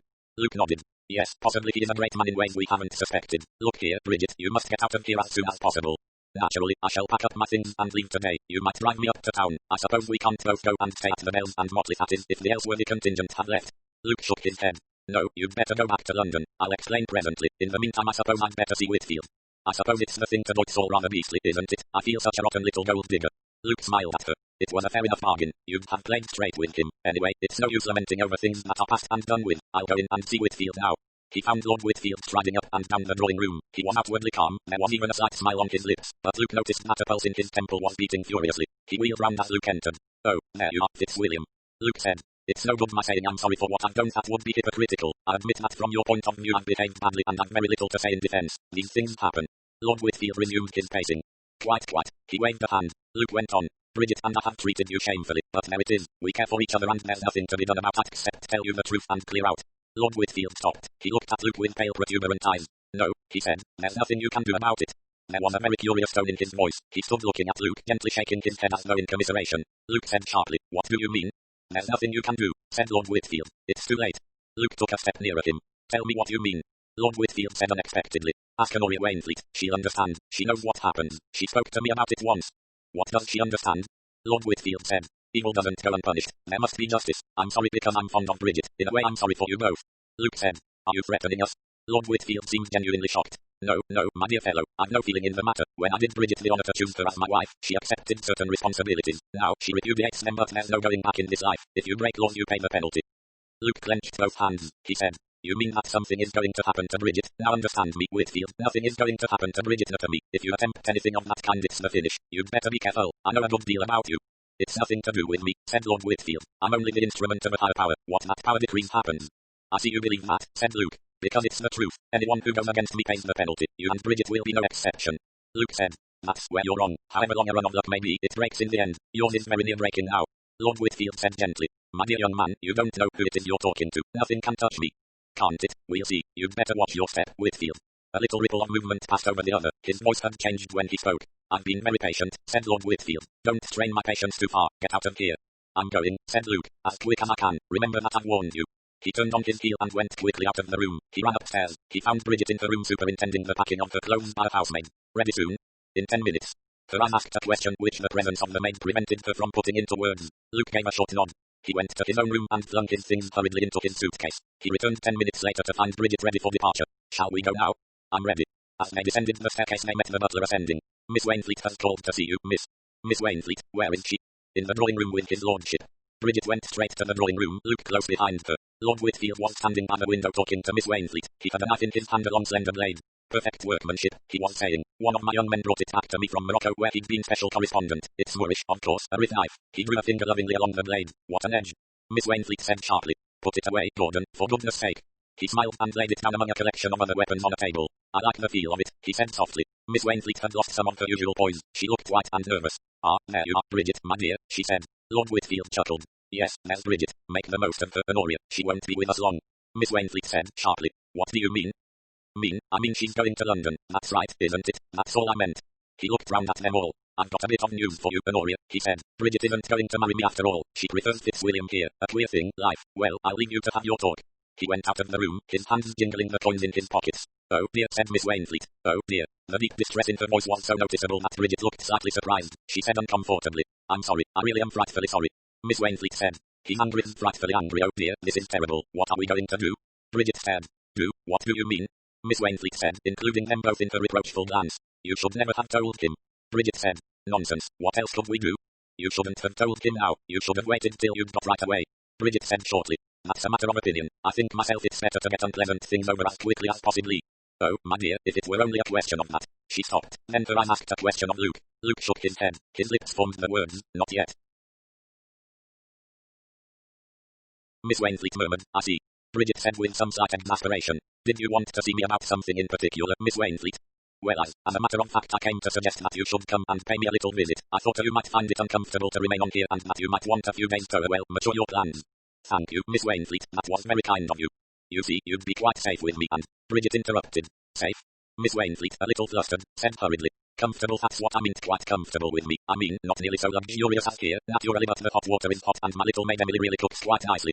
Oh, I'm sure everything would be lovely, Miss Wainfleet, said Bridget mechanically. But, of course, if you are going up to town, that is much better.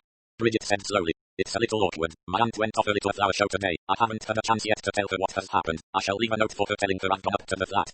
You're going to your aunt's flat in London? Yes, there's no one there, but I can go out for meals. You'll be alone in that flat. Oh dear, I shouldn't do that, not stay there alone.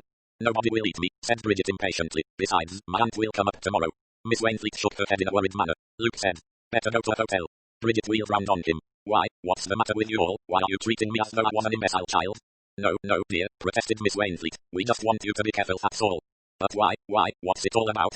Look here, Bridget, said Luke. I want to have a talk with you, but I can't talk here. Come with me now in the car and we'll go somewhere quiet. He looked at Miss Wainfleet. May we come to your house in about an hour's time? There are several things I want to say to you. Please do, I will wait for you there. Luke put his hand on Bridget's arm. He gave a nod of thanks to Miss Wainfleet. He said, we'll pick up the luggage later, come on. He led her out of the room and along the hall to the front door. He opened the door of the car. Bridget got in. Luke started the engine and drove rapidly down the drive. He gave a sigh of relief as they emerged from the iron gates. Thank God I've got you out of there safely, he said. Have you gone quite mad, Luke? Why all this hush-hush? I can't tell you what I mean, no business. Luke said grimly. Well, there are difficulties, you know, in explaining that a man's a murderer when you're actually under his roof. 20. We're in it, Ojna. Bridget sat for a minute motionless beside him. She said, Gordon. Luke nodded. Gordon a murderer, Gordon the murderer. I never heard anything so ridiculous in all my life. That's how it strikes you? Yes, indeed. Why, Gordon wouldn't hurt a fly. Luke said grimly. That may be true, I don't know, but he certainly killed a canary bird, and I'm pretty certain he's killed a large number of human beings as well. My dear Luke, I simply can't believe it. I know, said Luke, it does sound quite incredible. Why, he never even entered my head as a possible suspect until the night before last. Bridget protested. But I know all about Gordon, I know what he's like. He's really a sweet little man, pompous, yes, but rather pathetic really. Luke shook his head. You've got to readjust your ideas about him, Bridget. It's no good, Luke, I simply can't believe it. What put such an absurd idea into your head? Why, 2 days ago you were quite positive it was Ellsworthy. Luke winced slightly. I know, you probably think that tomorrow I shall suspect Thomas, and the day after I shall be convinced that it's Horton I'm after. I'm not really so unbalanced as that. I admit the idea's completely startling when it first comes to you, but if you look into it a bit closer, you'll see that it all fits in remarkably well. No wonder Miss Pinkerton didn't dare to go to the local authorities. She knew they'd laugh at her. Scotland Yard was her only hope. But what possible motive could Gordon have for all this killing business? Oh, it's all so silly. I know, but don't you realize that Gordon Whitfield has a very exalted opinion of himself? Bridget said, he pretends to be very wonderful and very important. That's just inferiority complex, Pulam. Possibly that's at the root of the trouble, I don't know, but think, Bridget, just think a minute. Remember all the phrases you've used laughingly yourself about him as majesty, etc. Don't you realize that the man's ego is swollen out of all proportion, and it's allied with religion? My dear girl, the man's as mad as a hatter. Bridget thought for a minute. She said at last, I still can't believe it. What evidence have you got, Luke? Well, there are his own words. He told me, quite plainly and distinctly, the night before last, that anyone who opposed him in any way always died. Go on. I can't quite explain to you what I mean, but it was the way he said it. Quite calm and complacent, and how shall I put it, quite used to the idea. He just sat there smiling to himself. It was uncanny and rather horrible. Bridget. Go on. Well, then he went on to give me a list of people who'd passed out because they'd incurred his sovereign displeasure. And, listen to this, Bridget, the people he mentioned were Mrs. Horton, Amy Gibbs, Tommy Pierce, Harry Carter, Humbleby, and that chauffeur fellow, Rivers. Bridget was shaken at last. She went very pale. He mentioned those actual people. Those actual people. Now do you believe? Oh God, I suppose I must. What were his reasons? Horribly trivial, that's what made it so frightening. Mrs. Horton had snubbed him, Tommy Pierce had done imitations of him and made the gardeners laugh, Harry Carter had abused him, Amy Gibbs had been grossly impertinent, Humbleby had dared to oppose him publicly, Rivers threatened him before me and Miss Wainfleet. Bridget put her hands to her eyes. Horrible, quite horrible, she murmured. I know, then there's some other outside evidence. The car that ran down Miss Pinkerton in London was a Rolls, and its number was the number of Lord Whitfield's car. That definitely clinches it, said Bridget slowly. Yes, the police thought the woman who gave them that number must have made a mistake. Mistake indeed. I can understand that, said Bridget. When it comes to a rich, powerful man like Lord Whitfield, naturally his story is the one to be believed. Yes, one appreciates Miss Pinkerton's difficulty. Bridget said thoughtfully. Once or twice she said rather queer things to me, as though she were warning me against something I didn't understand in the least at the time I see now. It all fits in, said Luke. That's the way of it. At first one says, as you said, impossible. And then once one accepts the idea, everything fits in. The grapes he sent to Mrs. Horton, and she thought the nurses were poisoning her. And that visit of his to the Wellerman Youth's Institute is somehow or other he must have got hold of some culture of germs and infected Humbleby. I don't see how he managed that. I don't either, but the connection is there. One can't get away from that. No, as you say, it fits. And of course he could do things that other people couldn't. I mean, he would be so completely above suspicion. I think Miss Wainfleet suspected. She mentioned that visit to the Institute, brought it into conversation. Quite casually, but I believe she hoped I'd act upon it. She knew, then, all along. She had a very strong suspicion. I think she was handicapped by having once been in love with him. Bridget nodded. Yes, that accounts for several things. Gordon told me they had once been engaged. She wanted, you see, not to believe it was him, but she became more and more sure that it was. She tried to give me hints, but she couldn't bear to do anything outright against him. Women are odd creatures. I think, in a way, she still cares about him. Even after he jilted her. She jilted him. It was rather an ugly story, I'll tell you. He recounted the short, ugly episode. Bridget stared at him. Gordon did that? Yes, even in those days, you see, he can't have been normal. Bridget shivered and murmured. All those years ago, those years. Luke said. He may have got rid of a lot more people than we shall ever know about. It's just the rapid succession of deaths lately that drew attention to him, as though he'd got reckless with success. Bridget nodded. She was silent for a minute or two, thinking, then she asked abruptly. What exactly did Miss Pinkerton say to you in the train that day? How did she begin? Luke cast his mind back. Told me she was going to Scotland Yard, mentioned the village constable, said he was a nice fellow but not up to dealing with murder. That was the first mention of the word. Yes. Go on. Then she said, you're surprised, I can see. I was myself at first. I really couldn't believe it. I thought I must be imagining things. And then? I asked her if she was sure she wasn't imagining things, and she said quite placidly, oh, no, I might have been the first time, but not the second, or the third, or the fourth. After that one knows.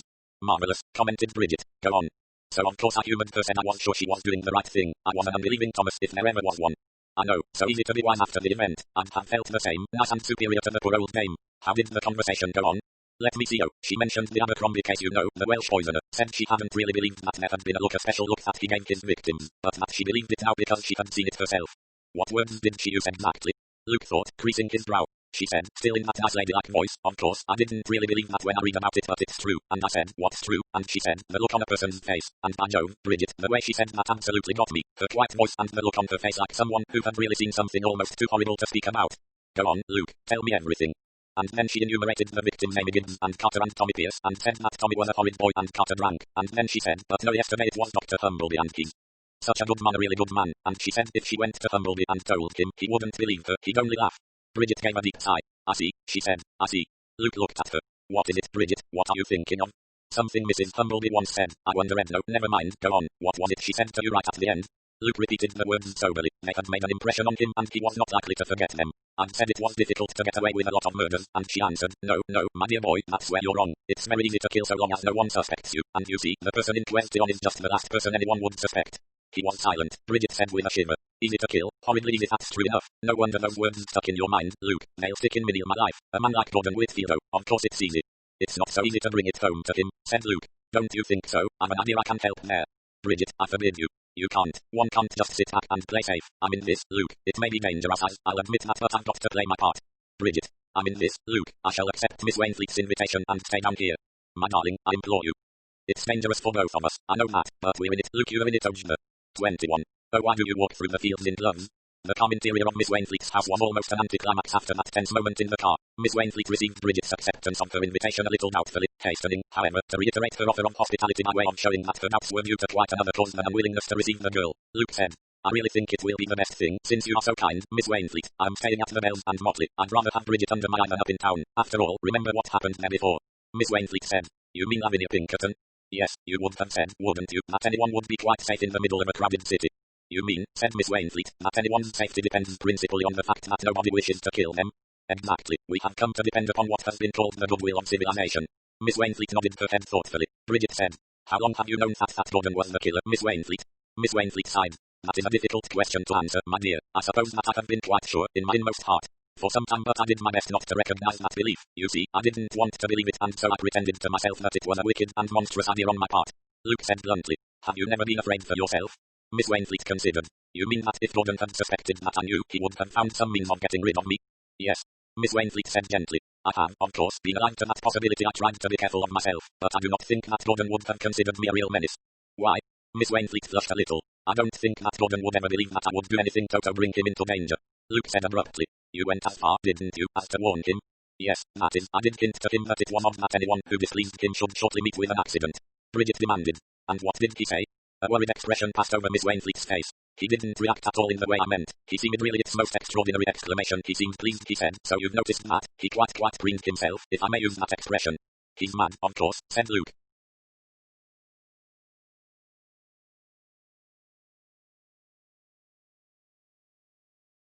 Miss Wainfleet agreed eagerly. Yes, indeed, there isn't any other explanation possible. He's not responsible for his acts. She laid a hand on Luke's arm. Faith, it won't hang him, will they, Mr. Fitzwilliam? No, send him to Broadmoor, I expect. Miss Wainfleet sighed and leaned back. I'm so glad.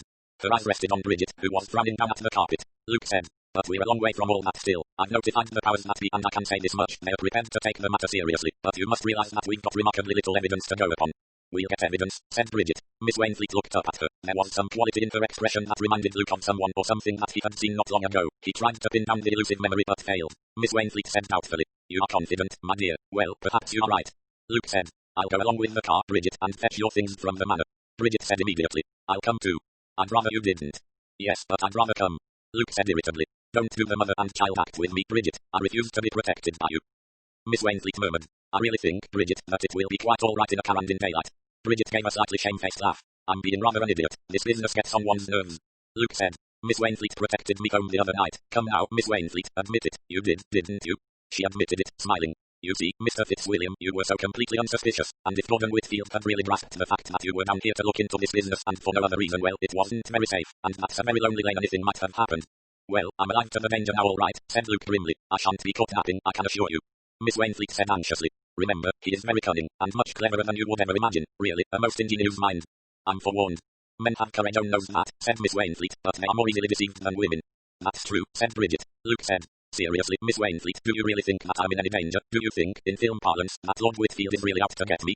Miss Wainfleet hesitated. I think, she said, that the principal danger is to Bridget. It is the rejection of him that is the supreme Insult. I think that after he has dealt with Bridget he will turn his attention to you, but I think that undoubtedly he will try for her first. Luke groaned. I wish to goodness you'd go and rob her at once, Bridget. Bridget's lips set themselves together. I'm not going. Miss Wainfleet sighed. You are a brave creature, Bridget. I admire you. You'd do the same in my place. Well, perhaps. Bridget said, her voice dropping to a full, rich note. Luke and I are in this together. She went out with him to the door. Luke said, I'll give you a ring from the Bells and Motley when I'm safely out of the lion's den. Yes, do. My sweet, don't let's get all het up. Even the most accomplished murderers have to have a little time to mature their plans. I should say we're quite all right for a day or two. Superintendent Battle is coming down from London today. From then on Whitfield will be under observation. In fact, everything is okay and we can cut out the melodrama. Luke said bravely, laying a hand on her shoulder. Bridget, my sweet, you will oblige me by not doing anything rash. Same to you, darling Luke. He squeezed her shoulder, jumped into the car and drove off. Bridget returned to the sitting room. Miss Wainfleet was fussing a little in a gentle spinsterish manner. My dear, your room's not quite ready yet. Emily is seeing to it. Do you know what I'm going to do? I'm going to get you a nice cup of tea. It's just what you need after all these upsetting incidents. It's frightfully kind of you, Miss Wainfleet, but I really don't want any. What Bridget would have liked was a strong cocktail, mainly composed of gin, but she rightly judged that that form of refreshment was not likely to be forthcoming. She disliked tea intensely. It usually gave her indigestion. Miss Wainfleet, however, had decided that tea was what her young guest needed. She bustled out of the room and reappeared about 5 minutes later, her face beaming, carrying a tray on which stood 2 dainty Dresden cups full of a fragrant, steaming beverage. Real accent Souchon, said Miss Wainfleet proudly. Bridget, who disliked China tea even more than Indian, gave a wan smile. At that moment Emily, a small clumsy-looking girl with pronounced adenoids, appeared in the doorway and said, If you please, this did you mean the frilled pillowcases? Miss Wainfleet hurriedly left the room, and Bridget took advantage of the respite to pour her tea out of the window, narrowly escaping scolding Wonky-Poo, who was on the flower bed below. Wonky-Poo accepted her apologies, sprang up on the windowsill and proceeded to wind himself in and out over Bridget's shoulders, purring in an affected manner. Handsome, said Bridget, drawing a hand down his back. Wonky-Poo arched his tail and purred with redoubled vigor. Nice pussy, said Bridget, tickling his ears. Miss Wainfleet returned at that minute. Dear me, she exclaimed. Wonky-Poo has quite taken to you, hasn't he? He's so standoffish as a rule. Mind his ear, my dear, he's had a bad ear lately and it's still very painful. The injunction came too late. Bridget's hand had tweaked the painful ear. Wonky-Poo spat at her and retired, a mass of orange offended dignity. Oh dear, has he scratched you? Cried Miss Wainfleet. Nothing much, said Bridget, sucking a diagonal scratch on the back of her hand. Shall I put some iodine on? Oh no, it's quite all right, don't let's fuss.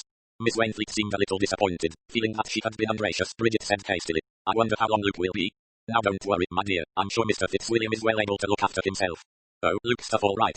At that moment the telephone rang. Bridget hurried to it. Luke's voice spoke.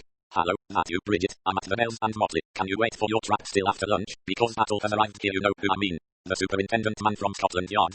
Yes, and he wants to have a talk with me right away. That's all right, Amy. Bring my things round after lunch and tell me what he says about it all. Right, so long, my sweet. So long. Bridget replaced the receiver and retailed the conversation to Miss Wainfleet. Then she yawned. A feeling of fatigue had succeeded her excitement. Miss Wainfleet noticed it. You're tired, my dear. You'd better lie down. Oh, perhaps that would be a bad thing just before lunch. I was just going to take some old clothes to a woman in a cottage not very far away. Quite a pretty walk over the fields. Perhaps you'd care to come with me. We'll just have time before lunch. Bridget agreed willingly. They went out the back way. Miss Wainfleet wore a straw hat and, to Bridget's amusement, had put on gloves. We might be going to Bond Street, she thought to herself. Miss Wainfleet chatted pleasantly of various small village matters as they walked. They went across 2 fields, crossed a rough lane and then took a path leading through a ragged copse. The day was hot and Bridget found the shade of the trees pleasant. Miss Wainfleet suggested that they should sit down and rest a minute. It's really rather oppressively warm today, don't you think? I fancy there must be thunder about. Bridget acquiesced somewhat sleepily. She lay back against the bank, her eyes half closed, some lines of poetry wandering through her brain. Oh, why do you walk through the fields in gloves, oh fat white woman whom nobody loves? But that wasn't quite right. Miss Wainfleet wasn't fat. She amended the words to fit the case. Oh, why do you walk through the fields in gloves, oh lean grey woman whom nobody loves? Miss Wainfleet broke in upon her thoughts. You're very sleepy, dear, aren't you? The words were said in a gentle everyday tone, but something in them jerked Bridget's eyes suddenly open. Miss Wainfleet was leaning forward towards her. Her eyes were eager, her tongue passed gently over her lips. She repeated her question. You're very sleepy, aren't you? This time there was no mistaking the definite significance of the tone. A flash passed through Bridget's brain, a lightning flash of comprehension, succeeded by one of contempt at her own density. She had suspected the truth, but it had been no more than a dim suspicion. She had meant, working quietly and secretly, to make sure, but not for one moment had she realized that anything was to be attempted against herself. She had, she thought, concealed her suspicion entirely, nor would she have dreamed that anything would be contemplated so soon. Fool 7 times fool. And she thought suddenly, the tea, there was something in the tea. She doesn't know I never drank it. Now's my chance. I must pretend. What stuff was it, I wonder? Poison, or just sleeping stuff? She expects me to be asleep, that's evident. She let her eyelids droop again. In what she hoped was a natural drowsy voice, she said, I not rightfully how funny. I don't know when I've felt so sleepy. Miss Wainfleet nodded softly. Bridget watched the older woman narrowly through her almost closed eyes. She thought, I'm a match for her anyway. My muscles are pretty tough, she's a skinny frail old pussy, but I've got to make her talk, that's it, make her talk. Miss Wainfleet was smiling. It was not a nice smile. It was sly and not very human. Bridget thought, She's like a goat. God, how like a goat she is. A goat's always been an evil symbol. I see why now. I was right in that fantastic idea of mine. Hell hath no fury like a woman scorned. That was the start of it, it's all there. She murmured, and this time her voice held a definite note of apprehension. I don't know what's the matter with me, I feel so queer, so very queer. Miss Wainfleet gave a swift glance round her. The spot was entirely desolate. It was too far from the village for a shout to be heard. There were no houses or cottages near. She began to fumble with the parcel she carried, the parcel that was supposed to contain old clothes. Apparently it did. The paper came apart, revealing a soft woolly garment, and still those gloved hands fumbled and fumbled. Oh, why do you walk through the fields in gloves? Yes, why gloves? Of course. The whole thing so beautifully planned. The wrapping fell aside. Carefully, Miss Wainfleet extracted the knife, folding it very carefully so as not to obliterate the fingerprints which were already on it where the short podgy fingers of Lord Whitfield had held it earlier that day in the drawing room at Ash Manor. The Moorish knife with the sharp blade. Bridget felt slightly sick. She must play for time and she must make the woman talk, as lean, grey woman whom nobody loved. It ought not to be difficult, not really, because she must want to talk, oh, so badly, and the only person she could ever talk to was someone like Bridget Somione, who was going to be silenced forever. Bridget said in a faint, thick voice, "What's that knife?" And then Miss Wainfleet laughed. It was a horrible laugh, soft and musical and ladylike and quite inhuman. She said, "It's for you, Bridget, for you. I've hated you, you know, for a very long time." Bridget said, "Because I was going to marry Gordon Whitfield." Miss Wainfleet nodded. "You're clever, you're quite clever. This, you see, will be the crowning proof against him. You'll be found here with your throat cut and his knife, and his fingerprints on the knife. Clever the way I asked to see it this morning. And then I slipped it into my bag wrapped in a handkerchief whilst you were upstairs. So easy, but the whole thing has been easy. I would hardly have believed it." Bridget said, still in the thick, muffled voice of a person heavily drugged. "That's because I are so devilishly clever." Miss Wainfleet laughed her ladylike little laugh again. She said with a horrible kind of pride, "Yes, I always had brains, even as a girl, but they wouldn't let me do anything. I had to stay at home doing nothing. And then Gordon just a common bootmaker's son, but he had ambition. I knew he would rise in the world, and he jilted me, all because of that ridiculous business with the bird." Her hands made a queer gesture as though she were twisting something. Again a wave of sickness passed over Bridget. "Gordon ran daring to jilt me, Colonel Wainfleet's daughter. I swore I'd pay him out for that. I used to think about it night after night, and then we got poorer and poorer. The house had to be sold. He bought it. He came along patronizing me, offering me a job in my own old home. How I hated him then, but I never showed my feelings. We were taught that as girls are most valuable training. That, I always think, is where breeding tells." She was silent a minute. Bridget watched her, hardly daring to breathe lest she should stem the flow of words. Miss Wainfleet went on softly. "All the time I was thinking, first of all I just thought of killing him. That's when I began to read up criminology quickly, you know, in the library, and really I found my reading came in most useful more than once later. The door of Amy's room, for instance, turning the key in the lock from the outside with pincers after I'd changed the bottles by her bed. How she snored, that girl, quite disgusting, it was." She paused. "Let me see, where was I?" That gift which Bridget had cultivated, which had charmed Lord Whitfield, the gift of the perfect listener, stood her in good stead now. Honoria Wainfleet might be a homicidal maniac, but she was also something much more common than that. She was a human being who wanted to talk about herself, and with that class of human being Bridget was well fitted to cope. She said, and her voice had exactly the right invitation in it, "You meant at first to kill him." "Yes, but that didn't satisfy me much. To deny it had to be something better than just killing, and then I got this idea. It just came to me. He should suffer for committing a lot of crimes on which he was quite innocent. He should be a murderer. He should be hanged for my crimes, or else they'd say he was mad and he would be shut up all his life. That might be even better." She giggled now, a horrible little giggle. Her eyes were light and staring with queer elongated pupils. "As I told you, I read a lot of books on crime. I chose my victims carefully. There was not to be too much suspicion at first. You see," her voice deepened, "I enjoyed the killing that disagreeable woman, Lydia Horton. She patronized me once. She referred to me as an old maid. I was glad when Gordon quarreled with her. Two birds with one stone, I thought. Such fun, sitting by her bedside and slipping the arsenic in her tea, and then going out and telling the nurse how Mrs. Horton had complained of the bitter taste of Lord Whitfield's grapes. The stupid woman never repeated that, which was such a pity. And then the others. As soon as I heard that Gordon had a grievance against anyone, it was so easy to arrange for an accident. And he was such a fool, such an incredible fool. I made him believe that there was something very special about him, that anyone who went against him suffered. He believed it quite easily. Poor dear Gordon, he'd believe anything. So gullible." Bridget thought of herself saying to Luke scornfully, "Gordon, he could believe anything." Easy, how easy. Poor pompous credulous little Gordon. But she must learn more. Easy, this was easy too. She'd done it as a secretary for years, quietly encouraged her employers to talk about themselves, and this woman wanted badly to talk, to boast about her own cleverness. Bridget murmured, "But how did you manage it all? I don't see how you could." "Oh, it was quite easy. It just needed organization. When Amy was discharged from the manor I engaged her at once. I think the hat paint idea was quite clever, and the door being locked on the inside made me quite safe. But of course I was always safe because I never had any motive, and you can't suspect anyone of murder if there isn't a motive. Carter was quite easy to was lurching about in the fog, and I caught up with him on the footbridge and gave him a quick push. I'm really very strong, you know." She paused, and the soft horrible little giggle came again. "The whole thing was such fun. I shall never forget Tommy's face when I pushed him off the windowsill that day. He hadn't the least idea." She leaned towards Bridget confidentially. "People are really very stupid, you know. I'd never realized that before." Bridget said very softly, "But then you're unusually clever." Yes, perhaps you're right." Bridget said. "Dr. Humblebee, that must have been more difficult." Yes, it was really amazing how that succeeded. It might not have worked, of course, but Gordon had been talking to everybody on his visit to the Wellman Cruyff's Institute, and I thought if I could manage it so that people remembered that visit and connected it afterwards. And one Kipuzier was really very nasty, a lot of discharge. I managed to run the point of my scissors into the doctor's hand, and then I was so distressed and insisted on putting on a dressing and bandaging it up. He didn't know the dressing had been infected first from one Kipuzier. Of course, it mightn't have worked, it was just a long shot. I was delighted when it died, especially as one Kipu had been Lavinia's cat. Her face darkened. Lavinia Pinkerton. She guessed it was she who found Tommy that day, and then when Gordon and old Dr. Humblebee had that row, she caught me looking at Humblebee. I was off my guard. I was just wondering exactly how I'd do it, and she knew. I turned round to find her watching me, and I gave myself away. I saw that she knew. She couldn't prove anything, of course. I knew that. But I was afraid all the same someone might believe her. I was afraid they might believe her at Scotland Yard. I felt sure that was where she was going that day. I was in the same train and I followed her. The whole thing was so easy. She was on an island crossing Whitehall. I was close behind her. She never saw me. A big car came along and I shoved with all my might. I'm very strong. She went right down in front of it. I told the woman next to me I'd seen the number of the car and gave her the number of Gordon's rolls. I hoped she'd repeat it to the police. It was lucky the car didn't stop. Some chauffeur riding without his master's knowledge, I suspect. Yes, I was lucky there. I'm always lucky. That scene the other day with Rivers and Luke Fitzwilliam as witness. I've had such fun leading him along. Of how difficult it was to make him suspect Gordon. But after Rivers' death he would be sure to do so. He must. And no, well, this will just finish the whole thing nicely. She got up and came towards Bridget. She said softly, Gordon jilted me. He was going to marry you. All my life I've been disappointed. I've had nothing at all. Olin Grey woman whom nobody loves. She was bending over her, smiling, with mad-like eyes the knife gleamed.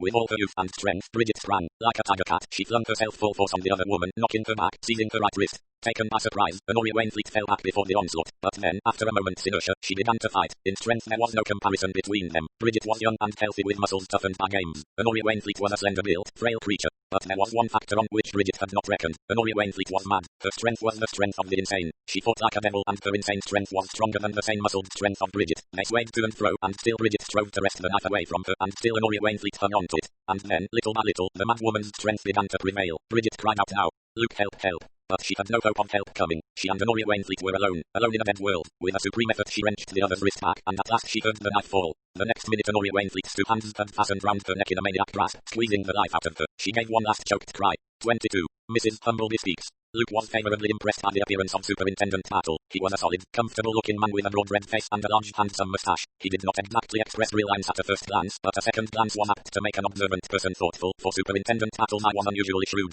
Luke did not make the mistake of underestimating him. He had met men of Battle's type before. He knew that they could be trusted, and that they invariably got results. He could not have wished for a better man to be put in charge of the case. When they were alone together Luke said, You're rather a big noise to be sent down on a case like this. Superintendent Battle smiled. It may turn out to be a serious business, Mr. Fitzwilliam. When a man like Lord Whitfield is concerned, we don't want to have any mistakes. I appreciate that. Are you alone? Oh, no, got a detective sergeant with me. He's at the other pub, the Seven Stars, and his job is to keep an eye on his lordship. I see. Battle asked. In your opinion, Mr. Fitzwilliam, there's no doubt whatever, you're pretty sure of your man? On the facts I don't see that any alternative theory is possible. Do you want me to give you the facts? I've had them, thank you, from Sir William. Well, what do you think? I suppose it seems to you wildly unlikely that a man in Lord Whitfield's position should be a homicidal criminal. Very few things seem unlikely to me, said Superintendent Battle. Nothing's impossible in crime. That's what I've always said. If you were to tell me that a dear old maiden lady, or an archbishop, or a schoolgirl, was a dangerous criminal, I wouldn't say no. I'd look into the matter.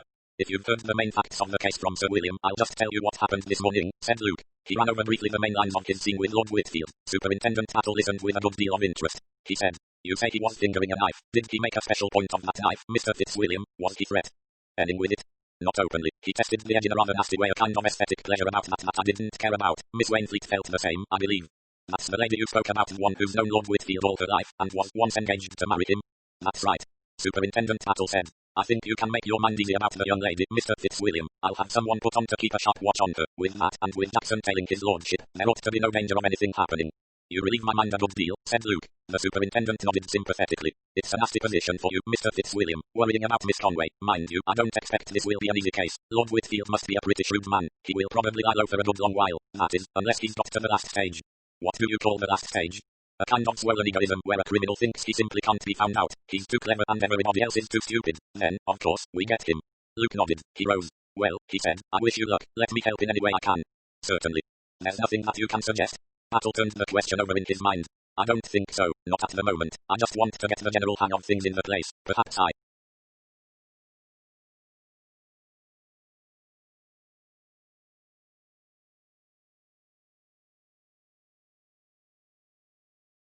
could have another word with you in the evening. Rather.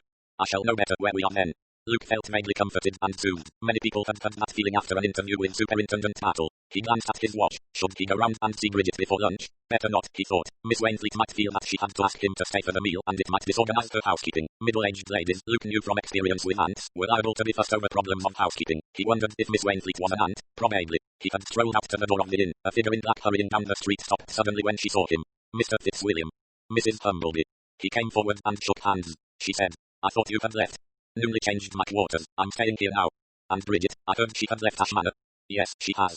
Mrs. Humbleby sighed. I'm so very glad she has gone right away from Witchwood.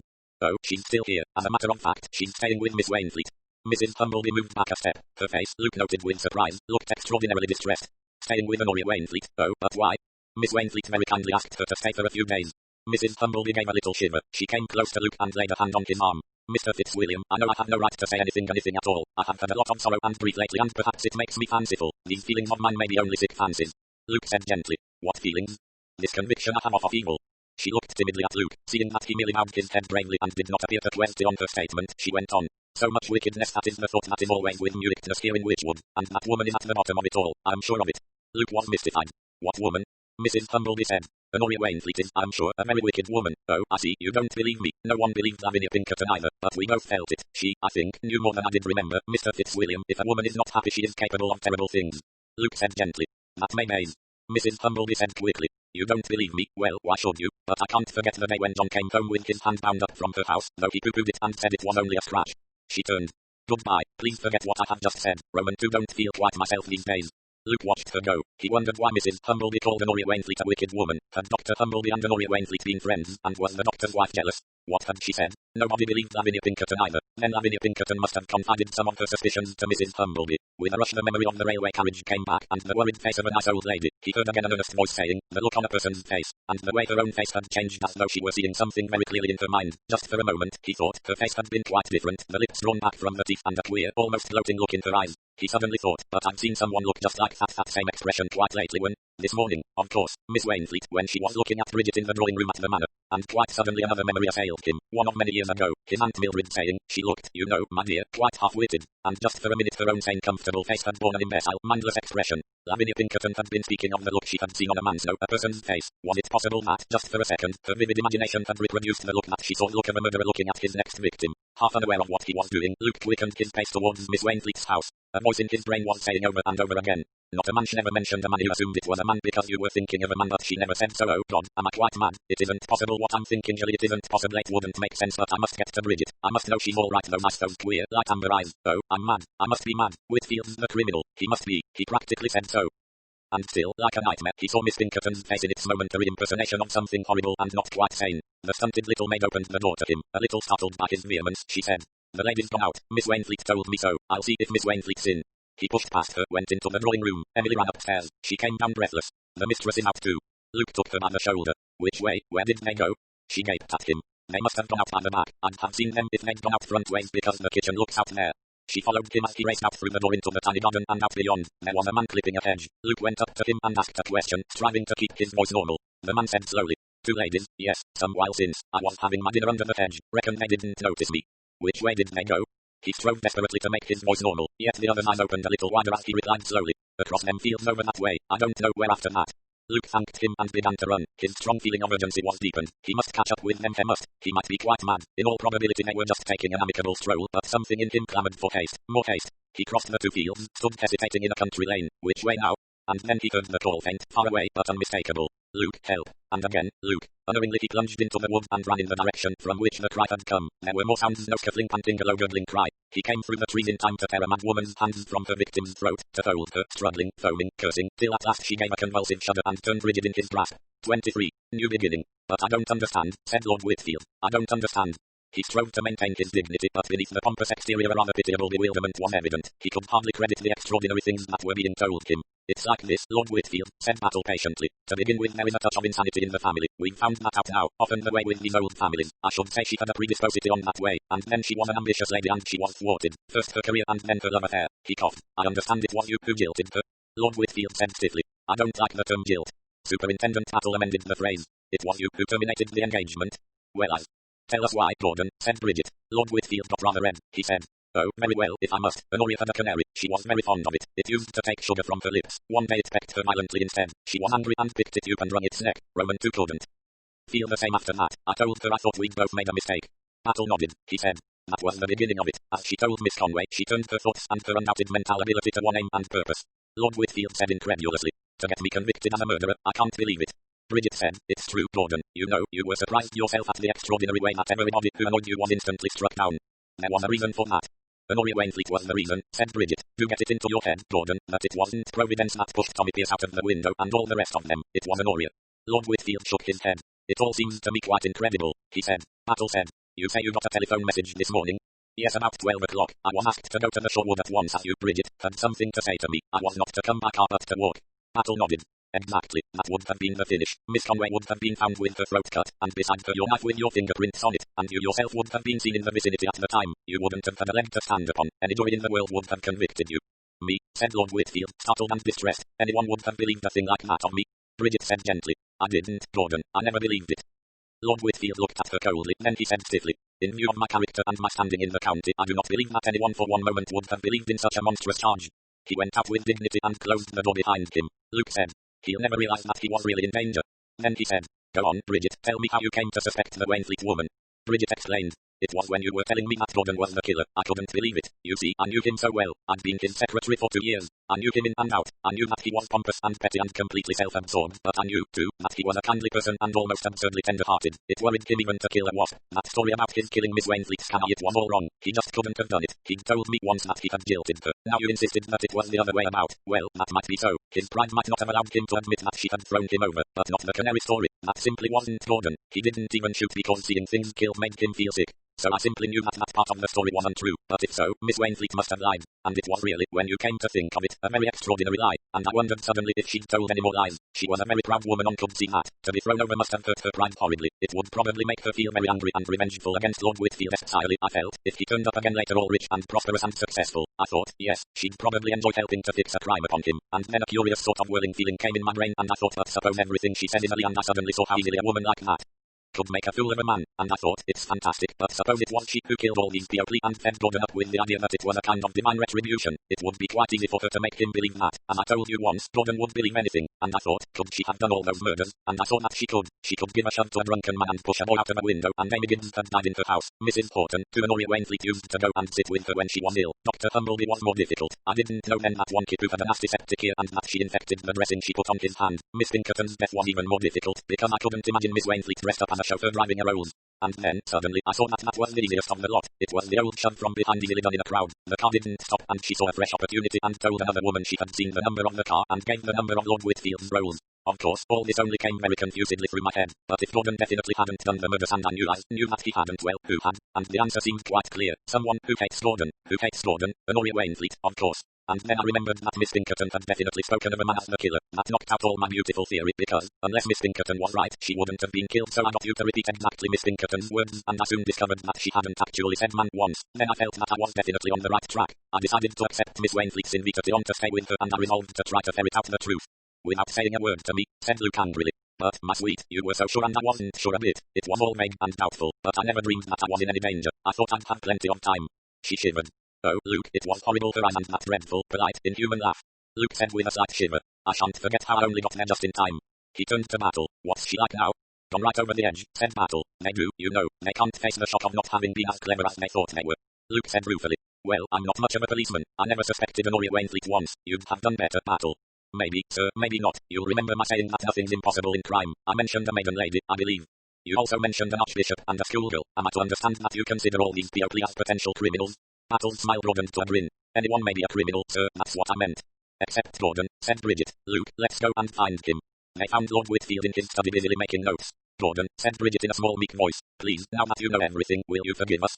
Lord Whitfield looked at her graciously. Certainly, my dear, certainly. I realize the truth. I was a busy man. I neglected you. The truth of the matter is as Kipling so wisely puts it. He travels the fastest who travels alone. My path in life is a lonely one.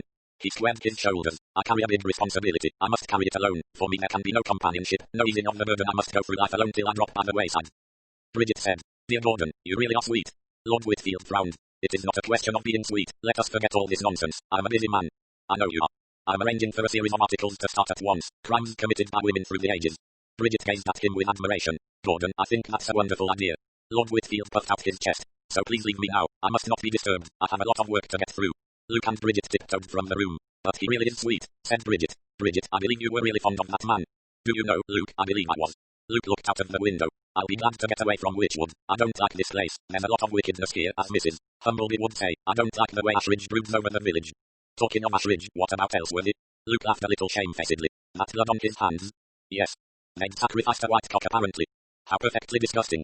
I think something unpleasant is going to happen to our Mr. Ellsworthy. Atle is planning a little, sir.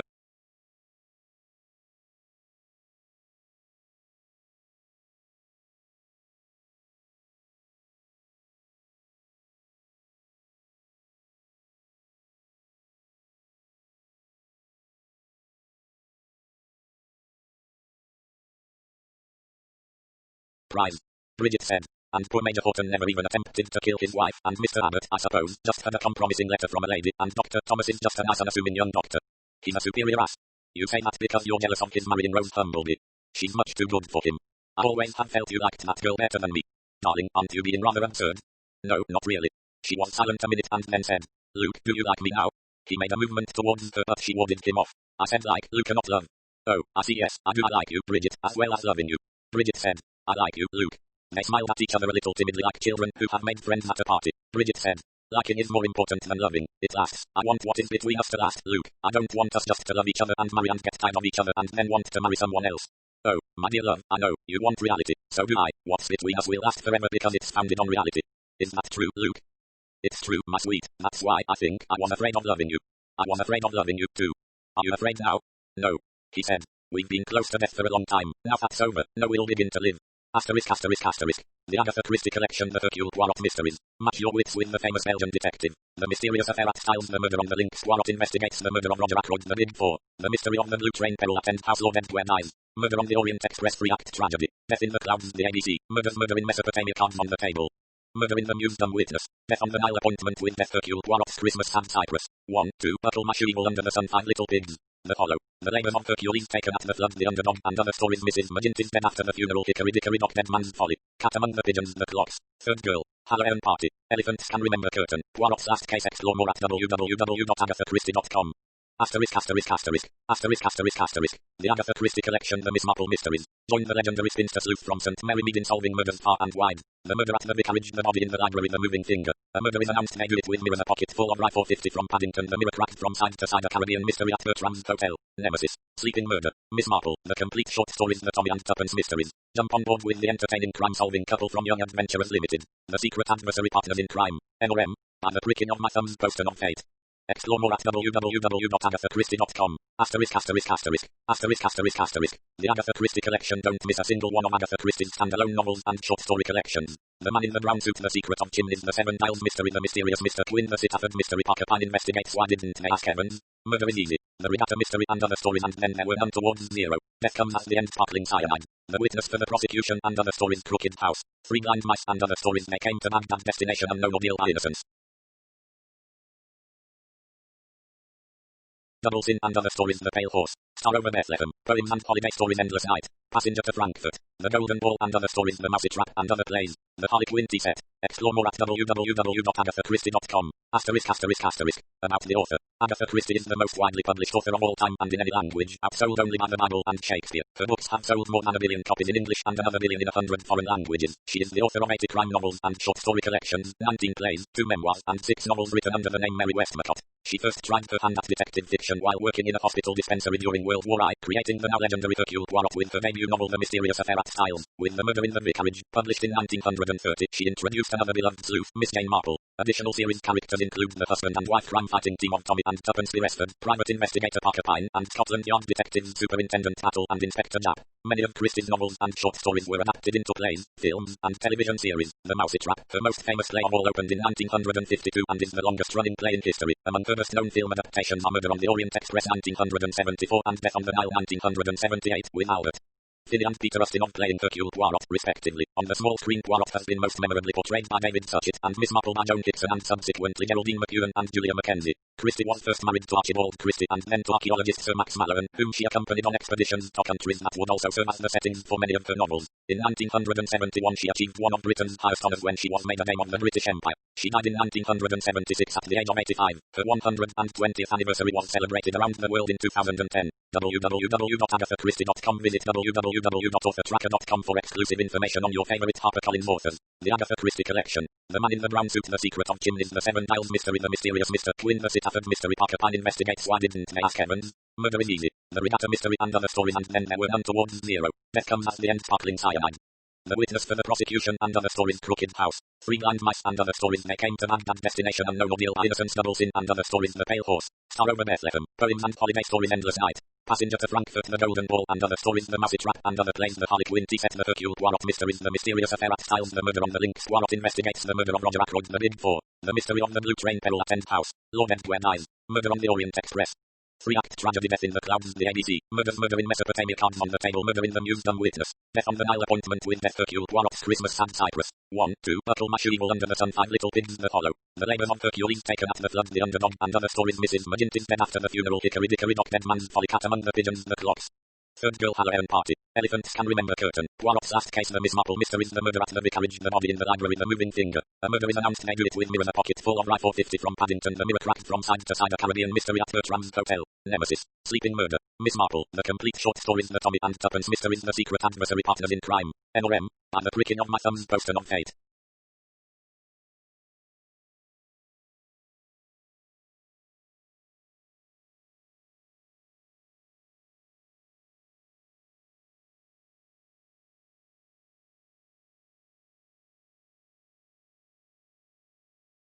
Memoirs. An autobiography. Come, tell me how you live. Copyright. This book is a work of fiction. The characters, incidents, and dialogue are drawn from the author's imagination and are not to be construed as real. Any resemblance to actual events or persons, living or dead, is entirely coincidental. This title was previously published as Easy to Kill. Agatha Christie, Murder is Easy. Copyright 1939, Agatha Christie Limited, a Korean company. All rights reserved. Murder is Easy 1939. Published by permission of G.P. Putnam's Sons, a member of Penguin Group USA Inc. All rights reserved under international and Pan-American copyright conventions. By payment of the required fees, you have been granted the non-exclusive, non-transferable right to access and read the text of this ebook on screen. No part of this text may be reproduced, transmitted, downloaded, decompiled, reverse engineered, or stored in or introduced into any information storage and retrieval system in any form or by any means, whether electronic or mechanical, now known or hereinafter invented, without the express written permission of HarperCollins eBooks. Library of Congress cataloging in publication data is available upon request. ISBN 978-0-06307-207380-8. EPUB edition June 2011. ISBN 978-0-06307-2011-343-6. 11, 12, 13, 14, 15. About the publisher. Australia. HarperCollins Publishers Australia Thai. Limited. 25 Ryde Road PO. Box 321. Pimble, NSW 2073, Australia www.harpercollins.com.au/ebooks Canada. HarperCollins Canada 2 Bloor Street East, 20th floor Toronto, on M4W 188, Canada http www.harpercollins.com New Zealand. HarperCollins Publishers New Zealand Limited PO, Box 1, Auckland, New Zealand http www.harpercollins.co.nz United Kingdom. HarperCollins Publishers Limited, 77-85 Fulham Palace Road London, W68JB, UK, http www.harpercollins.co.uk United States. HarperCollins Publishers Inc., 10 East 53rd Street, New York, NY 10022, http www.harpercollins.com.